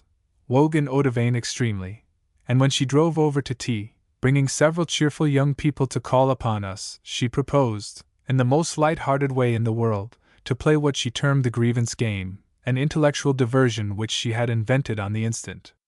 She proposed it, apparently, with a view of showing us how small a knowledge of Ireland's ancient wrongs is the property of the modern Irish girl, and how slight a hold on her memory and imagination have the unspeakably bitter days of the long ago. We were each given pencil and paper, and 2 or 3 letters of the alphabet, and bidden to arrange the wrongs of Ireland neatly under them, as we supposed Mr. Jordan to be doing for the instruction and the depression of posterity. The result proved that Mrs. Odevane was a true prophet, for the youngest members of the coterie came off badly enough, and read their brief list of grievances with much chagrin at their lack of knowledge, the only piece of information they possessed in common being the inherited idea that England never had understood Ireland, never would, never could, never should, never might understand her. Rosetta Odevane succeeded in remembering, for A, F, and H, absenteeism, flight of the earls, famine, and hunger. Her elder sister, Eileen, fresh from college, was rather triumphant with O and P, giving us oppression of the Irish tenantry, penal laws, Protestant supremacy, Poyning's law, potato rot, and plantations. Their friend, Rona Burke, had V, W, X, Y, Z, and succeeded only in finding Wentworth and woolen trade destroyed, until Miss Odevane helped her with Wood's halfpence, about which everybody else had to be enlightened, and there was plenty of laughter when Francesca suggested for V, vipers expelled by St. Patrick. Saemina carried off the first prize, but we insisted C and D were the easiest letters. At any rate, her list showed great erudition, and would certainly have pleased Mr. Jordan. C. Church cess, Catholic disqualification, Crimes Act of 1887, confiscations, Cromwell, carrying away of Leoffail, Stone of Destiny, from Tara. D. Destruction of trees on confiscated lands, discoverers of flaws in Irish titles, debasing of the coinage by James I. Mrs. Odevane came next with R. and S. R. Recall of Lord Fitzwilliams by Pitt, Rundale Land Tenure, Rackrents, Ribbonism. S. Schism Act, Supremacy Act, 6th Act of George I. I followed with T and U, having unearthed tithes and the Test Act for the first, and Undertakers, the Acts of Union and Uniformity, for the second, while Francesca, who had been given I, J, K, L, and M, disgraced herself by failing on all the letters but the last, under which she finally catalogued one particularly obnoxious wrong in middlemen. This ignorance of the past may have its bright side, after all, though to speak truthfully, it did show a too scanty knowledge of national history. But if one must forget, it is as well to begin with the wrongs of far-off years, those done to your ancient name or wreaked upon your race. Part 4th, Connaught. Chapter 22. The Weeping West. Jean van Vocht means in English the poor little old woman, one of the many endearing names given to Ireland in the Gaelic. There is, too, a well-known rebel song called by this title, one which was not only written in Irish and English, but which was translated into French for the soldiers at Brest who were to invade Ireland under Hoche. We had come from Knockcool, Donegal, to Westport, in County Mayo, and the day was enlivened by 2 purely Irish touches, one at the beginning and one at the end. We alighted at a certain railway junction to await our train, and were interested in a large detachment of soldiers, leaving for a long journey, we judged by the number of railway carriages and the amount of luggage and stores. In every crowded compartment there were 2 or 3 men leaning out over the locked doors, for the guard was making ready to start. All were chatting gaily with their sweethearts, wives, and daughters, save one gloomy fellow sitting alone in a corner, searching the crowd with sad eyes for a wish-for face or a last greeting. The bell rang, the engine stirred. Suddenly a pretty, rosy girl flew breathlessly down the platform, pushing her way through the groups of onlookers. The man's eyes lighted. He rose to his feet, but the other fellows blocked the way. The door was locked, and he had but one precious moment. Still he was equal to the emergency, for he raised his fist and with one blow shattered the window, got his kiss, and the train rumbled away, with his victorious smile set in a frame of broken glass. I like that man better than any one I've seen since himself deserted me for his duty. How I hope the pretty girl will be faithful, and how I hope that an ideal lover will not be shot in South Africa. And if he was truly Irish, so was the porter at a little way station where we stopped in the dark, after being delayed interminably at Claremorris by some trifling accident. We were 8 persons packed into a second-class carriage, and totally ignorant of our whereabouts, but the porter, opening the door hastily, shouted, "Is there anyone there for here?" A question so vague and illogical that none of us said anything in reply, but simply gazed at one another, and then laughed as the train went on. We are on a here today and gone tomorrow journey, determined to avoid the railways, and travel by private conveyance and the public long cars, just for a glimpse of the weeping West before we settle down quietly in County Meath for our last few weeks of Irish life. Thus far it has been a pursuit of the picturesque under umbrellas. In fact, we're destroyed with the dint of the damp. Moist and agreeable. That's the Irish notion both for climate and company. If the barometer bore any relation to the weather, we could plan our drives with more discretion. But it sometimes remains as steady as a rock during 2 days of sea mist, and Francesca, finding it wholly regardless of gentle tapping, lost her temper on one occasion and rapped it so severely as to crack the glass. That this peculiarity of Irish barometers has been noted before we are sure, because of this verse written by a native bard.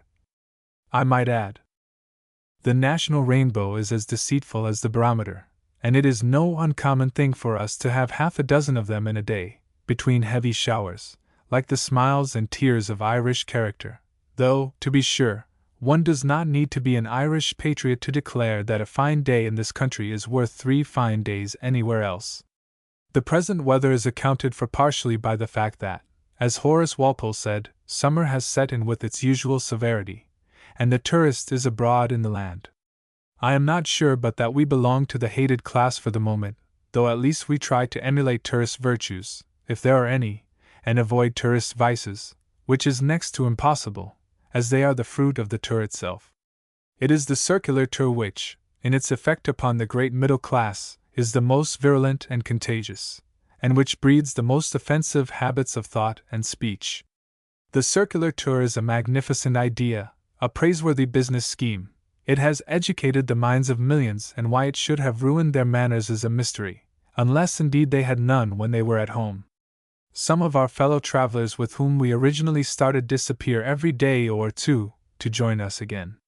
We lose them temporarily when we take a private conveyance, or when they stop at a cheap hotel, but we come all together again on coach or long car, and although they have torn off many coupons in the interval, their remaining stock seems to assure us of their society for days to come. We have a Protestant clergyman who is traveling for his health, but beguiling his time by observations for a volume to be called The Relation Between Priests and Pauperism. It seems, at first thought, as if the circular coupon system were ill-fitted to furnish him with corroborative detail, but inasmuch as every traveler finds in a country only, so to speak, what he brings to it, he will gather statistics enough.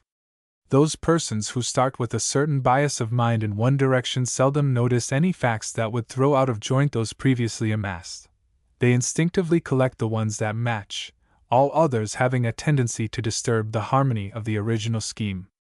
The clergyman's traveling companion is a person who possesses not a single opinion, conviction, or trait in common with him, so we conclude that they join forces for economy's sake.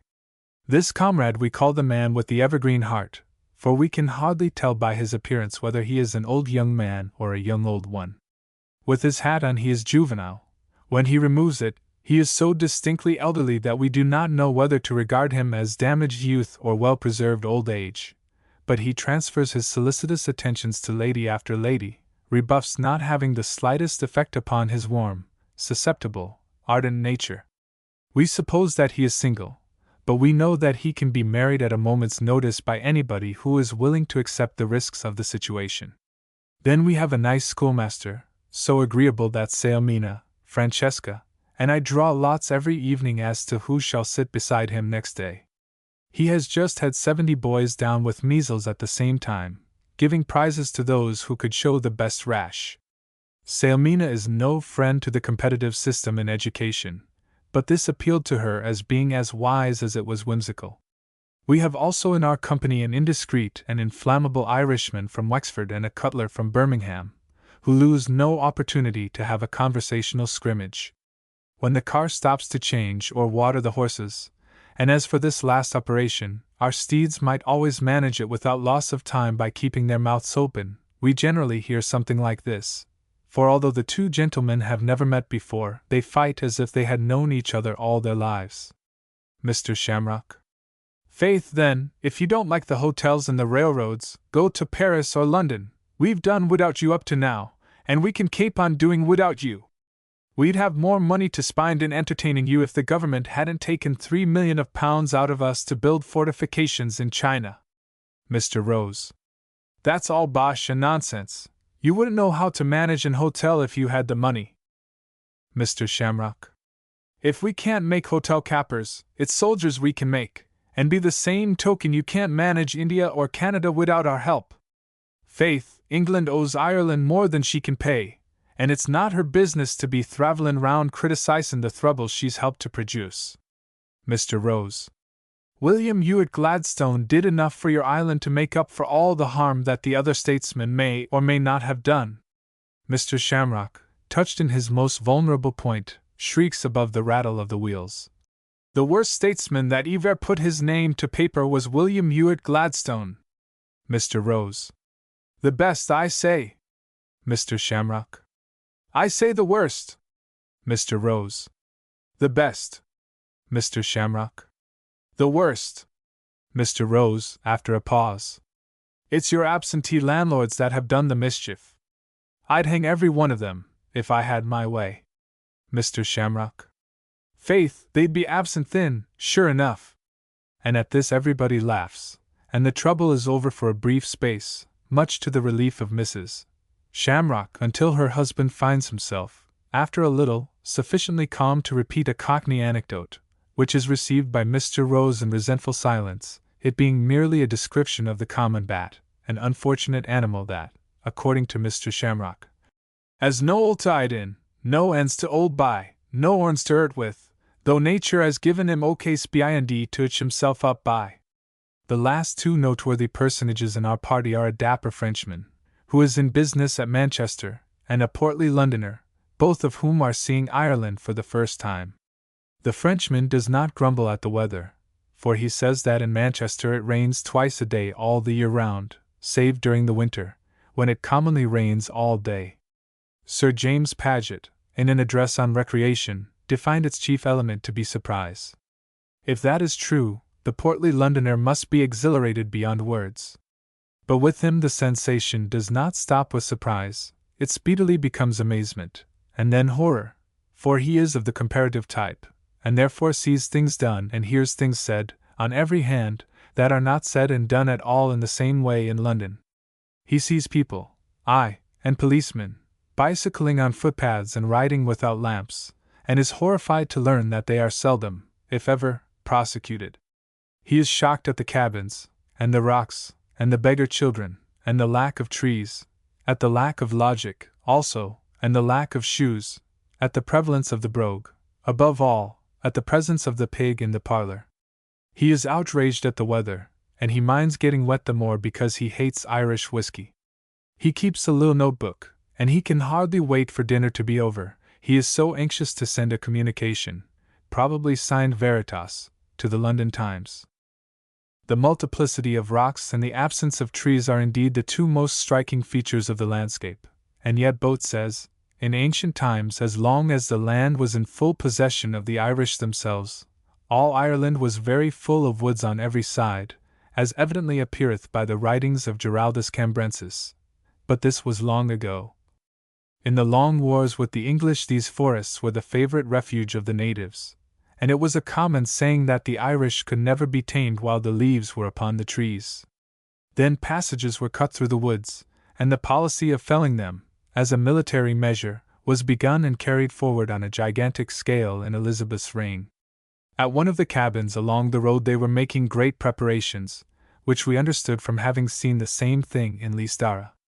There are wee villages and solitary cabins so far from chapel that the priests establish stations for confession. A certain house is selected, and all the old, infirm, and feeble ones come there to confess and hear Mass. The priest afterwards eats breakfast with the family, and there is great pride in this function, and great rivalry in the humble arrangements. Mrs. Odivane often lends a linen cloth and flowers to one of her neighbors, she tells us, to another a knife and fork, or a silver teapot, and so on. This cabin was at the foot of a long hill, and the driver gave me permission to walk, so Francesca and I slipped down, I with a parcel which chanced to have in it some small purchases made at the last hotel. We asked if we might help a bit, and give a little teapot of Belleek ware and a linen doily trimmed with Irish lace. Both the articles were trumpery bits of souvenirs, but the old dame was inclined to think that the angels and saints had taken her in charge, and nothing could exceed her gratitude.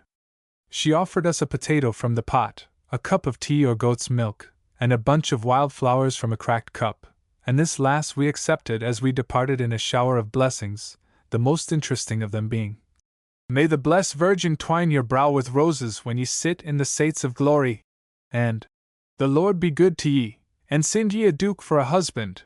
We felt more than repaid for our impulsive interest, and as we disappeared from sight a last Bannock d'Elite, "God's blessing be on your way," was wafted to our ears.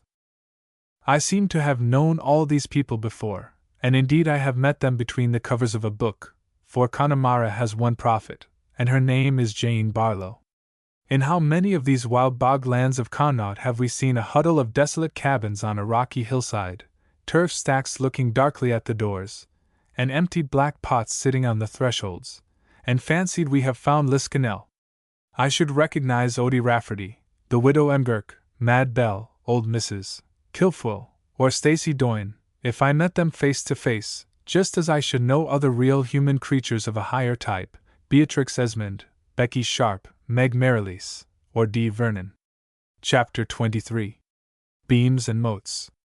Did the Irish elves ever explain themselves to you, Red Rose?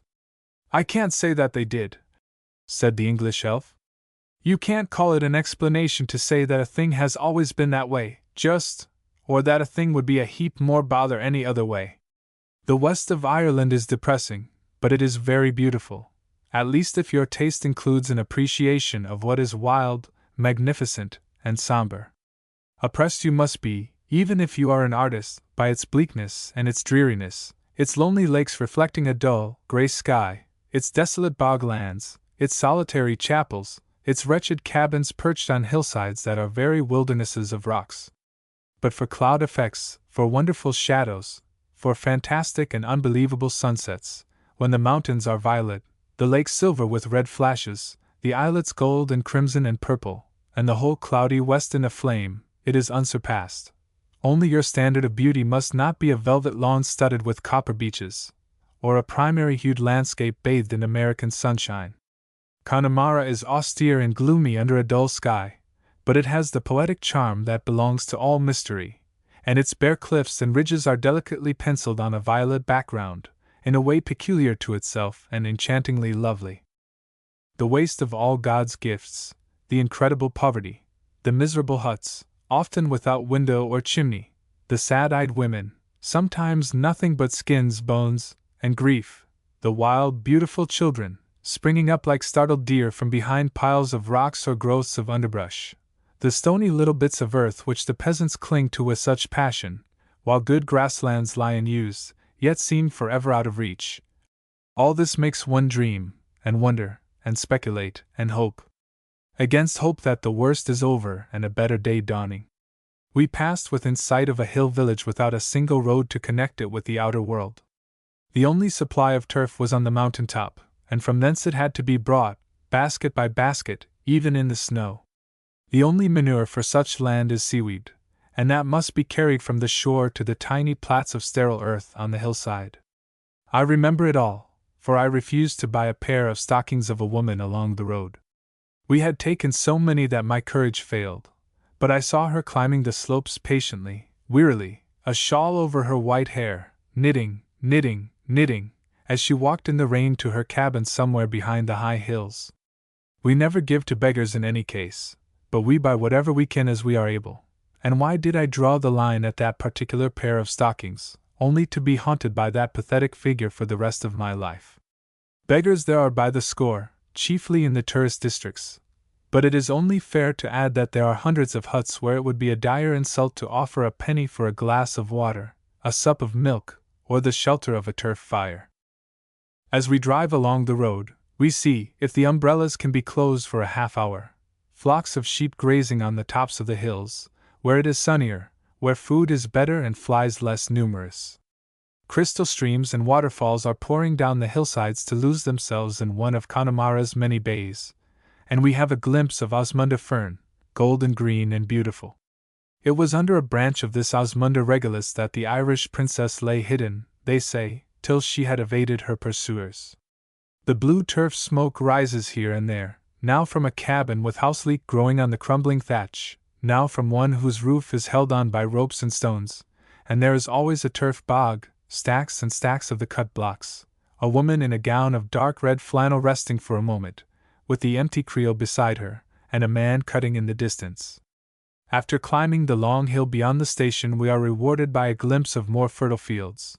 The clumps of ragwort and purple loosestrife are reinforced with kingcups and lilies growing near the wayside, and the rare sight, first of a pot of geraniums in the window, and then of a garden all aglow with red fuchsias, torch plants, and huge dahlias, so cheers Veritas that he takes heart again. "This is something like home!" he exclaims breezily. Whereupon Mr. Shamrock murmurs that if people find nothing to admire in a foreign country save what resembles their own, he wonders that they take the trouble to be traveling. "It is a darlin' year for the peaty-ties," the driver says, "and there are plenty of them planted hereabouts, even in stony spots not worth a keynote for anything else, for peaty-ties doesn't require any intricate farmin', you see, ma'am." The clergyman remarks that only 3 things are required to make Ireland the most attractive country in the world: Protestantism, cleanliness, and gardens. And Mr. Shamrock, who is of course a Roman Catholic, answers this tactful speech in a way that surprises the speaker and keeps him silent for hours. The Birmingham cutler, who has a copy of Ismay's Children in his pocket, triumphantly reads aloud, at this moment, a remark put into the mouth of an Irish character. "The low Irish are quite destitute of all notion of beauty, have not the remotest particle of artistic sentiment or taste. Their cabins are exactly as they were 600 years ago, for they never want to improve themselves." Then Mr. Shamrock asserts that any show of prosperity on a tenant's part would only mean an advance of rent on the landlord's, and Mr. Rose retorts that while that might have been true in former times, it is utterly false today. Mrs. Shamrock, who is a natural apologist, pleads that the Irish gentry have the most beautiful gardens in the world and the greatest natural taste in gardening, and there must be some reason why the lower classes are so different in this respect. May it not be due partly to lack of ground, lack of money to spend on seeds and fertilizers, lack of all refining, civilizing, and educating influences?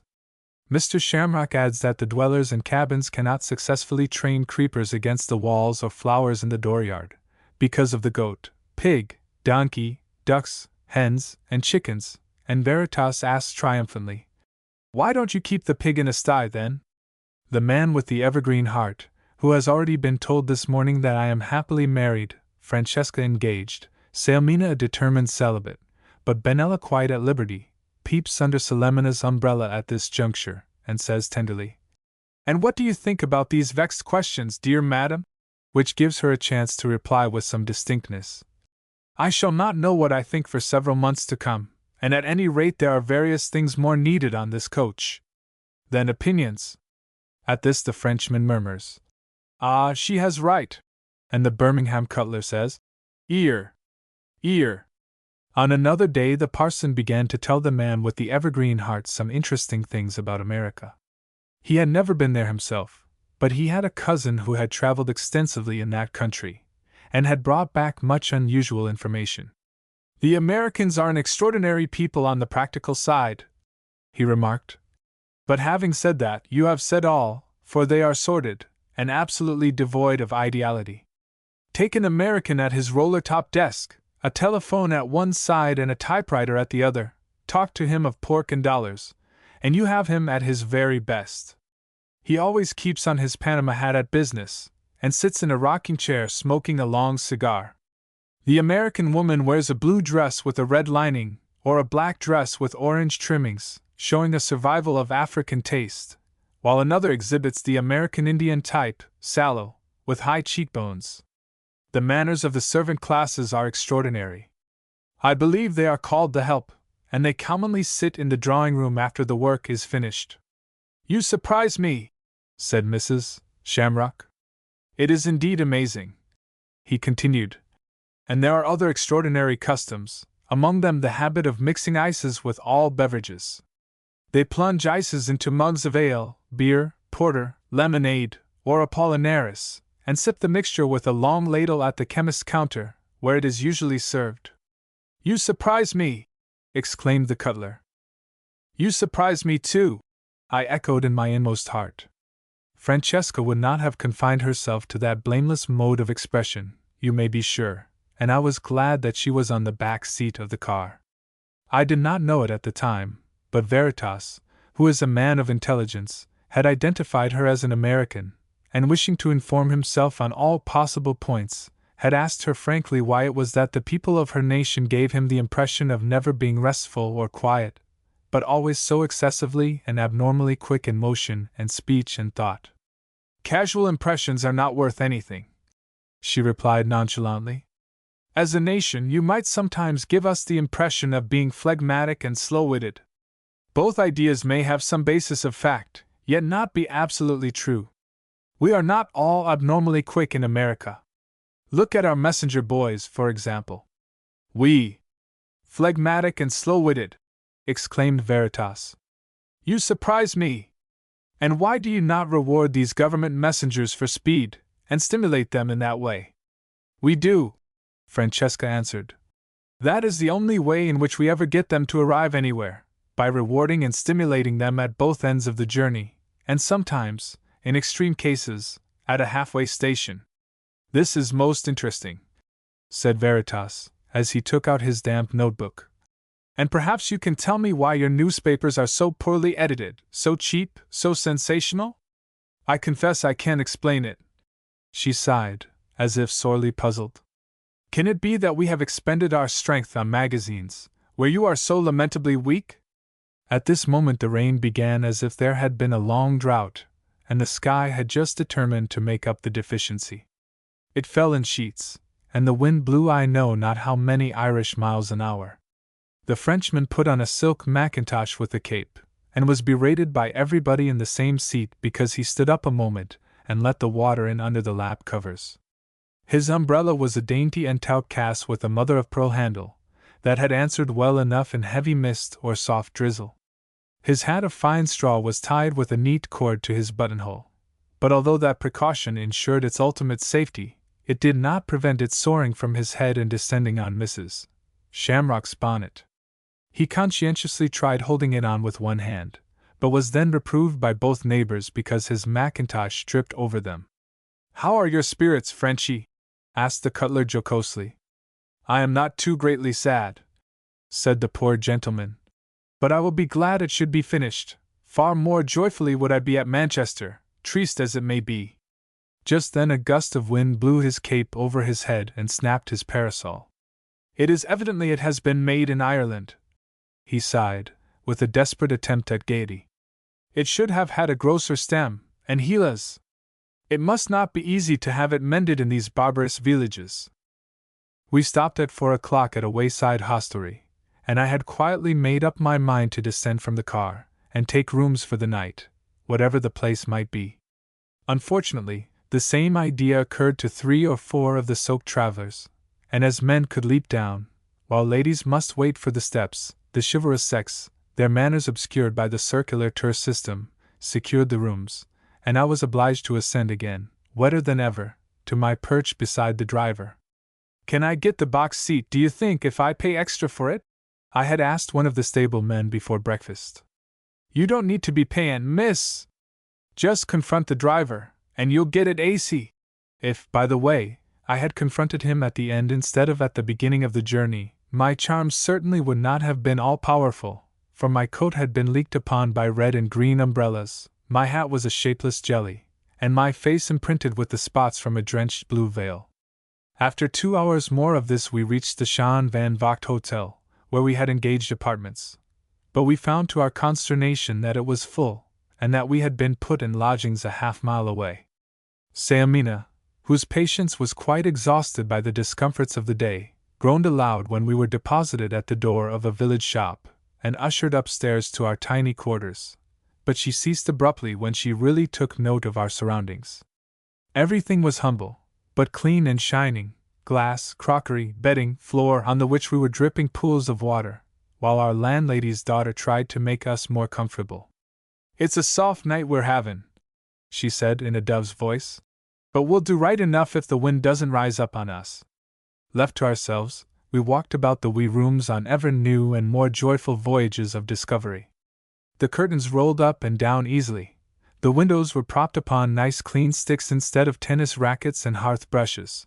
There was a well-washed stone to keep the curtain down on the sill, and just outside were tiny window gardens, in each of which grew 3 marigolds and 3 asters, in a box fenced about with little green pickets. There were well-dusted books on the tables, and Francesca wanted to sit down immediately to the charming Cora, reprinted from the girl's own paper. Sayamina meantime had tempted fate by looking under the bed, where she found the floor so exquisitely neat that she patted it affectionately with her hand. We had scarcely donned our dry clothing when the hotel proprietor sent a jaunting car for our drive to the 7 o'clock table d'hôte dinner.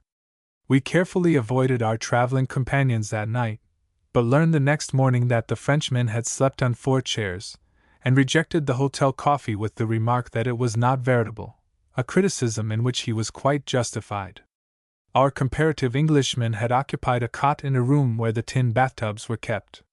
He was writing to the Times at the moment of telling me his woes, and without seeing the letter, I could divine his impassioned advice never to travel in the west of Ireland in rainy weather. He remarked, as if quoting from his own communication, that the scenery was magnificent, but that there was an entirely insufficient supply of hot water, that the waiters had the appearance of being low comedians, and their service was of the character one might expect from that description, that he had been talking before breakfast with a German gentleman, who had sat on a wall opposite the village of Dugort, in the island of Achill, from 6 o'clock in the morning until 9, and in that time he had seen coming out of an Irish hut 3 geese, 8 goslings, 6 hens, 15 chickens, 2 pigs, 2 cows, 2 barefooted girls, the master of the house leading a horse, 3 small children carrying cloth bags filled with schoolbooks, and finally a strapping mother leading a donkey loaded with peat baskets, that all this poverty and ignorance and indolence and filth was spoiling his holiday, and finally, that if he should be as greatly disappointed in the fishing as he had been in the hotel accommodations, here we almost fainted from suspense, he should be obliged to go home. And not only that, but he should feel it his duty to warn others of what they might expect. "Perhaps you are justified," said Francesca sympathetically. "People who are used to the dry, sunny climate and the clear atmosphere of London ought not to expose themselves to Irish rain without due consideration." He agreed with her, glancing over his spectacles to see if she by any possibility could be amusing herself at his expense. Good, old, fussy, fault-finding Veritas. But indeed Francesca's eyes were so soft and lovely and honest that the more he looked at her, the less he could do her the injustice of suspecting her sincerity. But mind you, although I would never confess it to Veritas, because he sees nothing but flaws on every side, the Irish pig is, to my taste, a trifle too much in the foreground. He pays the rent, no doubt, but this magnificent achievement could be managed from a sty in the rear, ungrateful as it might seem to immure so useful a personage behind a door or conceal his virtues from the public at large. Chapter 24. Humours of the Road. If you drive from Clifton to Oughterard by way of Mam Cross, and then on to Galway, you will pass through the O'Flaherty's country, one of whom, Murrough O'Flaherty, was governor of this country of Yar, Western Connaught. You will like to see the last of the O'Flaherty-Ews, 1,000 years old at least, and the ruins of the castle and banqueting hall. The family glories are enumerated in ancient Irish manuscript, and instead of the butler, footman, chef, coachman, and gardener of today we read of the O'Flaherty physician, standard-bearer, brehon or judge, master of the revels, and keeper of the bees, and the moment himself is rich enough, I intend to add some of these picturesque personages to our staff. We afterwards learned that there was formerly an inscription over the west gate of Galway. After Richard de Burgo took the town, in 1226, it became a flourishing English colony, and the citizens must have guarded themselves from any intercourse with the native Irish. At least, an old by-law of 1518 enacts that neither Owen nor Mac shall strut any swagger through the streets of Galway. We did not go to Galway straight, because we never do anything straight.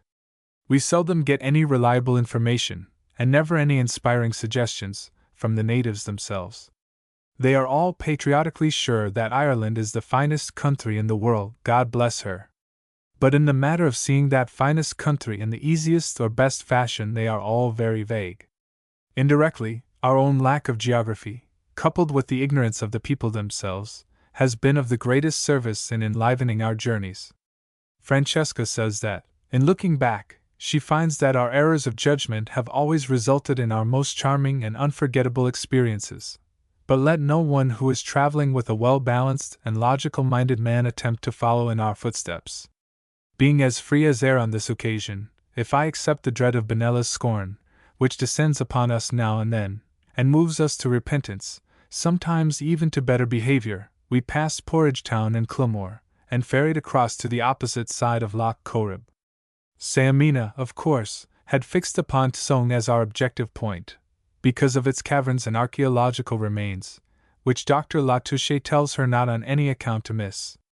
Francesca and I said nothing, but we had a very definite idea of avoiding Tsone, and going nearer to him, to climb Nachma, the hill of the fairies, and explore their ancient haunts and archaeological remains, which are more in our line than the caverns of Tsone.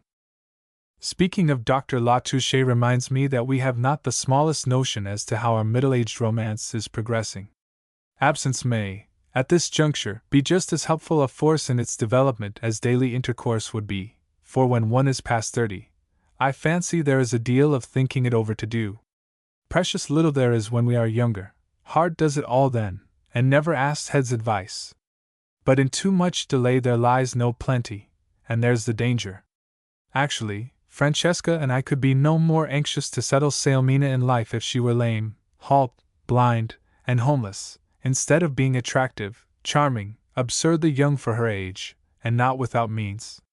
The difficulty is that she is one of those continent, persisting, immovable persons whom Emerson describes as marked out for the blessing of the world. That quality always makes a man anxious. He fears that he may only get his rightful share of blessing, and he craves the whole output, so to speak. We naturally mention Dr. Latouche very often, since he is always writing to Saomina or to me, offering counsel and suggestion. Madame Latouche, the venerable aunt, has written also, asking us to visit them in Meath, but this invitation we have declined, principally because the Calhouns will be with them, and they would surely be burdened by the addition of 3 ladies and a maid to their family, partly because we shall be freer in our own house, which will be as near the Latouche mansion as possible, you may be sure, if Francesca and I have anything to do with choosing it. The Latouche name, then, is often on our lips, but Saomina offers no intimation that it is indelibly imprinted on her heart of hearts. It is a good name to be written anywhere, and we fancied there was the slightest possible hint of pride and possession in Selemina's voice when she read to us tonight, from her 3rd volume of Lecky's History of Ireland in the 18th Century, a paragraph concerning one David Latouche, from whom Dr. Gerald is descended. In the last of the Irish parliaments no less than 5 members of the name sat together in the House of Commons, and his family may claim what is in truth the highest honour of which an Irish family can boast, that during many successive governments, and in a period of most lavish corruption, it possessed great parliamentary influence, and yet passed through political life untitled and unstained. There is just the faintest gleam of hope, by the way, that himself may join us at the very end of June, and he is sure to be helpful on this sentimental journey. He aided Ronald and Francesca more than once in their tempestuous love affair, and if his wits are not dulled by marriage, as so often happens, he will be invaluable. It will not be long then, probably, before I assume my secondary position in the landscape of events. The junior partners are now, so to speak, on their legs, although it is idle to suppose that such brittle appendages will support them for any length of time. As soon as we return in the autumn I should like to advertise, if himself will permit me, for a perfectly sound and kind junior partner, one who has been well broken to harness, and who will either shine nor balk, no matter what the provocation, the next step being to urge himself to relinquish altogether the bondage of business care. There is no need of his continuing in it, since other people's business will always give him ample scope for his energies. He has, since his return to America, dispensed justice and mercy, chiefly mercy, to one embezzler, one honest fellow tempted beyond his strength, one widow, one unfortunate friend of his youth, and 2 orphans, and it was in no sense an extraordinary season. To return to notes of travel, our method of progression, since we deserted the high road and the public car, has been strangely varied. I think there is no manner of steed or vehicle which has not been used by us, at one time or another, even to the arched donkey and the low-backed car with its truss of hay, like that of the immortal Peggy. I thought at first that arch was an unusual adjective to apply to a donkey, but I find after all that it is abundantly expressive. Benella, who disapproves entirely of this casual sort of travelling, far from answerable roads and in backwards places, Irish for behind the times, is yet wonderfully successful in discovering equipages of some sort in unlikely spots. In towns of any size or pretensions, we find by the town cross or near the inn a motley collection of things on wheels, with drivers sometimes as sober as Father Matthew, sometimes not. Yesterday we had a mare which the driver confessed he bought without over-circumspecting it, and although you couldn't, as he said, extinguish her at first sight from a grand trotter, she hadn't rightly the speed you could wish. "It's not so powerful young she is, my laddie," he confessed. "You'd be after looking at a chicken a long time and niver be reminded of her. But sure ye might teach I her, for belike ye wouldn't fancy a horse that would be leppin' stone walls, would ye, like Dan Ryan's there.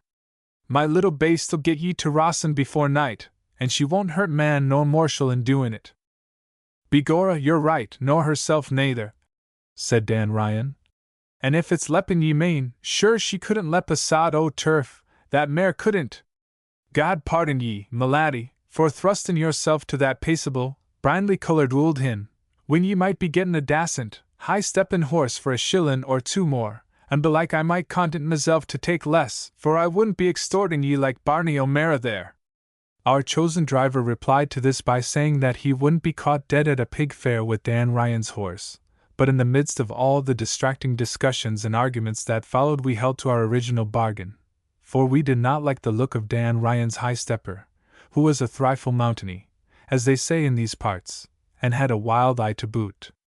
We started, and in a half-hour we could still see the chapel spire of the little village we had just left. It was for once a beautiful day, but we felt that we must reach a railway station some time or other, in order to find a place to sleep. "Can't you make her go a bit faster? Do you want to keep us on the road all night?" inquired Francesca. "I do not, your ladyship's honour, ma'am." "Is she tired, or doesn't she ever go any better?" urged Sailmina. "She does. It's God's truth I'm tellin' ye, my laddie, she's that flippant sometimes that I scarcely can hoot her, and the car jumps under her like a spring bed." "Then what on earth is the matter with her?" I inquired, with some fire in my eye. "Sure I believe she's taking time to think of the illigant load she's carryin', my laddie, and small blame to her," said Mr. Barney O'Mara, and after that we let him drive as best he could, although it did take us 4 hours to do 9 Irish miles. He came, did Mr. Barney, from County Armagh, and he beguiled the way with interesting tales from that section of Ireland, one of which, the Old Crow and the Young Crow, particularly took our fancies. An old crow was teaching a young crow one day, and says to him, "Now, my son," says he, "listen to the advice I'm going to give you," says he. "If you see a person coming near you and stooping, mind yourself, and be on your keeping. He's stooping for a stone to throw at you," says he. "But tell me," says the young crow, "what should I do if he had a stone already down in his pocket?" says he. "Musha, go long out of that," says the old crow, "you've learned enough. The divil another learning I'm able to give you." He was a perfect honeypot of useless and unreliable information, was Barney O'Meara, and most learned in fairy lore. But for that matter, all the people walking along the road, the drivers, the boatmen and guides, the men and women in the cottages where we stop in a shower or to inquire the way, relate stories of fukas, leprechauns, and sprites, banshees, and all the various classes of elves and fays, as simply and seriously as they would speak of any other occurrences. Barney told us gravely of the old woman who was in the habit of laying pishogues, charms, to break the legs of his neighbor's cattle, because of an ancient grudge she bore him, and also how necessary it is to put a bit of burning turf under the churn to prevent the fukas, or mischievous fairies, from abstracting the butter or spoiling the churning in any way. Irish fays seem to be much interested in dairy matters, for, besides the sprites who delight in distracting the cream and keeping back the butter, I wonder if a lazy up-and-down movement of the dasher invites them at all. At all? It is well known that many a milkmaid on a May morning has seen fairy cows browsing along the banks of lakes, cows that vanish into thin mist at the sound of human footfall. When we were quite cross at missing the noon train from Rossin, quite tired of the car's jolting, somewhat vexed even at the mare's continued enjoyment of her elegant load, Barney appeased us all by singing, in a delightful, mellow voice, a fairy song called the Leprechaun, *. This personage, you must know, if you haven't a large acquaintance among Irish fairies, is a tricksy fellow in a green coat and scarlet cap, with brave shoe buckles on his wee brogues. You will catch him sometimes, if the glamour is on you, under a burdock leaf or a thorn bush, and he is always making or mending a shoe. He commonly has a little purse about him, which, if you are quick enough, you can snatch, and a wonderful purse it is, for whatever you spend, there is always money to be found in it. Truth to tell, nobody has yet succeeded in being quicker than Master Leprechaun, though many have offered to fill his crosskeen with Mountain Dew, of which Irish fairies are passionately fond. I cannot communicate any idea of the rollicking gaiety and quaint charm Barney gave to the tune, nor the light-hearted, irresistible chuckle with which he rendered the last 2 lines, giving a snap of his whip as accent to the long O. After he had sung it twice through, Benella took my guitar from its case for me, and we sang it after him, again and again. So it was in happy fashion that we at least approached Ballarossin, where we bade Barney O'Meara a cordial farewell, paying him 4 shillings over his fare, which was cheap indeed for the song. As we saw him vanish slowly up the road, ragged himself, the car and harness almost ready to drop to pieces, the mare, I am sure, in the last week of her existence, we were glad that he had his Celtic fancy to enliven his life a bit, that fancy which seems a providential reaction against the cruel despotisms of fact. Chapter 25. The Wee Folk. A modern Irish poet, says something that Francesca has quoted to Ronald in her letter today, and we await from Scotland his confirmation or denial. He accuses the Scots of having discovered the fairies to be pagan and wicked, and of denouncing them from the pulpits, whereas Irish priests discuss with them the state of their souls, or at least they did, until it was decided that they had none, but would dry up like so much bright vapor at the last day. It was more in sadness than in anger that the priests announced this fiat, for Irish sprites and goblins do gay, graceful, and humorous things, for the most part, tricksy sins, not deserving annihilation, whereas Scottish fays are sometimes malevolent, or so says the Irish poet. This is very sad, no doubt, but it does not begin to be as sad as having no fairies at all. There must have been a few in England in Shakespeare's time, or he could never have written The Tempest or The Midsummer Night's Dream, but where have they vanished? As for us in America, I fear that we never have had any wee folk. The Indians had their woodland spirits, spirits of rocks, trees, mountains, star and moon maidens. The Negroes had their enchanted animals and conjure men. But as for real wee folk, either they were not indigenous to the soil or else we unconsciously drove them away. Yet we had facilities to offer. The columbines, harebells, and fringed gentians would have been just as cozy and secluded places to live in as the Irish foxgloves, which are simply running over with fairies.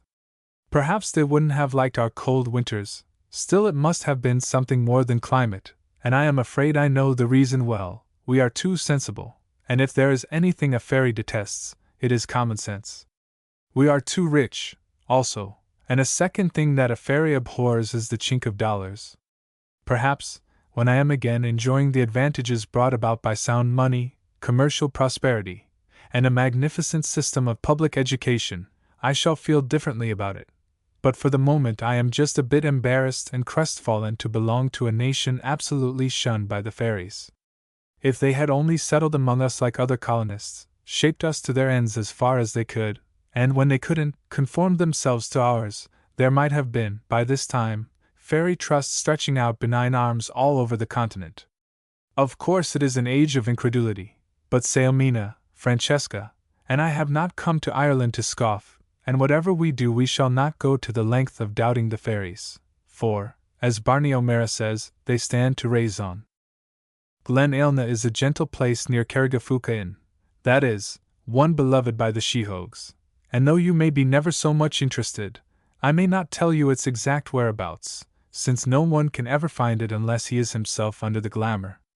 Perhaps you might be a doubter, with no eyes for the dim kingdom. Perhaps you might gaze forever, and never be able to see a red-capped fiddler, fiddling under a blossoming sloe bush. You might even see him, and then indulge yourself in a fit of common sense or doubt of your own eyes, in which case the wee dancers would never flock to the sound of the fiddle or gather on the fairy ring. This is the reason that I shall never take you to Knockma, to Glen Ailna, or especially to the Hyacinth Wood, which is a little plantation near the ruin of a fort.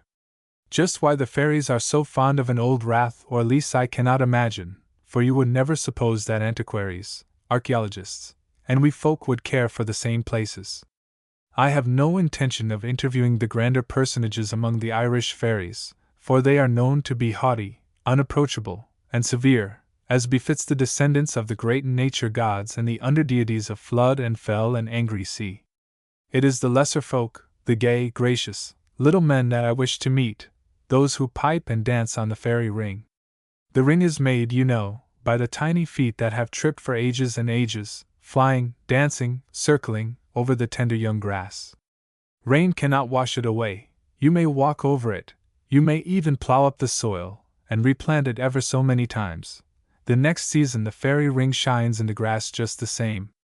It seems strange that I am blind to it, when an ignorant, dirty spalpeen who lives near the foot of Knockma has seen it, and heard the fairy music again and again. He took me to the very place where, last Lammas Eve, he saw plainly, for there was a beautiful, white moon overhead, the arch-king and queen of the fairies, who appear only on state occasions, together with a crowd of dancers, and more than a dozen pipers piping melodious music. Not only that, but lucky little beggar, he heard distinctly the fulparni and the falporni, the raple hutta and the rollabulla, noises indicative of the very jolliest and wildest and most uncommon form of fairy conviviality. Failing a glimpse of these midsummer revels, my next choice would be to see the elf horsemen galloping round the shores of the fairy loch in the cool of the morn. But there will be someone there, and that is the aforesaid James E. Flanagan. Sometimes I think he is fibbing, but a glance at his soft, dark, far-seeing eyes under their fringe of thick lashes convinces me to the contrary. His field of vision is different from mine, that is all, and he fears that if I accompany him to the shores of the fairy loch the horsemen will not ride for him, so I am even taunted with undue common sense by a little Irish gossoon. I tried to coax Penelope to go with me to the Hyacinth Wood by moonlight. Fairies detest a crowd, and I ought to have gone alone. But to tell the truth, I hardly dared, for they have a way of kidnapping attractive ladies and keeping them for years in the dim kingdom. I would not trust himself at Glen Ailna for worlds, for gentlemen are not exempt from danger. of the golden hair was lured away by a fairy maiden, and taken, in a gleaming, straight-gliding, strong, crystal canoe, to her domain in the hills, and Oisin, you remember, was transported to the land of the ever-youthful by the beautiful Niamh. If one could only be sure of coming back! But Oisin, for instance, was detained 300 years, so one might not be allowed to return, and still worse, one might not wish to. 300 years of youth would tempt a woman. My opinion, after reading The Elf Errant, is that one of us has been there, Moira O'Neill. I should suspect her of being able to wear a fairy cap herself, were it not for the human heartthrob in her verses. But I am sure she has the glamour whenever she desires it, and hears the fairy pipes at will. Benella is of different stuff. She not only distrusts fairies, but like the Scotch Presbyterians, she fears that they are wicked. Still, you say they haven't got immortal souls to save, and I don't suppose they're responsible for their actions, she allows. But as for traipsing up to those heathenish, haunted woods when all Christian folks are in bed, I don't believe in it, and neither would Mr. Beresford. But if you're set on it, I shall go with you. You wouldn't be of the slightest use, I answered severely. Indeed, you'd be worse than nobody. The fairies cannot endure doubters. It makes them fold their wings over their heads and shrink away into their flower cups. I should be mortified beyond words if a fairy should meet me in your company. Benella seemed hurt and a trifle resentful as she replied. That about doubters is just what Mrs. Kimberly used to say. Mrs. Kimberly is the Salem priestess, the originator of the science. She couldn't talk a mite if there was doubters in the hall, and it's so with spiritualists and clairvoyants, too. They're all of 'em scare cats. I guess likely that those that's so afraid of being doubted has some good reason for it. Well, I never went to the Hyacinth Wood by moonlight, since so many objections were raised, but I did go once at noonday, the very most unlikely hour of all the 24, and yet, as I sat there beneath a gnarled thorn, weary and warm with my climb, I looked into the heart of a bluebell forest growing under a circle of gleaming silver birches, and suddenly I heard fairy music. At least it was not mortal. And many sounds were mingled in it, the sighing of birches, the carol of a lark, the leap and laugh of a silvery runnel tumbling down the hillside, the soft whir of butterflies' wings, and a sweet little over-or undertone, from the over-or underworld, that I took to be the opening of a million hyacinth buds in the sunshine. Then I heard the delicious sound of a fairy laugh, and, looking under a swaying branch of meadowsweet, I saw, yes, I really saw. You must know that first a wee green door swung open in the stem of the meadowsweet, and out of that land where you can buy joy for a penny came a fairy in the usual red and green. I had the elf errant in my lap, and I think that in itself made him feel more at home with me, as well as the fact, perhaps, that for the moment I wasn't a bit sensible, and had no money about me. I was all ready with an Irish salutation, for the purposes of further disarming his aversion. I intended to say, as prettily as possible, though, alas, I cannot manage the brogue. And what way do I see you now? Or, good mornin' to your honor's honor. But I was struck dumb by my good fortune at seeing him at all. He looked at me once, and then, flinging up his arms, he gave a weeny yawn. This was disconcerting, for people almost never yawn in my company, and to make it worse, he kept on yawning, until, for very sympathy, and not at all in the way of revenge, I yawned too. Then the green door swung open again, and a gay rabble of wide-awake fairies came trooping out, and some of them kissed the hyacinth bells to open them, and some of them flew to the thorn tree, until every little branchine was white with flowers, where but a moment ago had been tightly closed buds. The yawning fairy slept meanwhile under the swaying meadowsweet, and the butterflies fanned him with their soft wings. But, alas! It could not have been the hour for dancing on the fairy ring, nor the proper time for the fairy pipers, and long as I looked I saw and heard nothing more than what I have told you. Indeed, I presently lost even that, for a bee buzzed, a white petal dropped from the thorn tree on my face, there was a scraping of tiny claws and the sound of 2 squirrels barking love to each other in the high branches, and in that moment the glamour that was upon me vanished in a twinkling.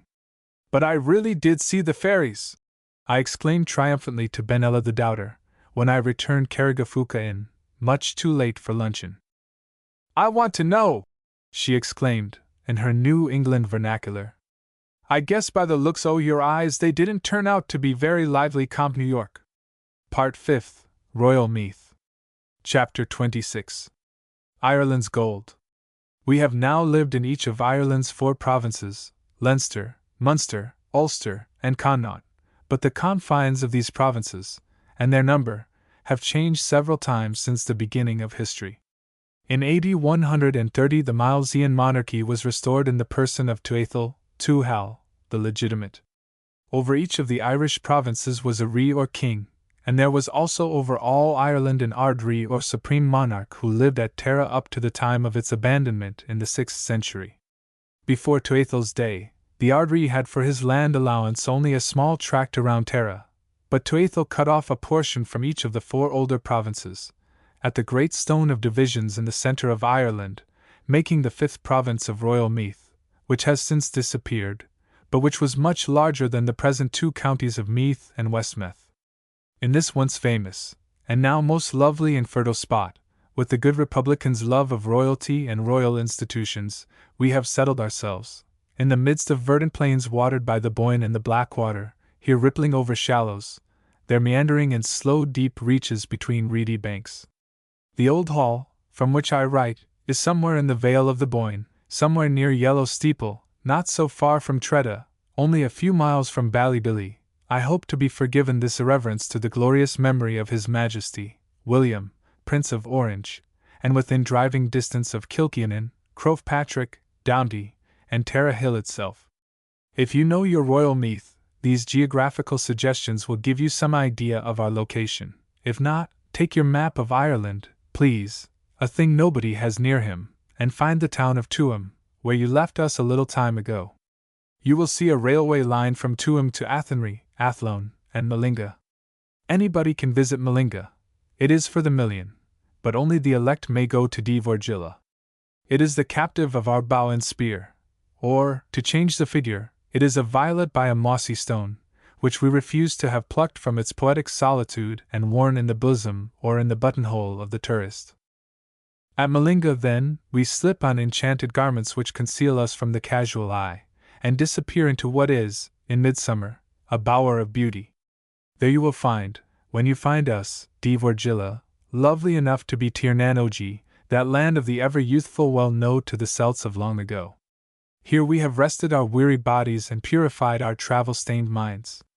Fresh from the poverty-ridden hillsides of Connaught, these rich grazing lands, comfortable houses, magnificent domains and castles, are unspeakably grateful to the eye and healing to the spirit. We have not forgotten, shall never forget, our Connemara folk, nor yet Omidhaun Pat and dark Timsey of Leastara in the north. But it is good, for a change, to breathe in this sense of general comfort, good cheer, and abundance. Benella is radiant, for she is near enough to Trim to go there occasionally to seek for traces of her ancestress, Mary Boyce.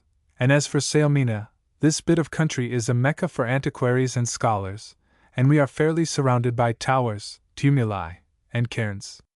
"It's mostly ruins they do be wantin' these days," said a wayside acquaintance. "I built a stone house for my donkey on the Knockham bant my cabin just, and bedad, there's a crowd round it every Saturday callan at the residence of one of the Danish kings. And they are diggin' at Tara now, ma'am, looking for the Ark of the Covenant. They do be sayin' the prophet Jeremiah come over from England and brought it wid him. Begorra, it's a lucky man he was to get away wid it." Added to these advantages of position, we are within a few miles of Rossnaree, Dr. La Touche's domain, to which he comes home from Dublin tomorrow, bringing with him our dear Mr. and Mrs. Calhoun of Ardnagrina. We have been here ourselves for 10 days, and are flattered to think that we have used the time as unconventionally as we could well have done. We made a literary pilgrimage first, but that is another story, and I will only say that we had a day in Edgeworthstown and a drive through Goldsmith's country, where we saw the deserted village, with its mill and brook, the church that tops the neighboring hill, and even rested under. There are many parts of Ireland where one could not find a habitable house to rent, but in this locality they are numerous enough to make it possible to choose. We had driven over perhaps 20 square miles of country, with the view of selecting the most delectable spot that could be found, without going too far from Rasnerie. The chief trouble was that we always desired every dwelling that we saw. I tell you this with the view of lessening the shock when I confess that, before we came to the old hall where we are now settled for a month, and which was Selemina's choice, Francesca and I took 2 different houses, and lived in them for 7 days, each in solitary splendor, like the Prince of Coulavin. It was not difficult to agree upon the district. We were of one mind there. The moment that we passed the town and drove along the flowery way that leads to Dvorgilla, we knew that it was the road of destiny. The whitethorn is very late this year, and we found ourselves in the full glory of it. It is beautiful in all its stages, from the time when it first opens its buds, to the season when every spray is white with May, and blooms the eglantine. There is no hint of green leaf visible then, and every tree is as white as snow of one night. This is the Gaelic comparison, and the first snow seems especially white and dazzling, I suppose, when one sees it in the morning where were green fields the night before. The sloe, which is the blackthorn, comes still earlier and has fewer leaves. That is the tree of the old English song. And it is not only trees, but hedges and bushes and groves of hawthorn, for a white thorn bush is seldom if ever cut down here, lest a grieved and displeased fairy look up from the cloven trunk, and no Irishman could bear to meet the reproach of her eyes. Do not imagine, however, that we are all in white, like a bride. There is the pink hawthorn, and there are pink and white horse chestnuts laden with flowers, yellow laburnums hanging over whitewashed farm buildings, lilacs, and most wonderful of all, the blaze of the yellow gorse. There will be a thorn hedge struggling with and conquering a grey stone wall, then a golden gorse bush struggling with and conquering the thorn. Seeking the sun, it knows no restraints, and creeping through the barriers of green and white and grey, it fairly hurls its yellow splendors in great blazing patches along the wayside.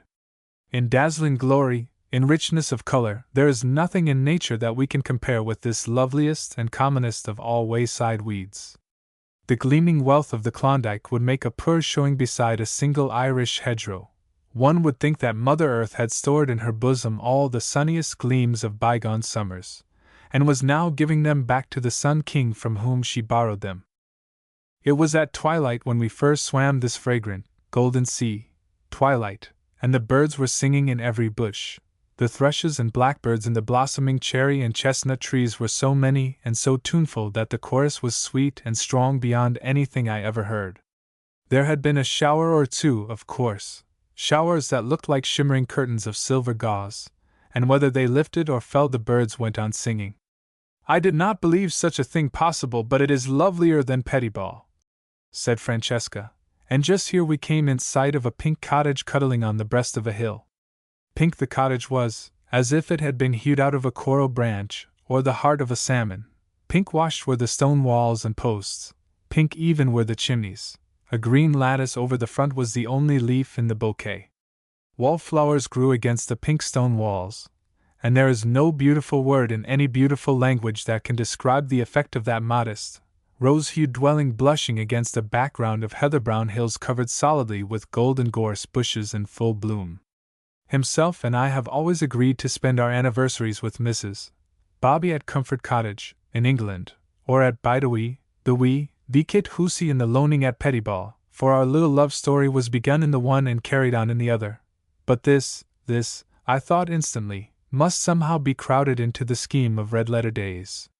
And now we suddenly discovered something at once interesting and disconcerting, an American flag floating from a tree in the background.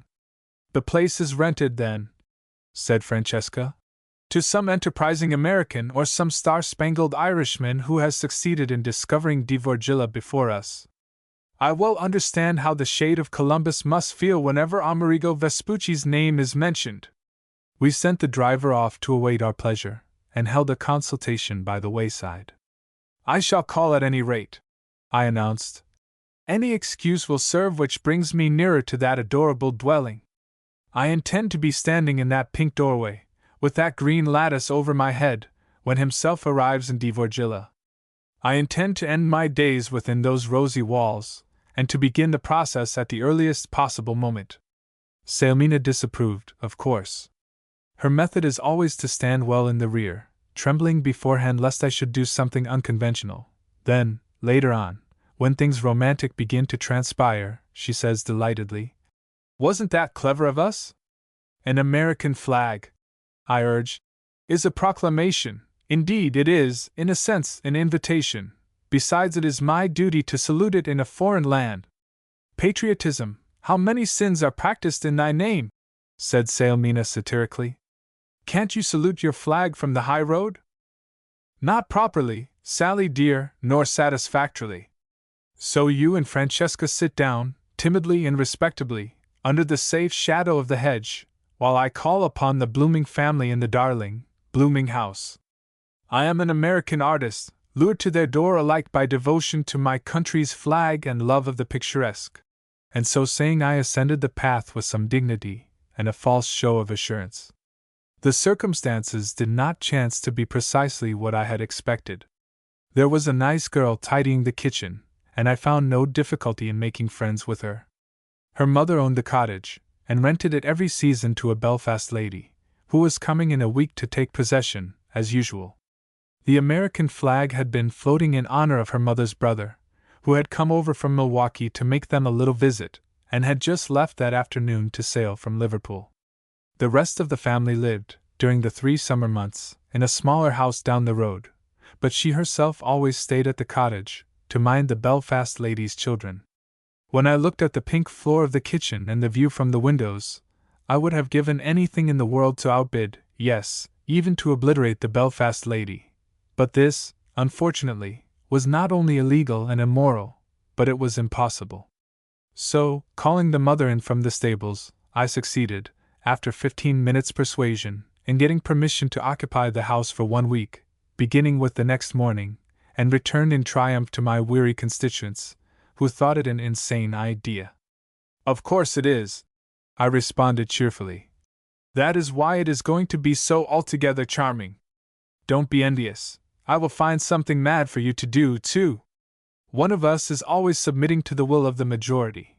Now let us be as individually silly as we like for a week, and then take a long farewell of freakishness and freedom. Let the 3rd volume die in lurid splendor, since there is never to be a 4th. There is still Wales, suggested Francesca. Too small, Fanny dear, and we could never pronounce the names.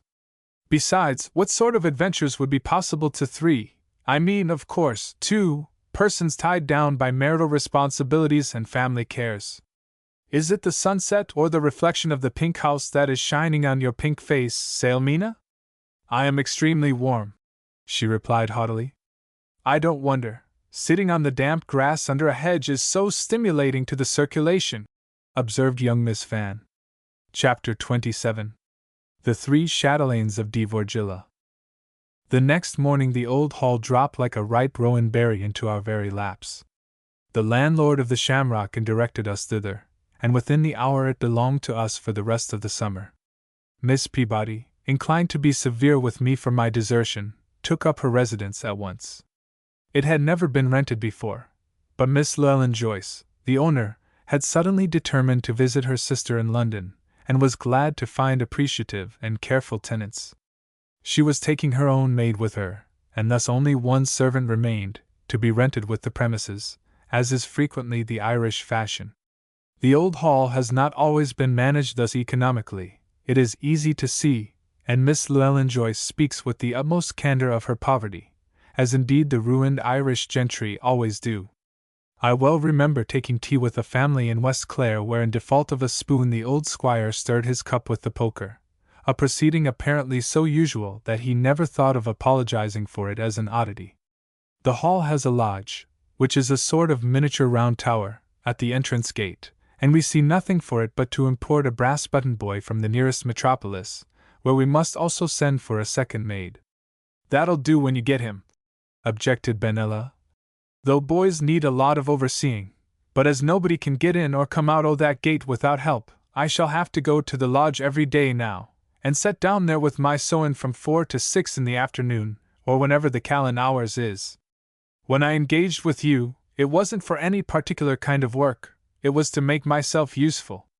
I've been errand boy and courier, golf caddy and footman, beau, cook, land agent, and mother to you all, and I guess I can be a lodge keeper as well as not.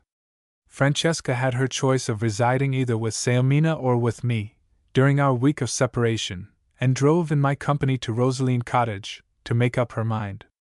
While she was standing at my gate, engaged in reflection, she espied a small cabin not far away, and walked toward it on a tour of investigation. It proved to have 3 tiny rooms, a bedroom, sitting room, and kitchen. The rent was only £2 a month, it is true, but it was in all respects the most unattractive, poverty-stricken, undesirable dwelling I ever saw. It was the small stove in the kitchen that kindled Francesca's imagination, and she made up her mind instantly to become a householder on her own account. I tried to dissuade her, but she is as firm as the rock of Cashel when once she has set her heart upon anything. "I shall be almost your next-door neighbor, Penelope," she coaxed, "and of course you will give me Benella. She will sleep in the sitting room, and I will do the cooking. The landlady says there is no trouble about food." "What to eat?" she inquired, leaning out sociably over the half-door. "Sure it'll drive up to your very door just. And here is the wee grass, as she calls it, where yous can take your tea under the Japanese umbrella left by the last tenant. Think how unusual it will be for us to live in 3 different houses for a week, and there's luck in odd numbers," says Rory O'More. "We shall have the advantages of good society, too, when we are living apart, for I foresee entertainment after entertainment. We will give breakfasts, luncheons, teas, and dinners to one another, and meanwhile I shall have learned all the housewifely arts. Think, too, how much better you can paint with me out of your way. Does no thought of your eccentricity blight your young spirit, dear? Why should it when I have simply shaped my course by yours? But I am married, my child. And I'm going to be married, aha, mamma, as the song says. And what about Saomina, you haven't scolded her? She is living her very last days of single blessedness," I rejoined. "She does not know it, but she is, and I want to give her all the freedom possible." "Very well, dear innocent, live in your wee hut then, if you can persuade Benella to stay with you. But I think there would best be no public visiting between you and those who live in Rosaline Cottage and the Old Hall, as it might ruin their social position." Benella confessed that she had not the heart to refuse Francesca anything. "She's too handsome," she said, "and too winning. I suppose she'll cook up some dreadful messes, but I'm willing to eat 'em, to oblige her, and perhaps it'll save her husband a few spells of dyspepsy at the start, though, as far as my experience goes, ministers'll always eat anything that's set before 'em, and look over their shoulders for more." We had a heavenly week of silliness, and by dint of concealing our real relations from the general public, I fancy we escaped harsh criticism. There is a very large percentage of lunacy anyway in Ireland, as well as great leniency of public opinion, and I fancy there is scarcely a country on the map in which one could be more foolish without being found out. Visit each other we did constantly, and candor obliges me to state that, though each of us secretly prided herself on the perfection of her cuisine, Miss Monroe gave the most successful afternoon tea of all, on the wee grass, under the Japanese umbrella. How unexpectedly good were her scones, her tea cakes, and her cress sandwiches, and how pretty and graceful and womanly she was, all flushed with pride at our envy and approbation. I did a watercolor sketch of her and sent it to Ronald, receiving in return a letter bubbling over with fond admiration and gratitude. She seems always in tone with the season and the landscape, does Francesca, and she arrives at it unconsciously, too. She glances out of her window at the yellow laburnum tree when she is putting on her white frock, and it suggests to her all her amber trinkets, and her drooping hat with the wreath of buttercups. When she came to my hawthorn luncheon at Rosaline Cottage, she did not make the mistake of heaping pink on pink, but wore a cotton gown of palest green, with a bunch of rosy blossoms at her belt. I painted her just as she stood under the hawthorn, with its fluttering petals and singing birds, calling the picture Grain Mail, a vision of Erin, writing under it the verse. Benella, I fancy, never had so varied a week in her life, and she was in her element.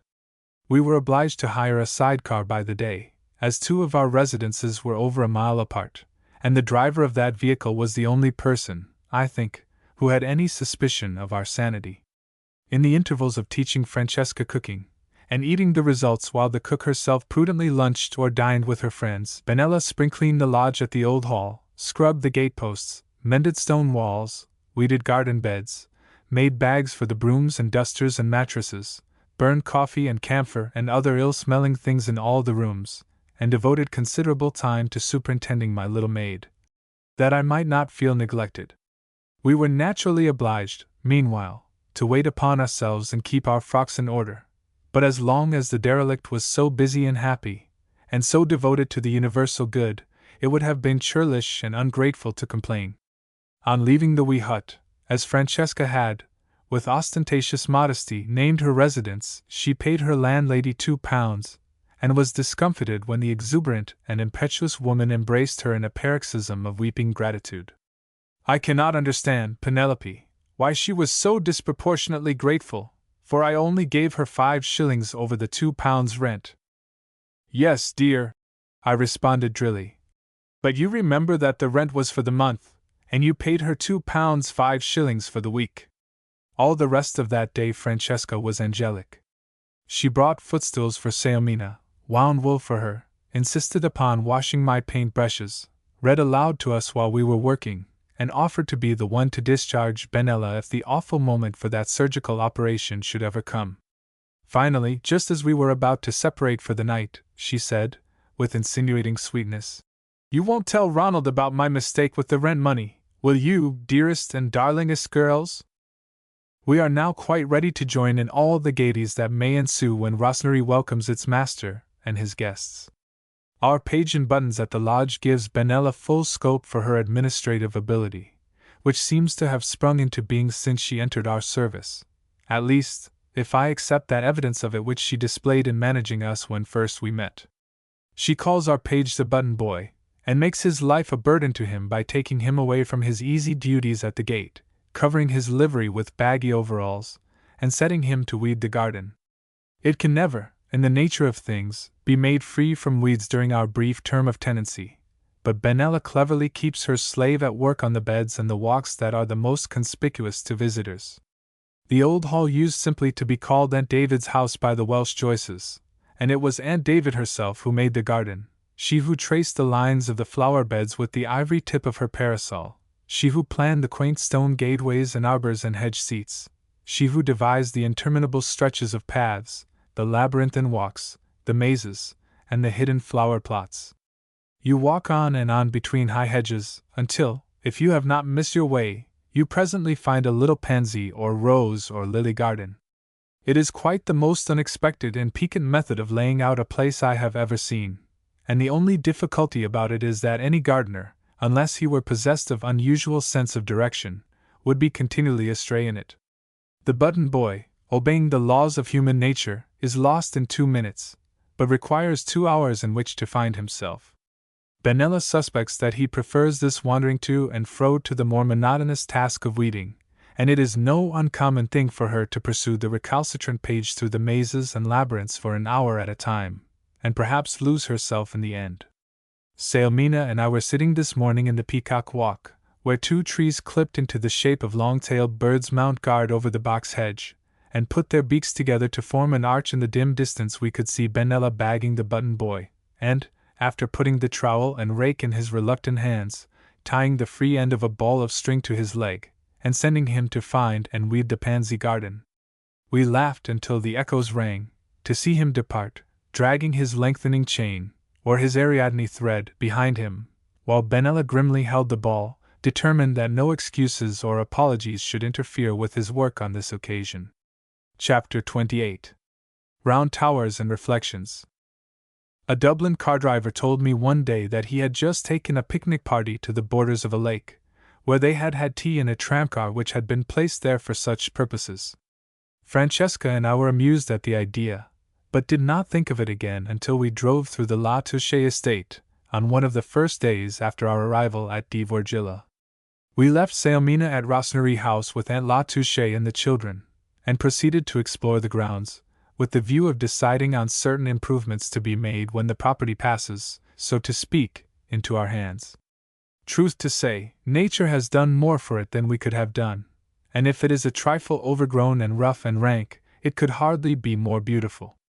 At the very furthest confines of the domain there is a brook, large enough, indeed, to be called a river here, where they have no Mississippi to dwarf all other streams and serve as an impossible standard of comparison.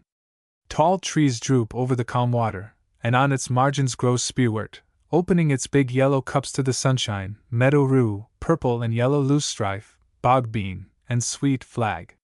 Here and there float upon the surface the round leaves and delicate white blossoms of the frogbit, together with lilies, pondweeds, and water starworts. "What an idyllic place to sit and read, or sew, or have tea!" exclaimed Francesca. "What a place for a trammed house!" I added.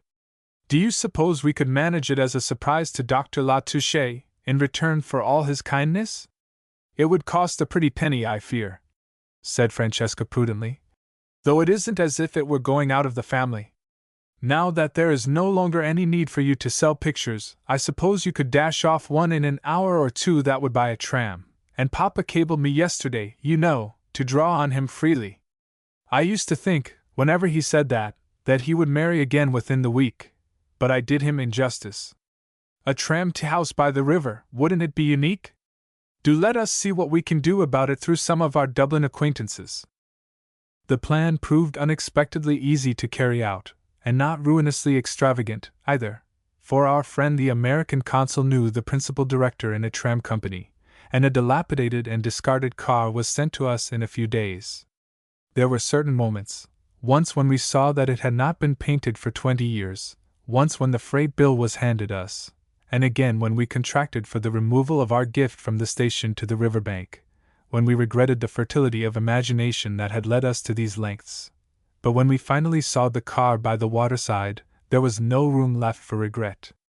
Benella said that, with the assistance of the button boy, she could paint it easily herself, but we engaged an expert, who put on a coat of dark green very speedily, and we consoled the derelict with the suggestion that she could cover the cushions, and make the interior cozy and pretty. All this happened some little time ago. Dr. Latouche has been at home for a fortnight, and we have had to use the greatest ingenuity to keep people away from that particular spot, which, fortunately for us, is a secluded one. All is ready now, however, and the following cards of invitation have been issued. I have just learned that a certain William Beresford was Bishop of Ossory once on a time, and I intend to personate this dignitary, clad in Dr. Latouche's cap and gown. We spend this sunny morning by the river bank, Francesca hemming the last of the yellow window curtains, and I making souvenir programs for the great occasion. Sailmina had gone for the day with the Calhouns and Dr. Latouche to lunch with some people near Cavan and see Downamore Round Tower and the moat. "Is she in love with Dr. Gerald?" asked Francesca suddenly, looking up from her work. "Was she ever in love with him? She must have been, mustn't she? I cannot and will not entertain any other conviction." "I don't know, my dear," I answered thoughtfully, pausing over an initial letter I was illuminating. "But I can't imagine what we shall do if we have to tear down our sweet little romance, bit by bit, and leave the stupid couple sitting in the ruins. They enjoy ruins far too well already, and it would be just like their obstinacy to go on sitting in them. And they are so incredibly slow about it all," Francesca commented. "It took me about 2 minutes, at Lady Baird's dinner, where I first met Ronald, to decide that I would marry him as soon as possible. When a month had gone by, and he hadn't asked me, I thought, like Rosalind, that I'd as lief be wooed of a snail. I was not quite so expeditious as you," I confessed, "though I believe himself says that his feeling was instantaneous. I never cared for anything but painting before I met him, so I never chanced to suffer any of those pangs that lovelorn maidens are said to feel when the beloved delays his avowals. Perhaps that is the reason I suffer so much now, vicariously. The lack of positive information makes one so impatient," Francesca went on. "I am sure he is as fond of her as ever, but if she refused him when he was young and handsome, with every prospect of a brilliant career before him, perhaps he thinks he has even less chance now. He was the first to forget their romance, and the one to marry. His estates have been wasted by his father's legal warfares, and he has been an unhappy and a disappointed man. Now he has to beg her to heal his wounds, as it were, and to accept the care and responsibility of his children. It is very easy to see that we are not the only ones who suspect his sentiments. I said, smiling at my thoughts. Mrs. Calhoun told me that she and Sailmina stopped at one of the tenants' cabins, the other day, to leave some small comforts that Dr. Latouche had sent to a sick child. The woman thanked Sailmina, and Mrs.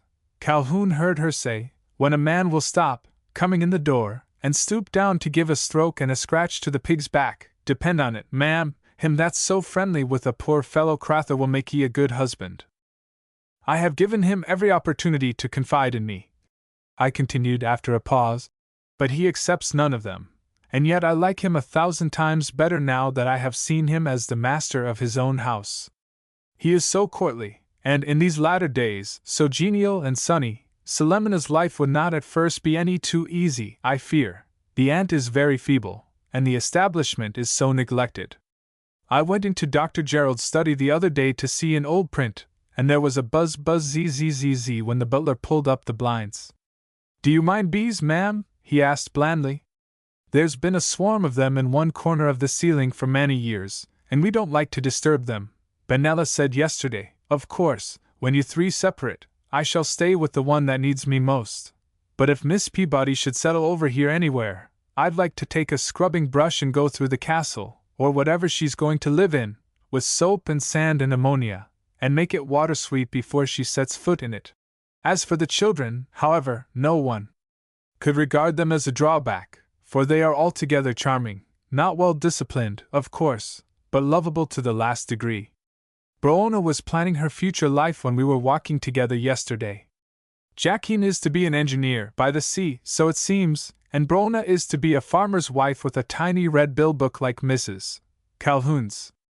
Her little boys and girls will sell the milk, and when Jacqueline has his engineering holidays he will come and eat fresh butter and scones and cream and jam at the farm, and when her children have their holidays they will go and play on Jacqueline's beach. It is the little people I rely upon chiefly, after all. I wish you could have seen them cataract down the staircase to greet her this morning. I notice that she tries to make me divert their attention when Dr. Gerald is present, for it is a bit suggestive to a widower to see his children pursue, hang about, and caress a lovely, unmarried lady. Broona, especially, can hardly keep away from Sailmina, and she is such a fascinating midget, I should think anybody would be glad to have her included in a marriage contract. You have a weeny line between your eyebrows, just like my daddy's, she said to Sailmina the other day. It's such a little one, perhaps I can kiss it away, but daddy has too many, and they are cut too deep. Sometimes he whispers, "Daddy is sad, Broona," and then I say, play up, and play the game, and that makes him smile." "She is a darling," said Francesca, with the suspicion of a tear in her eye. "Were you ever in love, Miss Fancy?" she asked me once. "I was. It was long ago before I belonged to Daddy, and another time when I had been reading to her. She said I often think that when I get into the kingdom of heaven the person I'll be gladdest to see will be Marjorie Fleming. Yes, the children are sure to help. They always do in whatever circumstances they chance to be placed. Did you notice Sailmina with them at tea time yesterday? It was such a charming scene. The heavy rain had kept them in, and things had gone wrong in the nursery. Sailmina had glued the hair on Bruna's dolly, and knit up a heartbreaking wound in her side. Then she mended the legs of all the animals in the Noah's Ark, so that they stood firm, erect, and proud, and when, to draw the children's eyes from the wet window panes, she proposed a story, it was pretty to see the grateful youngsters snuggle in her lap and by her side. When does an artist ever fail to see pictures? I have loved Sailmina always, even when she used to part her hair in the middle and wear spectacles, but that is the first time I ever wanted to paint her, with the firelight shining on the soft, restful grays and violets of her dress, and Broona in her arms. Of course, if a woman is ever to be lovely at all, it will be when she is holding a child. It is the oldest of all old pictures, and the most beautiful, I believe, in a man's eyes. And do you notice that she and the doctor are beginning to speak more freely of their past acquaintance? I went on, looking up at Francesca, who had dropped her work in her interest. It is too amusing. Every hour or two it is. Do you remember the day we went to Bunker Hill? Or, do you recall that charming Mrs. Andrews, with whom we used to dine occasionally? Or, what has become of your cousin Samuel? And is your Uncle Thomas yet living? The other day, at tea, she asked, do you still take 3 lumps, Dr. Latouche? You had always a sweet tooth, I remember. Then they ring the changes in this way. You were always fond of Gray, Miss Peabody. You had a great fancy for Moore, in the old days, Miss Peabody. Have you outgrown him, or does the anacreontic little chap, as Father Prout called him, still appeal to you? You used to admire Boyle O'Reilly, Dr. Latouche. Would you like to see some of his letters? Aren't these magnificent rhododendrons, Dr. Latouche, even though they are magenta, the color you specially dislike, and so on? Did you chance to look at either of them last evening, Francesca, when I sang Let Erin Remember the Days of Old? No, I was thinking of something else. I don't know what there is about your singing, Penny love, that always makes me think of the past and dream of the future. Which verse do you mean? And still painting, I hummed. That is what our 2 dear middle-aged lovers are constantly doing now, looking at the round towers of other days, as they bend over memory's crystal pool and see them reflected there. It is because he fears that the glories are over and gone that Dr. Gerald is troubled. Some day he will realize that he need not live on reflections, and he will seek realities. I hope so, said Francesca philosophically as she folded her work. But sometimes these people who go mooning about, and looking through the waves of time, tumble in and are drowned. Chapter 29. Aunt David's Garden. No one ever had a better opportunity than we, of breathing in, so far as a stranger and a foreigner may, the old Celtic atmosphere, and of reliving the misty years of legend before the dawn of history, when Mr. Calhoun is one of the best Gaelic scholars in Ireland, and Dr. Gerald, though not his equal in knowledge of the language, has the full of a sack of stories in his head. According to the Book of Leinster, a professional storyteller was required to know 7 times 50 tales, and I believe the doctor could easily pass this test. It is not easy to make a good translation from Irish to English, for they tell us there are no 2 Aryan languages more opposed to each other in spirit and idiom. We have heard little of the marvelous old tongue until now, but we are reading it a bit under the tutelage of these 2 inspiring masters, and I fancy it has helped me as much in my understanding of Ireland as my tedious and perplexing worriments over political problems. After all, how can we know anything of a nation's present or future without some attempt to revivify its past?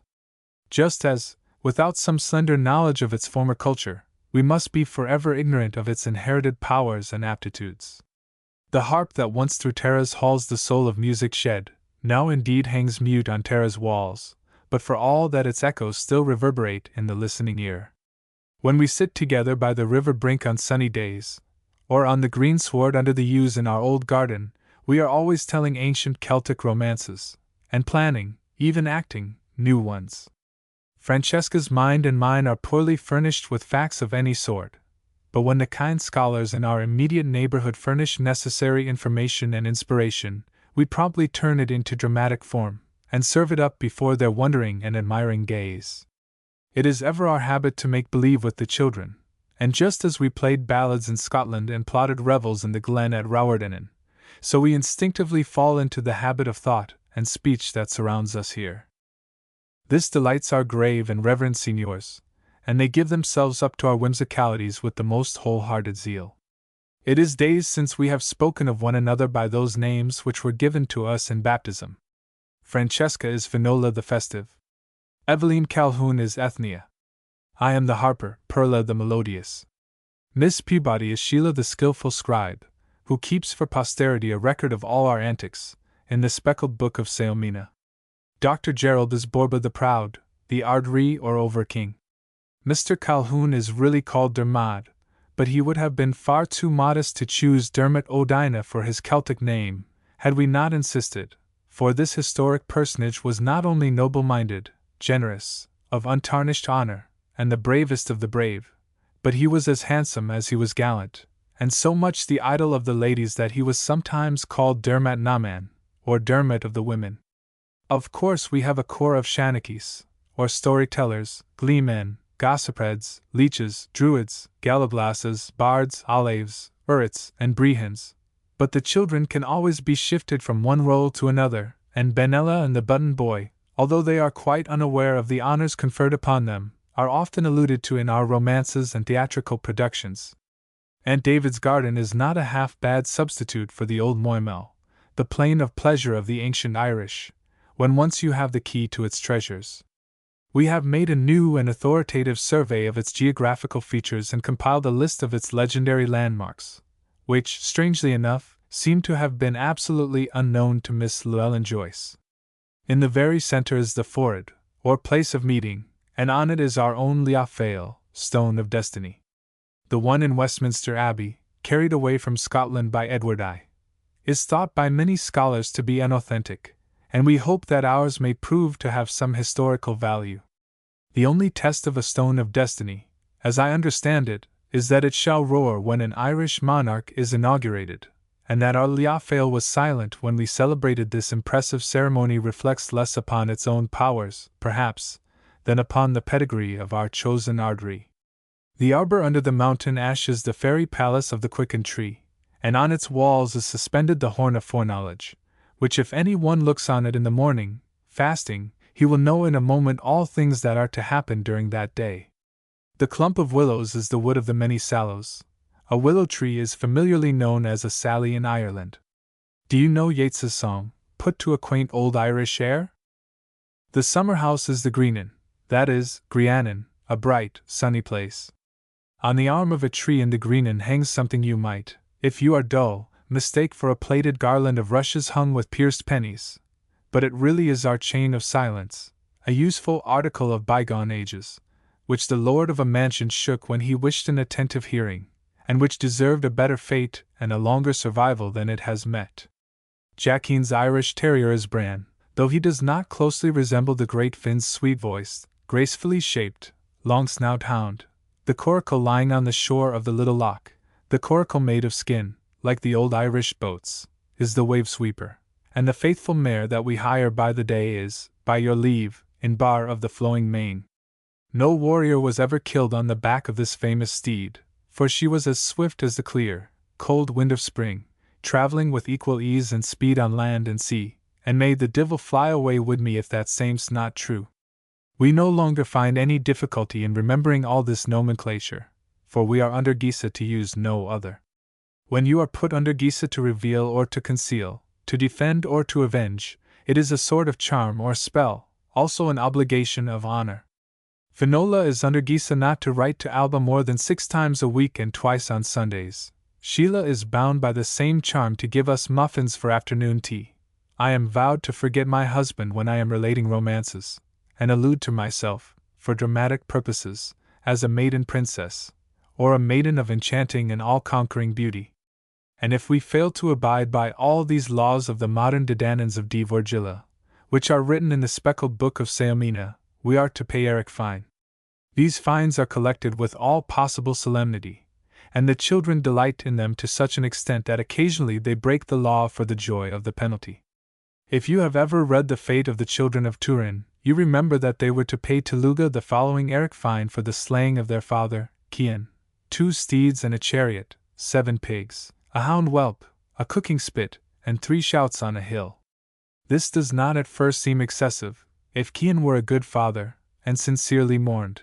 But when Luga began to explain the hidden snares that lay in the pathway, it is small wonder that the sons of Turin felt doubt of ever being able to pay it, and that when, after surmounting all the previous obstacles, they at last raised 3 feeble shouts on Midkina's hill, they immediately gave up the ghost.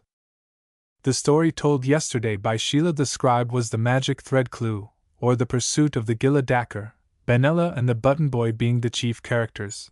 Finola's was the voyage of the children of Cor the swift-footed, the Ardri's pseudonym for American travelers, while mine, to be told tomorrow, is called The Quest of the Fair Strangers, or The Fairy Quickened Tree of Divorgilla. Chapter 30. The Quest of the Fair Strangers, or The Fairy Quickened Tree of Divorgilla. Asterisk.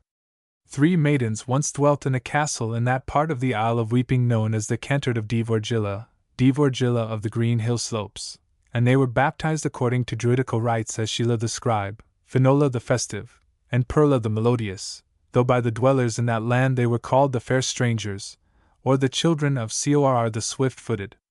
This cantard of Divorgilla they acquired by paying rent and tribute to the wise woman of Wales, who granted them to fish in its crystal streams and to hunt over the green-sided hills, to roam through the woods of yew trees and to pluck the flowers of every hue that were laughing all over the plains. Thus were they circumstanced.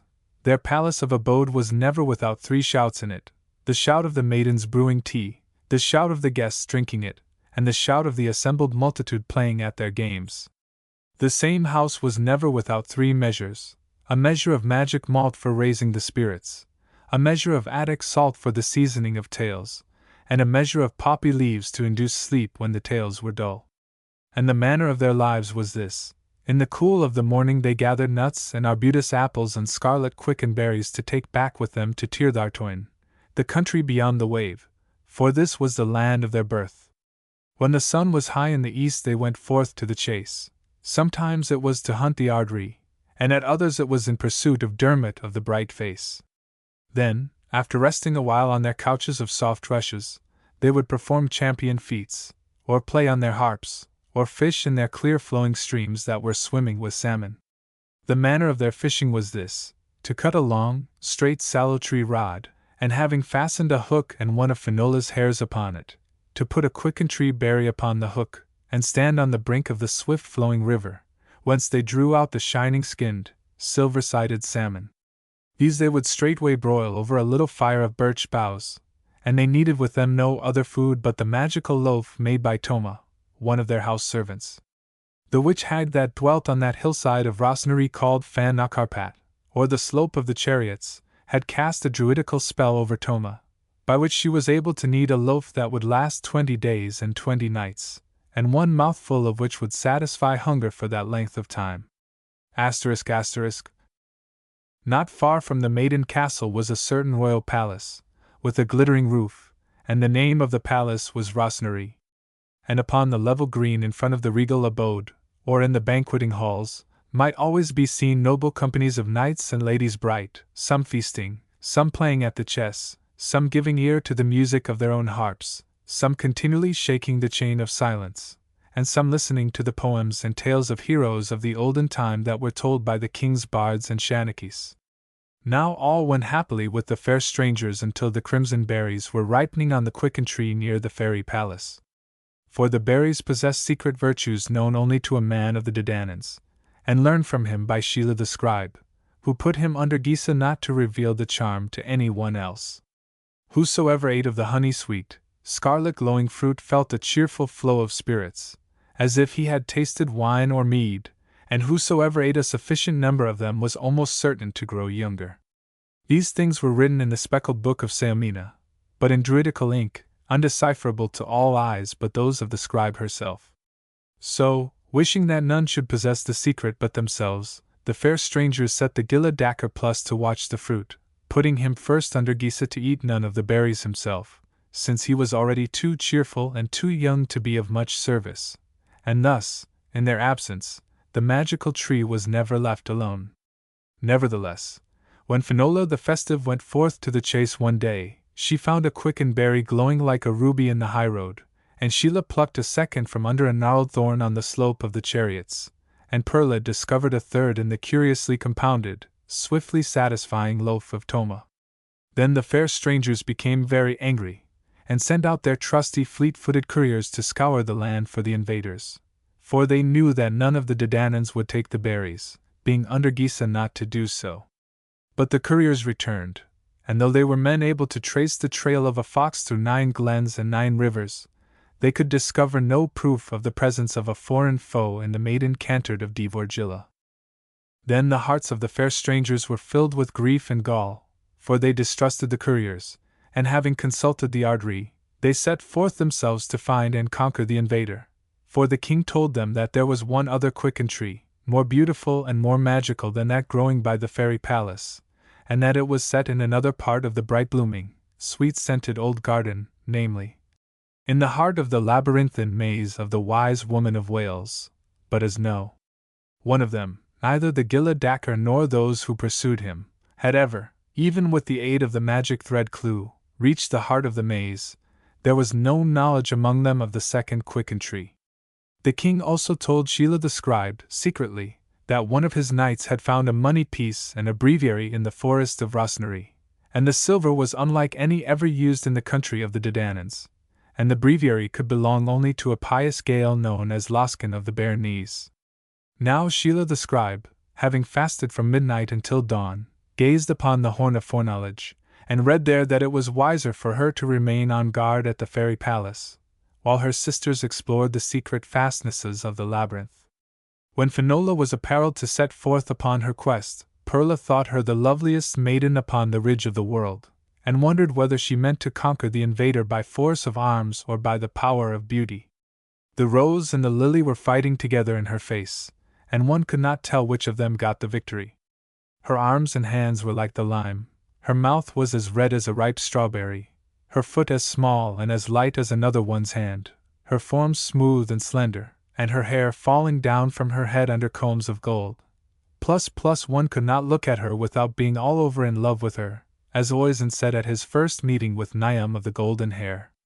And as for Perla, the rose on her cheeks was heightened by her rage against the invader, the delicate blossom of the sloe was not whiter than her neck, and her glossy chestnut ringlets fell to her waist.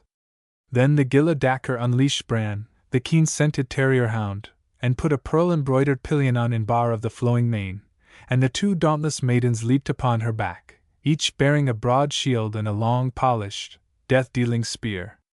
When Inbar had been given a free rein, she set out for the labyrinth, trailing the magic thread clue behind her, cleaving the air with long, active strides, and if you know what the speed of a swallow is, flying across a mountainside, or the dry wind of a March day sweeping over the plains, then you can understand nothing of the swiftness of this steed of the flowing mane, acquired by the day by the maidens of Devorgilla. Many were the dangers that beset the path of these two noble champions on their quest for the fairy quicken tree. Here they met an enormous white stoat, but this was slain by the intrepid Bran, and they buried its bleeding corse and raised a cairn over it, with the name Stoat graven on it in Ogham. Their druidical fairy mist sprang up in their path to hide the way, but they pierced it with a note of their far-reaching, clarion-toned voices, an art learned in their native land beyond the wave. Now the dog Bran, being unhungered, and refusing to eat of Toma's loaf, as all did who were ignorant of its druidical purpose, fell upon the magic thread clue and tore it in twain.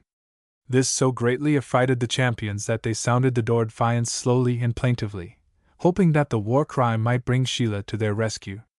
This availing nothing, Finola was forced to slay Bran with her straight-sided, silver-shining spear, but this she felt he would not mind if he could know that he would share the splendid fate of the stoat, and speedily have a cairn raised over him, with the word Bran graven upon it in Ogham, since this is the consolation offered by the victorious living to all dead Celtic heroes, and if it be a poor substitute for life, it is at least better than nothing.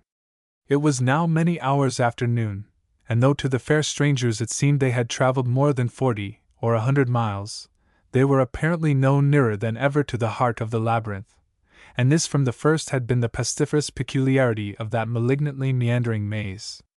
So they dismounted, and tied Inbar to the branch of a tree, while they refreshed themselves with a mouthful of Toma's loaf, and Finola now put her thumb under her tooth of knowledge, for she wished new guidance and inspiration, and being more than common modest, she said, "Inasmuch as we are fairer than all the other maidens in this labyrinth, why, since we cannot find the heart of the maze, do we not entice the invaders from their hiding place by the quicken tree, and when we see from what direction they advance, fall upon and slay them, and after raising the usual cairn to their memory, and carving their names over it in the customary Ogham, run to the enchanted tree and gather all the berries that are left?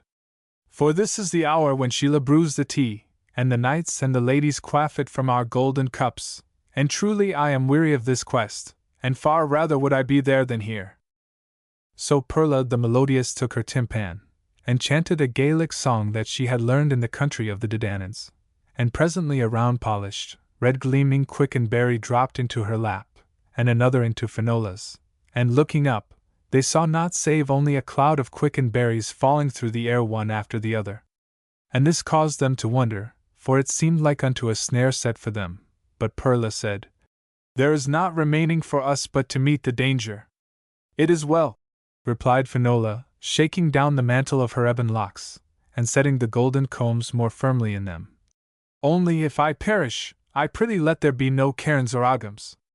Let me fall, as a beauty should, face upward, and if it be but a swoon, and the invader be a handsome prince, see that he wakens me in his own good way. To arms, then!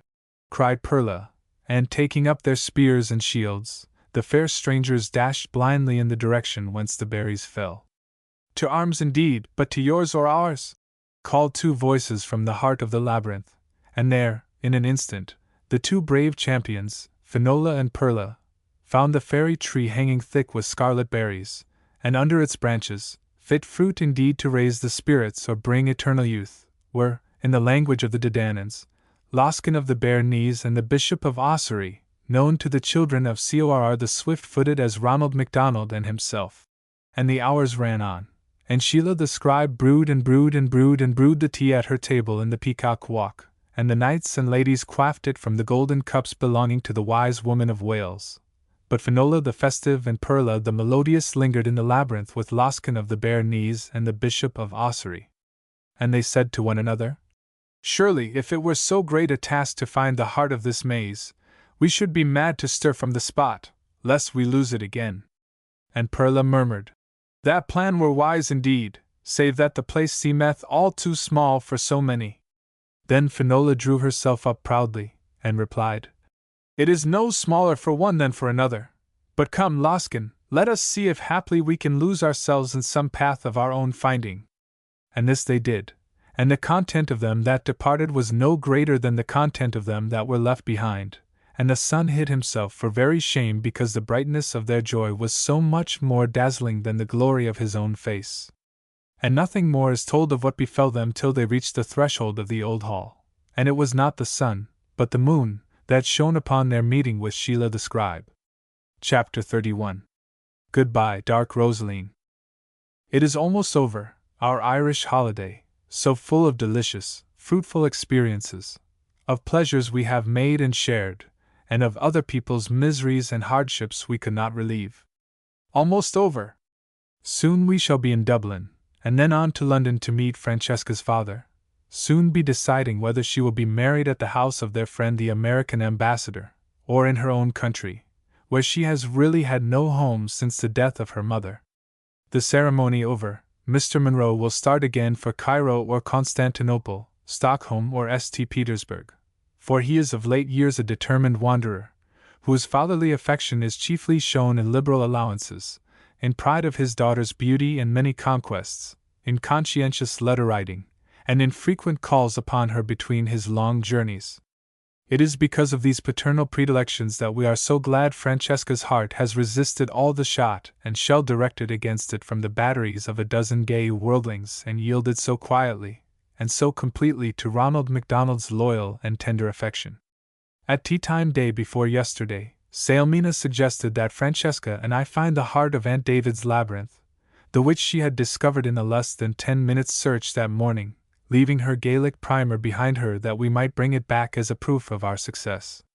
You have heard in Perla's Celtic fairy tale the outcome of this little expedition, and now know that Ronald MacDonald and himself planned the joyful surprise for us, and by means of Selemina's aid carried it out triumphantly. Ronald, crossing to Ireland from Glasgow, and himself from Liverpool, had met in Dublin, and travelled post-haste to the Shamrock Inn in Devorgilla, where they communicated with Sailmina and begged her assistance in their plot. I was looking forward to my husband's arrival within a week, but Ronald had said not a word of his intended visit, so that Sailmina was properly nervous lest some one of us should collapse out of sheer joy at the unexpected meeting. I have been both quietly and wildly happy many times in my life, but I think yesterday was the most perfect day in all my chain of years. Not that in this long separation I have been dull, or sad, or lonely. How could I be? Dull, with 2 dear, bright, sunny letters every week, letters throbbing with manly tenderness, letters breathing the sure, steadfast, protecting care that a strong man gives to the woman he has chosen. Sad, with my heart brimming over with sweet memories and sweeter prophecies, and all its tiny crevices so filled with love that discontent can find no entrance there. Lonely, when the vision of the beloved is so poignantly real in absence that his bodily presence adds only a final touch to joy. Dull, or sad, when in these soft days of spring and early summer I have harbored a new feeling of companionship and oneness with nature, a fresh joy in all her bounteous resource and plenitude of life, a renewed sense of kinship with her mysterious awakenings. The heavenly greenness and promise of the outer world seem but a reflection of the hopes and dreams that irradiate my own inner consciousness. My art, dearly as I loved it, dearly as I love it still, never gave me these strange, unspeakable joys with their delicate margin of pain. Where are my ambitions, my visions of lonely triumphs, my imperative need of self-expression, my ennobling glimpses of the unattainable, my companionship with the shadows in which an artist's life is so rich? Are they vanished altogether? I think not, only changed in the twinkling of an eye, merged in something higher still, carried over, linked on, transformed, transmuted by love the alchemist, who, not content with joys already bestowed, whispers secret promises of raptures yet to come. The green now looked its fairest for our wanderers.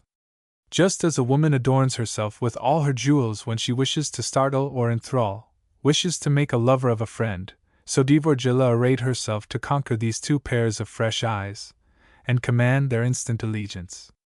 It was a tender, silvery day, fair, mild, pensive, with light shadows and a capricious Sunday. There had been a storm of rain the night before, and it was as if nature had repented of her wildness, and sought forgiveness by all sorts of winsome arts, insinuating invitations, soft caresses, and melting coquetries of demeanor. Broona and Jacqueline had lunched with us at the old hall, and inebriated by broiled chicken, green peas, and a half-holiday, flitted like fireflies through Aunt David's garden, showing all its treasures to the two new friends, already in high favor.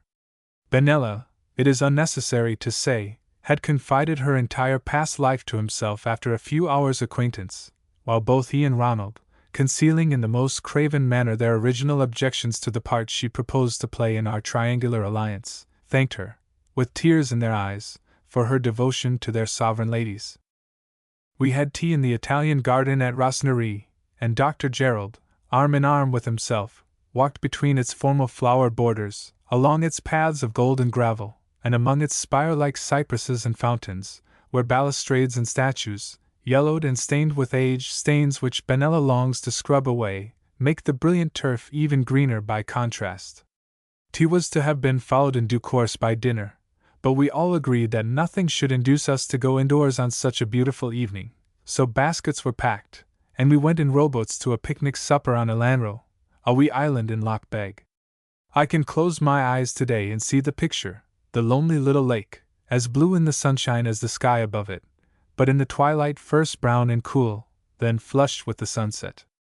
The distant hills, the rocks, the heather, wore tints I never saw them wear before.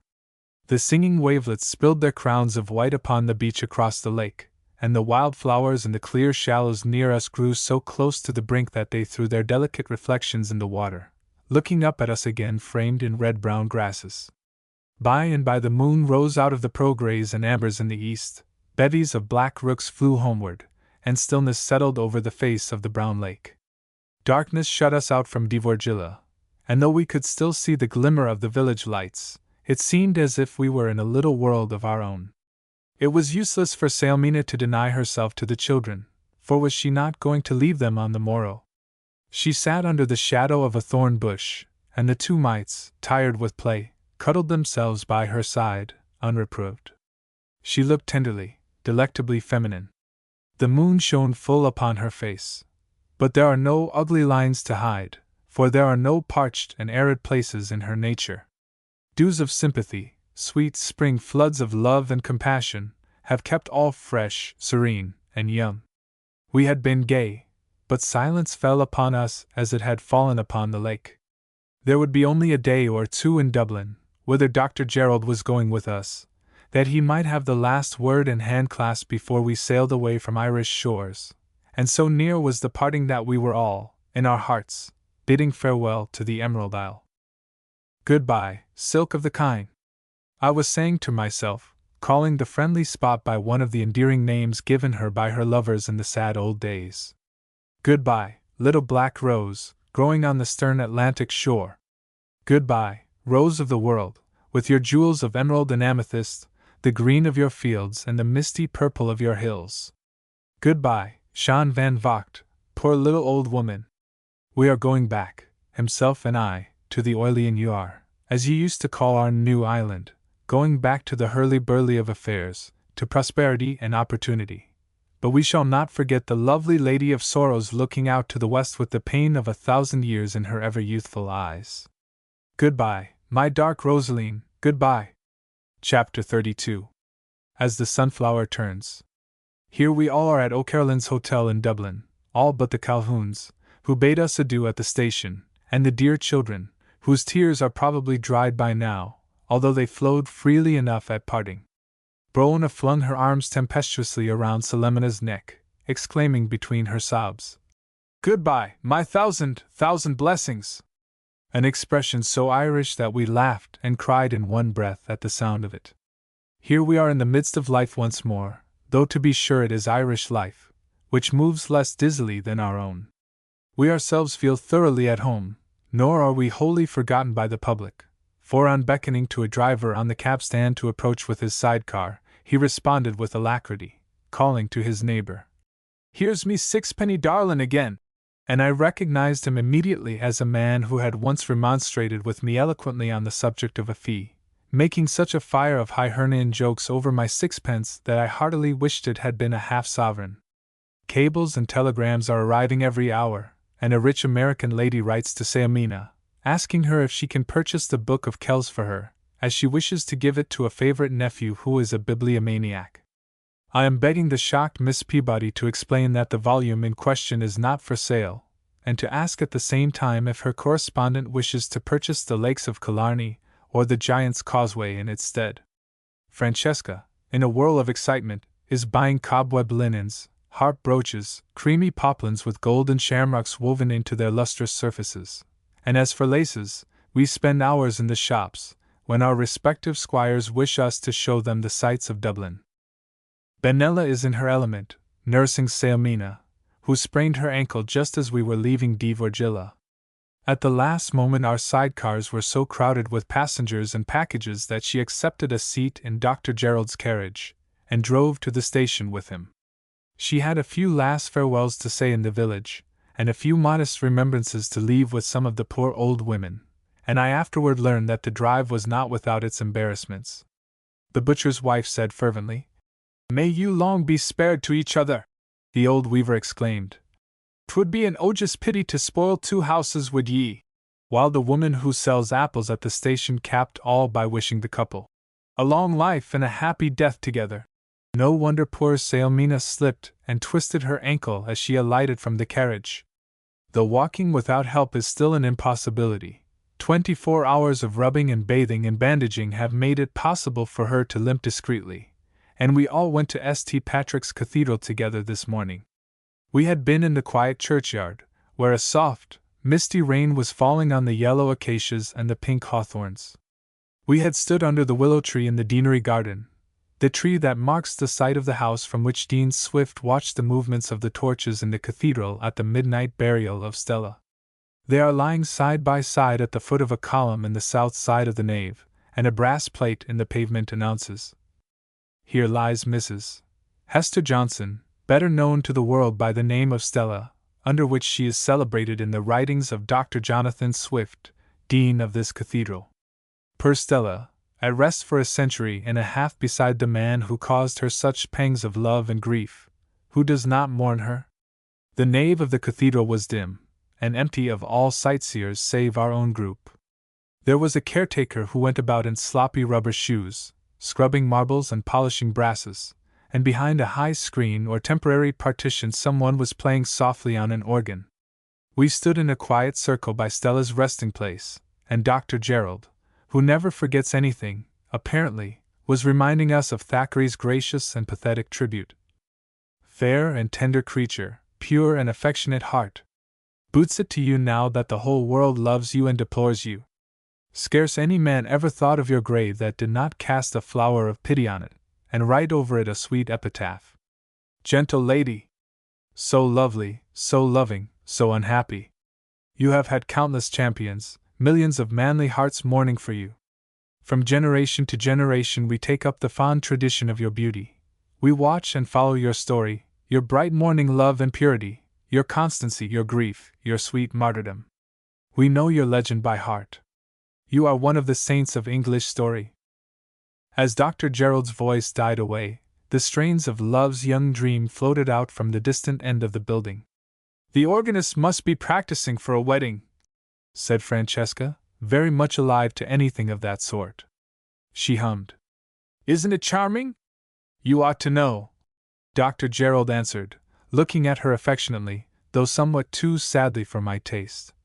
But an old fellow like me must take refuge in the days of milder, calmer beam, of which the poet speaks.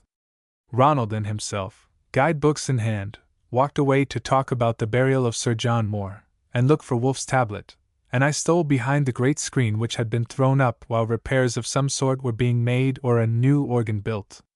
A young man was evidently taking a lesson, for the old organist was sitting on the bench beside him, pulling out the stops, and indicating the time with his hand.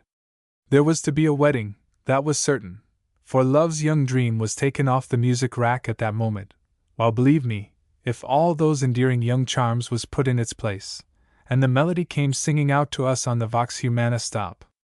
Francesca joined me just then, and a tear was in her eye.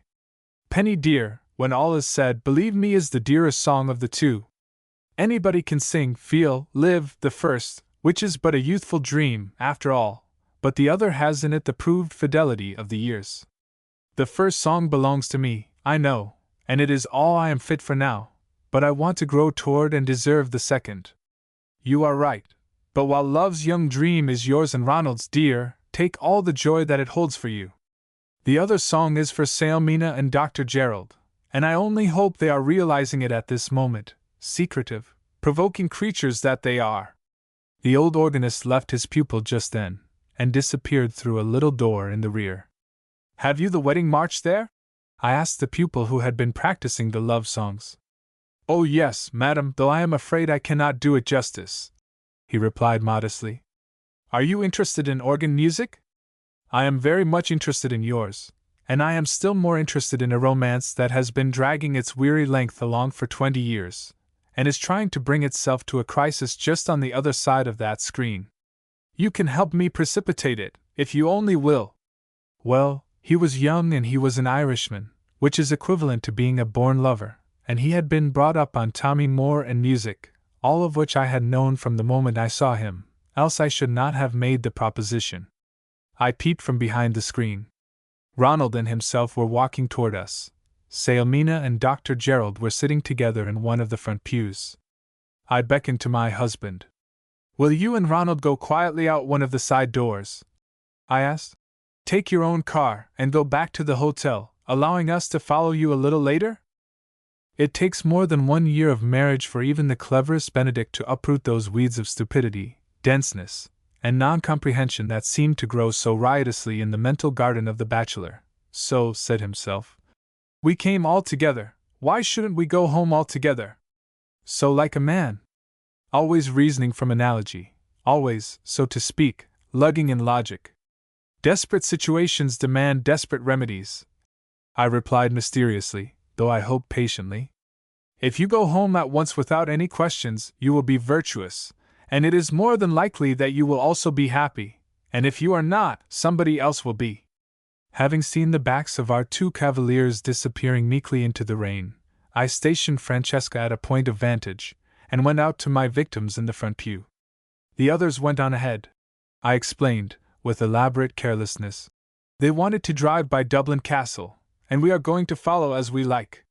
For my part, I am tired, and you are looking pale, Sailmina. I am sure your ankle is painful. Help her, Dr. Gerald, please. She is so proud and self-reliant that she won't even lean on anyone's arm, if she can avoid it. Take her down the middle aisle, for I've sent your car to that door. This was the last of a series of happy thoughts on my part. I'll go and tell Francesca, who is flirting with the organist. She has an appointment at the tailor's, so I will drop her there, and join you at the hotel in a few minutes. The refractory pair of innocent, middle-aged lovers started, arm in arm, on what I ardently hoped would be an eventful walk together. It was from, instead of toward the altar, to be sure, but I was certain it would finally lead them to it, notwithstanding the unusual method of approach. I gave Francesca the signal, and then, disappearing behind the screen, I held her hand in a palpitation of nervous apprehension that I had scarcely felt when himself first asked me to be his. The young organist, blushing to the roots of his hair, trembling with responsibility, smiling at the humor of the thing, pulled out all the stops, and the wedding march pealed through the cathedral, the splendid joy and swing and triumph of it echoing through the vaulted aisles in a way that positively incited one to bigamy. "We may regard the matter as settled now," whispered Francesca comfortably. "Anybody would ask anybody else to marry him, whether he was in love with her or not. If it weren't so beautiful and so touching, wouldn't it be amusing? Isn't the organist a darling, and doesn't he enter into the spirit of it? See him shaking with sympathetic laughter, and yet he never lets a smile creep into the music. It is all earnestness and majesty.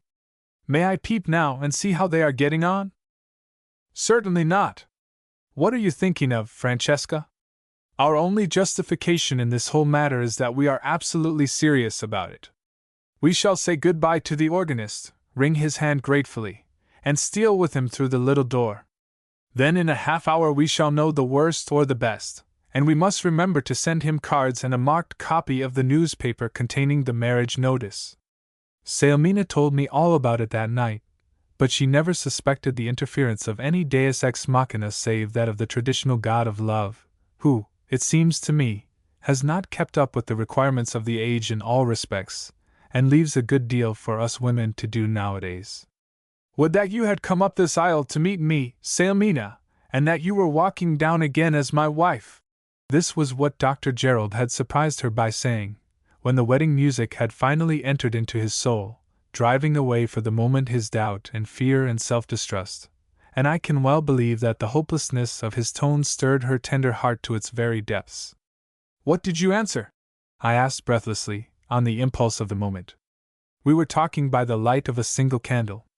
Sailmina turned her head a little aside, but there was a look on her face that repaid me for all my labor and anxiety, a look in which her 40 years melted away and became as 20, a look that was the outward and visible expression of the inward and spiritual youth that has always been hers. Then she replied simply, "I told him what is true, that my life had been one long coming to meet him, and that I was quite ready to walk with him to the end of the world." I left her to her thoughts, which I well knew were more precious than my words, and went across the hall, where Benella was packing Francesca's last purchases. Ordinarily one of us manages to superintend such operations, as the derelict's principal aim is to make 2 garments go where only one went before. Nature in her wildest moments never abhorred a vacuum in her dominion as Miss Dusenberry resents it in a trunk. "Benella," I said in that mysterious whisper which one uses for such communications, "Dr. La Touche has asked Miss Peabody to marry him, and she has consented."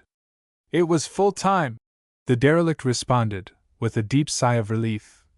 "But better late than never. Men folks are so queer, I don't hardly know how a merciful Providence ever came to invent 'em. Either they're so bold they propose to the Queen o' Sheba without mindin' it a mite, or else they're such scare-cats you bout have to ask 'em yourself, and then lug 'em to the ministers afterwards. There don't seem to be no halfway with 'em. Well, I'm glad you're all settled. It must be nice to have folks."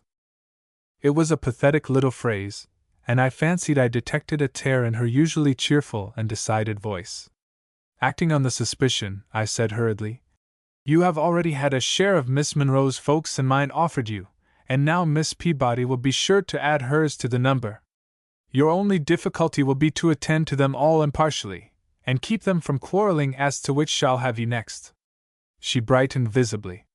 "Yes," she assented, without any superfluous modesty, squeezing as she spoke a pair of bronze slippers into the crown of Francesca's favorite hat. "Yes, that part'll be hard on all of us, but I want you to know that I belong to you this winter, anyway. Miss Peabody can get along without me better'n you can." Her glance was freighted with a kind of evasive, half-embarrassed affection, shy, unobtrusive, respectful it was, but altogether friendly and helpful. That the relations between us have ever quite been those of mistress and maid, I cannot affirm. We have tried to persuade ourselves that they were at least an imitation of the proper thing, just to maintain our self-respect while traveling in a country of monarchical institutions, but we have always tacitly understood the real situation and accepted its piquant incongruities.